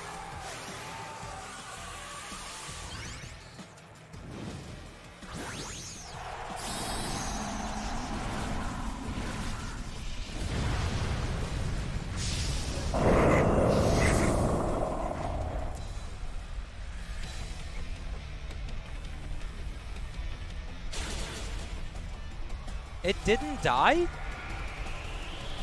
Oh boy. I mean, it's gonna emergency exit out, so we're probably fine.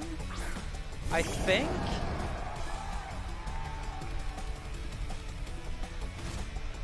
This is not a situation I've been in before.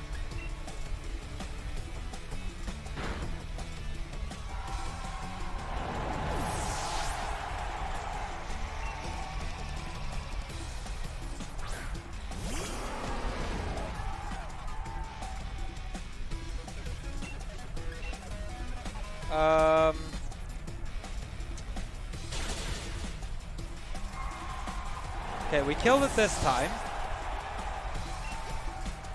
We're still not in a great position though. Seeking is gonna come out. And I'm gonna have to tank a hit. Simple as that. I just have to tank a hit here. Because I have to set up a sword stance.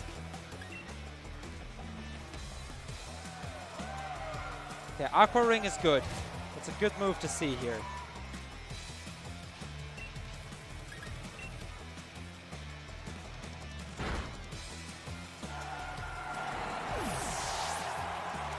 Oh, this has happened before, just not in any of my runs.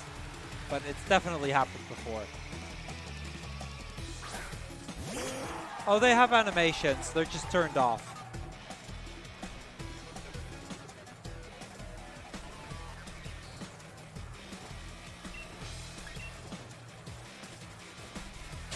Yeah, all of the G-Max moves have animations.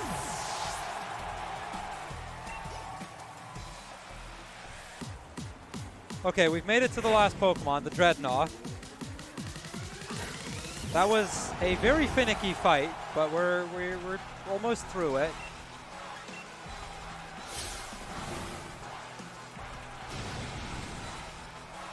Well, Ace, that's technically not true. There are Pokemon runs that have animations.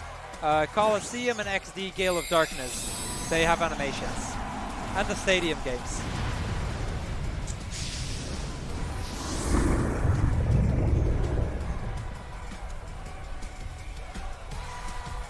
Yeah, I can read the chat, Axe. Well, I don't actively read it, but I try to follow along with it.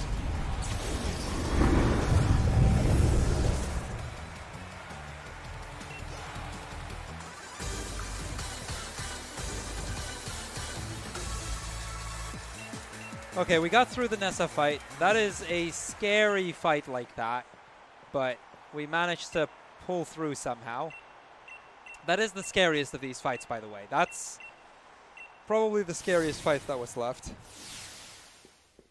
Our next opponent is going to be Alistair. We're going to fight him again.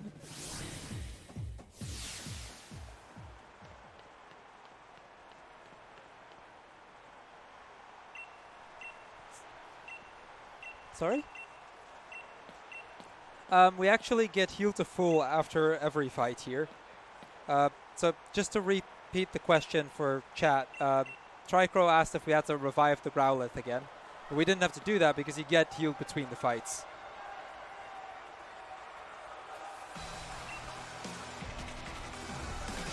Online marathons you often can. On-site it depends which one. Sometimes you can, sometimes you don't.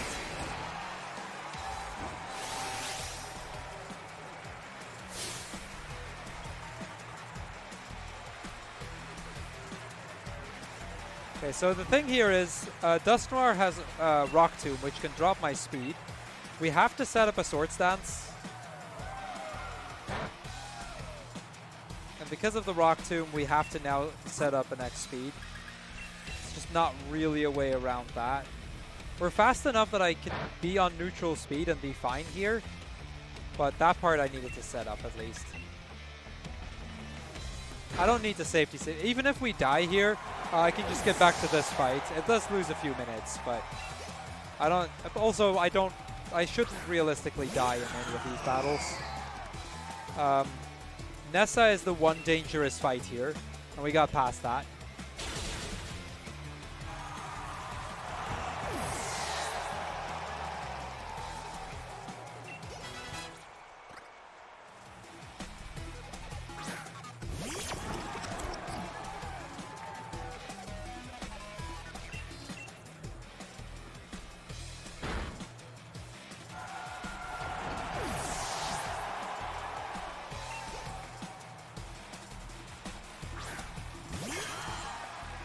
Okay, Ursula.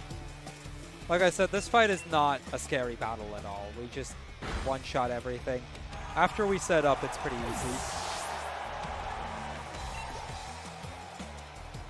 Okay, so we're gonna get to see G-Max Gengar once again.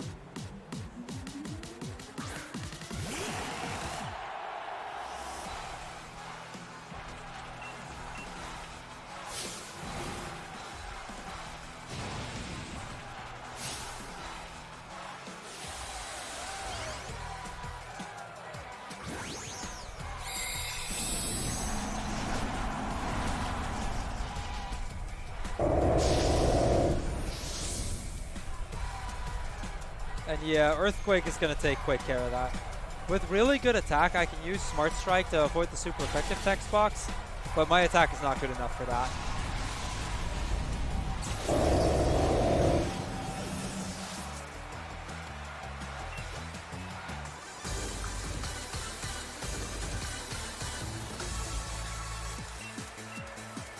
Okay, so we've got one more gym leader to go here, which is Raihan.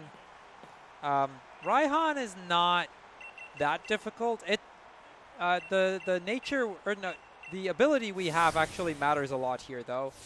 If we have Sand Rush, which we do, we can actually save a turn because I can set up the Swords Dance on Flygon rather than Torkoal or Turtonator.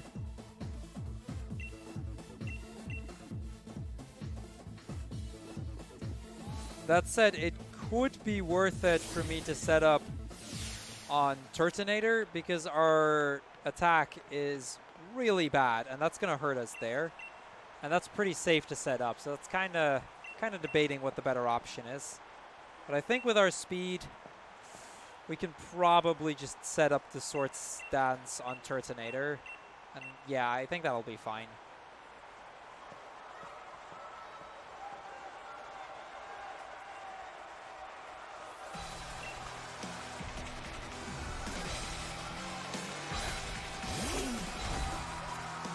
So he's gonna lead like this. This is definitely Raihan's weirdest fight, because he uses like 3 kinds of weather in this fight, and that's generally not how you want to build a weather team.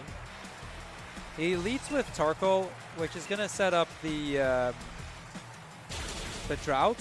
But if the Flygon stays in a turn, the first thing it'll always do is set up Sandstorm, which kind of beats the purpose of bringing Torkoal specifically for drought. So yeah, this fight is actually, because of that, I want to say it's easier than the first time you fight him.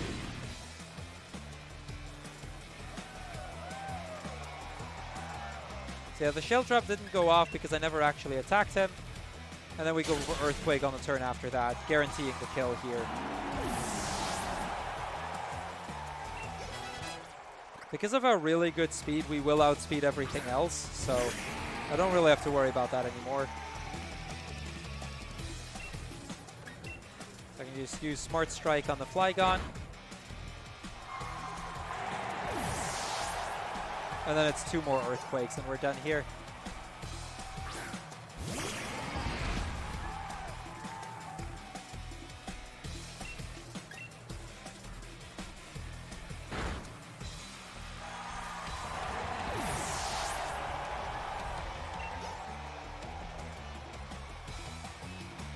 So the Sunlight fades here. He's going to send out his last Pokemon, the Duraludon. And at that point, we're pretty much done. There's 2 more trainers after this. So that's not to say time is anytime soon, but we should definitely go underestimate by a decent margin.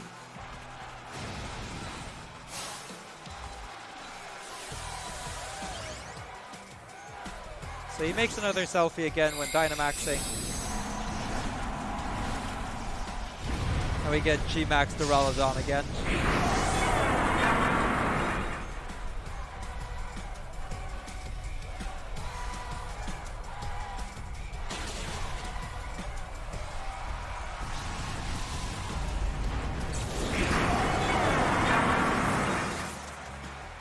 So with that out of the way, that means we've beaten the gym leaders. And essentially whoever beats all of the gym leaders in a single elimination format is the one who gets to fight the champion. And the winner of that fight is either the champion stays the champion or the winner becomes the new champion. Since we won, our next battle is with the champion. This is it.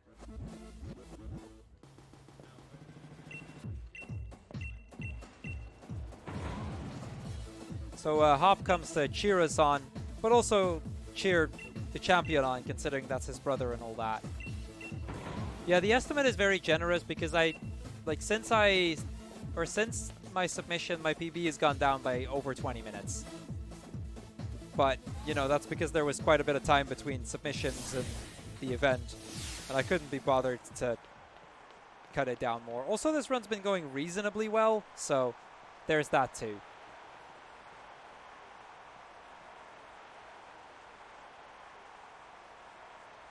So this is the champion. Winner of this fight becomes the new champion. But, well, no, actually, you'll see.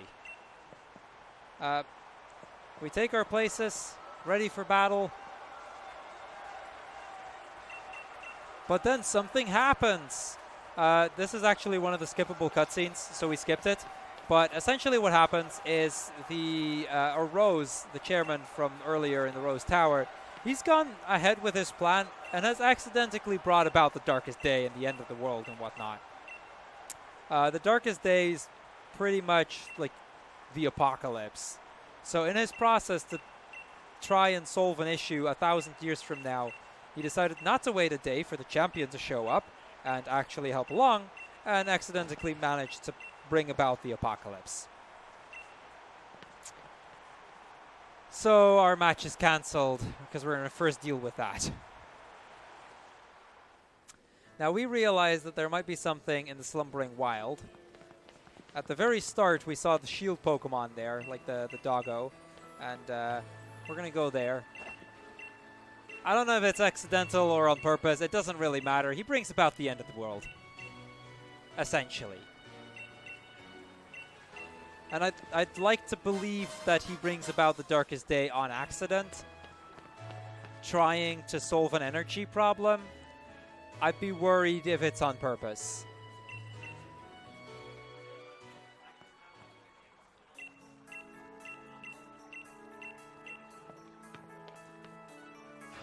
Okay, so here we go. And the Rookity spawned right in front of me. Hello, Rookity.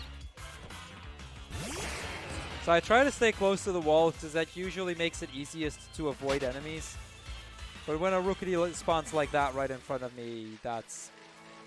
yeah. Oh, come on. That one I could have avoided, though. That's on me.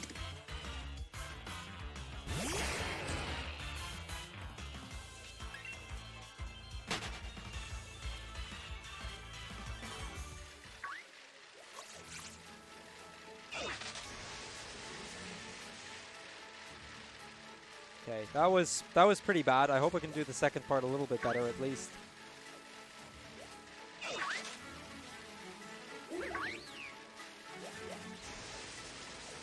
Okay, at least I did the second part well.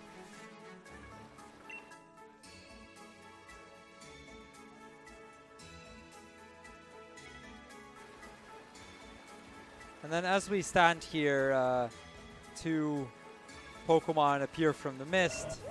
They're not the actual Pokemon, I think. They're like spirits of the Pokemon or something. It's weird.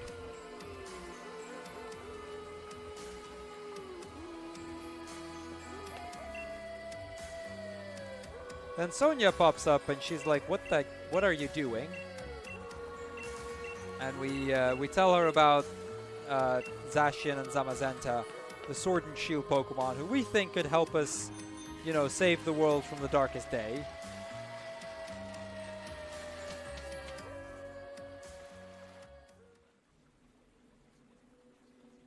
So we get to see that shrine that we actually saw on the tapestry in the restaurant in Circhester.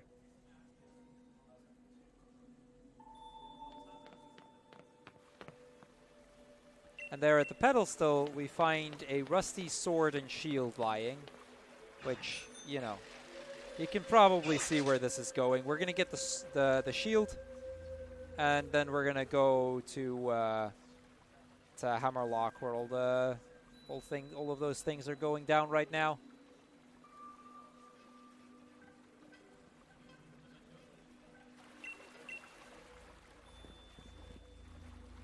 So we grab the shield because this is Pokemon Shield.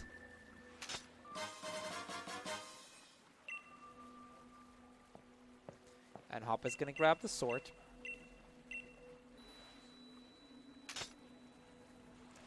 And now we can actually move on. Now, I can't actually fly from here, which is really annoying. But conveniently for us, Hop is willing to just lead us out and then take a flying taxi with us to Hammerlock so that we don't actually have to walk out manually. So we can just instantly warp there, which is quite convenient for speedrunning.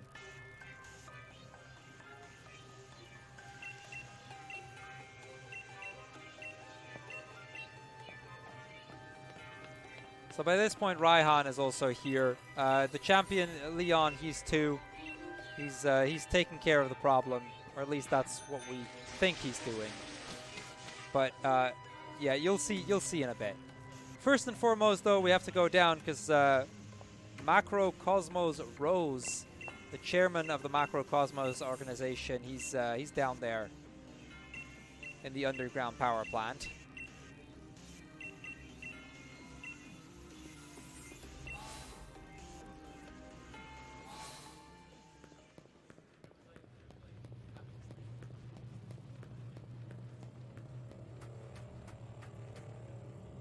Now, this fight in Pokemon Sword, if I recall, in Sword this is a reasonably difficult fight. In Shield, it's super free. We actually go for the second answer there, by the way, because it's actually faster. So that one was actually intentional to go for the second one.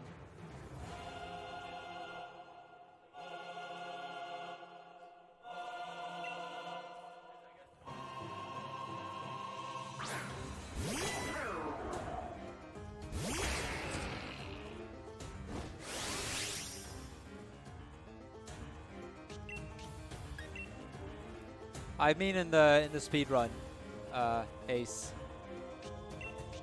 Like in the Sword speedrun route, I believe this fight is decently difficult, although I'm not 100% sure about it. I could be wrong. Yeah, here it's just Sword stance and then we start earthquaking.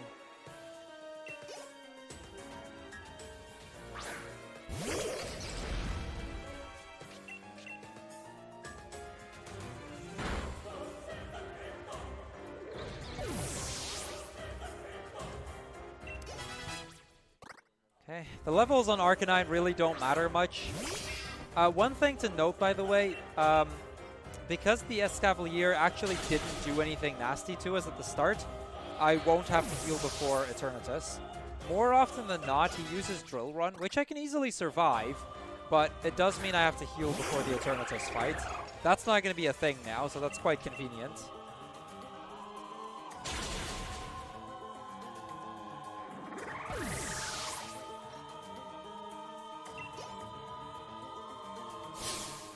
Okay, down to his last Pokemon, the Caparaja.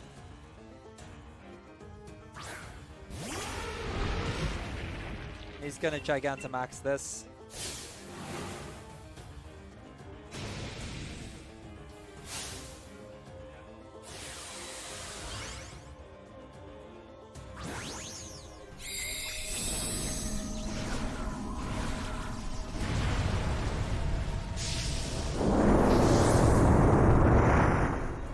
Like I said before, Dynamaxing is loud. But yeah, this is just an easy Earthquake as well. And there we go.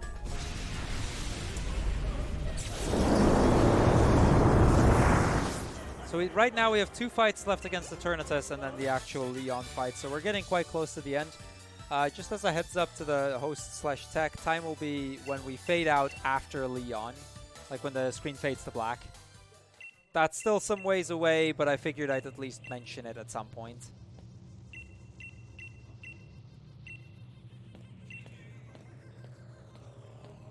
So Rose, he's gonna just talk a bunch. We're gonna go up there and support the champion and see if we can be of any help.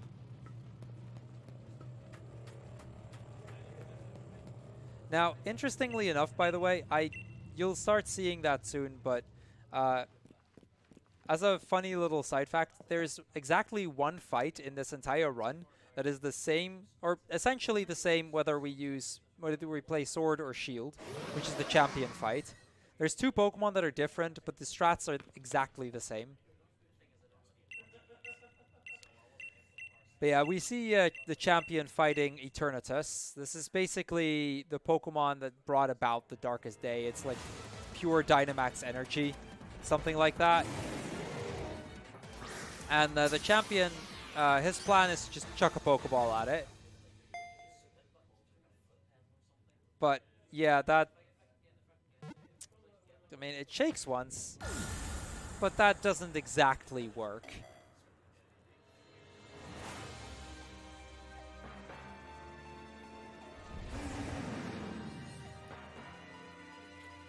And then the Eternatus decides to start, or decides to, or no, first we get the battle, then we get to Dynamaxing and the likes.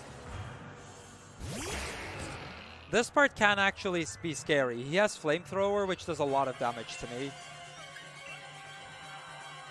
Okay, Dragon Pulse is fine. And we got the 1-shot. Nice.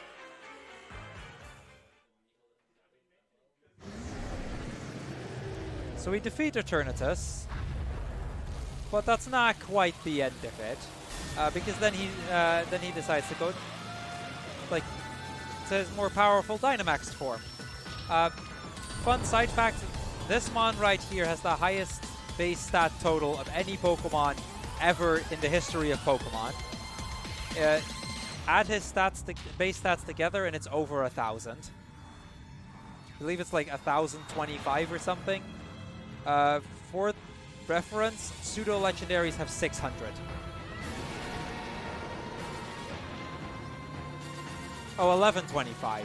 I thought it was 1,025. That works too. It's not over 9,000, no.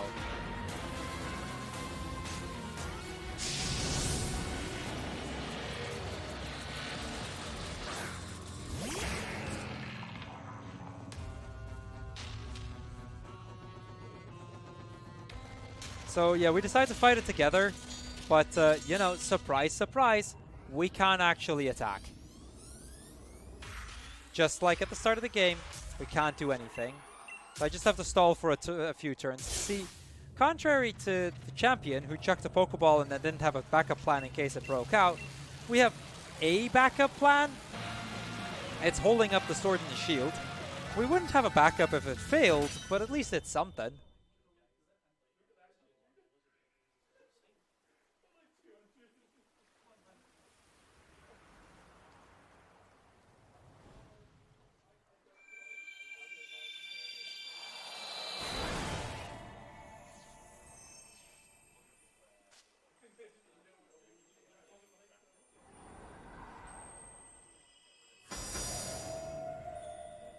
Well, in regards to the Dynamaxing being banned from tournaments, in current VGC, because VGC 2020 has started, like I've already watched some regional matches, Dynamaxing is allowed, because Dynamaxing doesn't actually change any of your stats, save for Eternatus, but Eternatus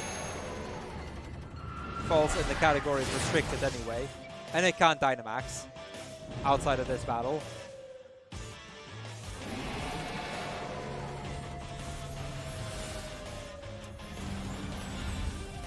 Yeah, the Sword and Shield take effect here, and that's gonna power up Zamazenta and Zaship. And it's battle time.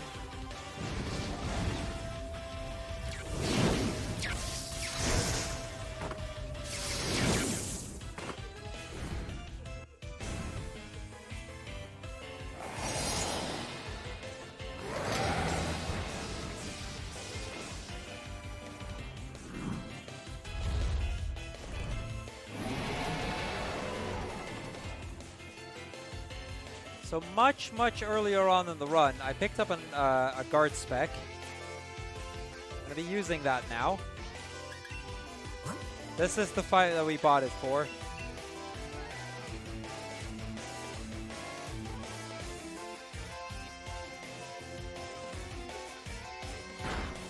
That's fine.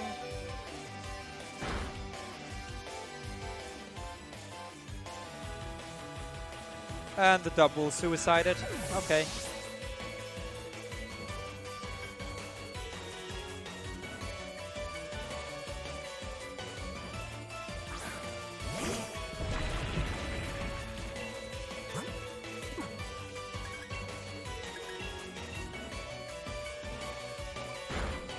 Now, really, Zacian and Zamazenta are the ones doing the big damage here.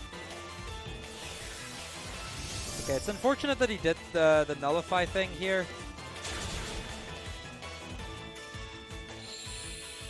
Because that means that our attack is going to go down a bit, which slows down this fight.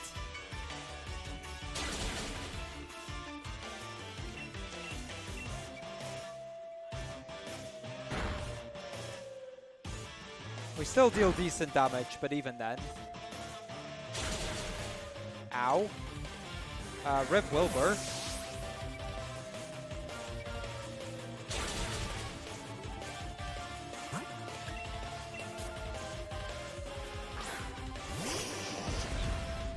Now, in order to play this fight safe, I have to use a revive here, so I'm going to do that, because dying here kind of sucks.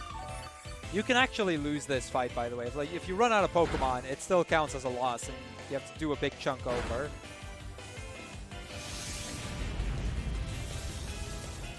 So yeah, then we defeat Eternatus, and we chuck a Pokeball. Now, there's actually, it's required to chuck a Pokeball here. If you don't have Pokeballs, the game will give you a Pokeball. If all of your boxes are full, it just adds an extra box. They've thought of this. There's no way to not catch this Pokemon.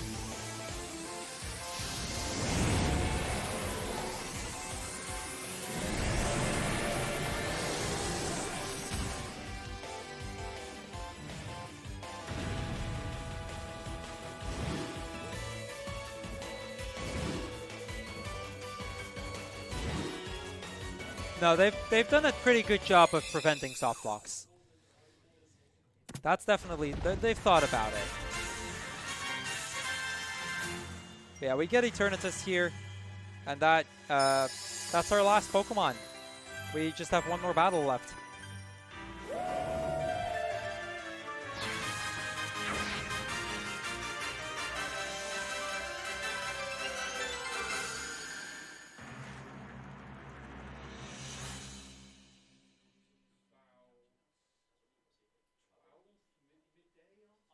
Yeah, it's 100% to catch.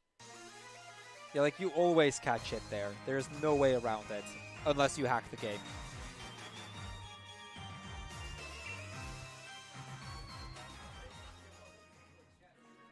So yeah, we get back to the hotel a day later. We've rested up, and it's time for us to head to the stadium once and for all.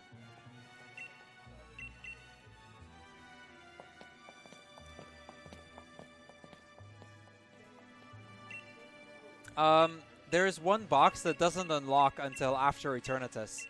That's how they protected it. You can have, I think, 23 boxes up to that point, and then the 24th unlocks only after you, or can only be unlocked after you've caught Eternatus.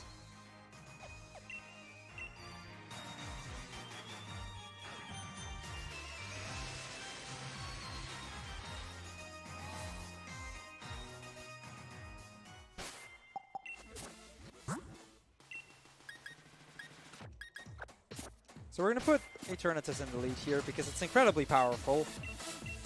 And with that, we're going to go into the championship here.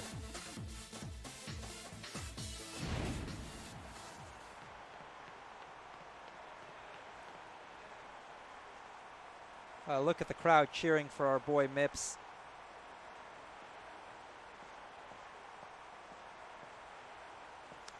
And yeah, this is it. As I mentioned before, Pazzy, I don't know if you heard it, but time will be on the fade out after this battle. So this is the one fight that's actually the same whether you speedrun Sword or Shield. X special attack, X speed, and then we just wipe the floor with this entire team.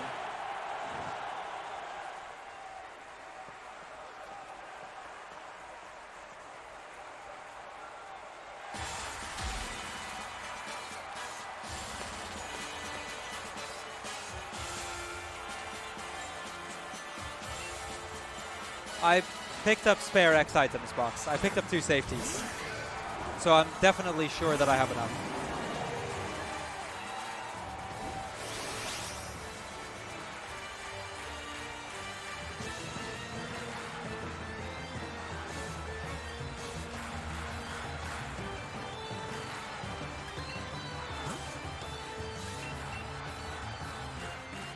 Okay, so there's our special attack. He uses King's Shield. That's good. X speed.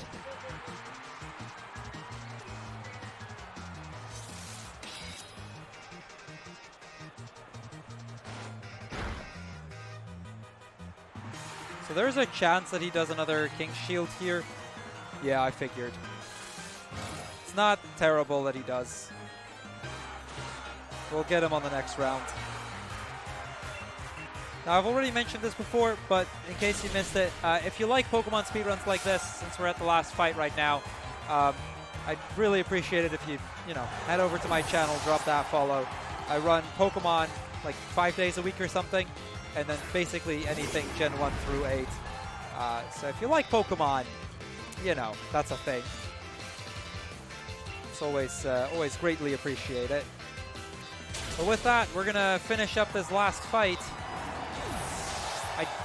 No, this isn't PB, I think. It's very close to my PB. That's pretty cool, honestly.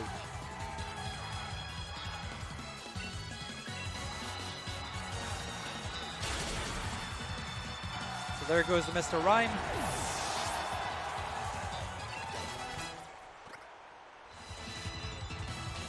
We're going to get Dracopult, Inteleon, and Charizard as the final 3.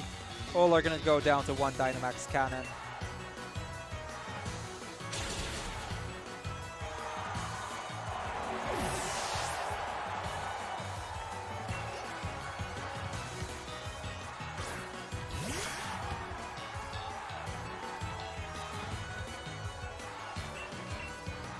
There we go, Dynamax Cannon on the Inteleon. So now there's just the Charizard left.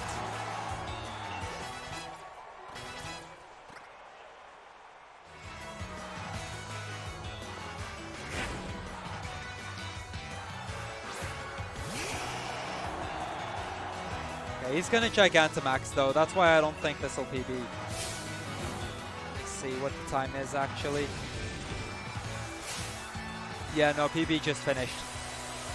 Yeah, 228.50. I had to check. I wasn't sure if it was 228 or 229. But that shows enough about how close this is. I'm quite happy with this run. I mean, considering we actually died on Nessa and struggled with the Drillbur catch and had a death on the same trainer that I died. Like, I had more deaths and I still went up about the same time. So that's good. Okay, get ready, Pazzy.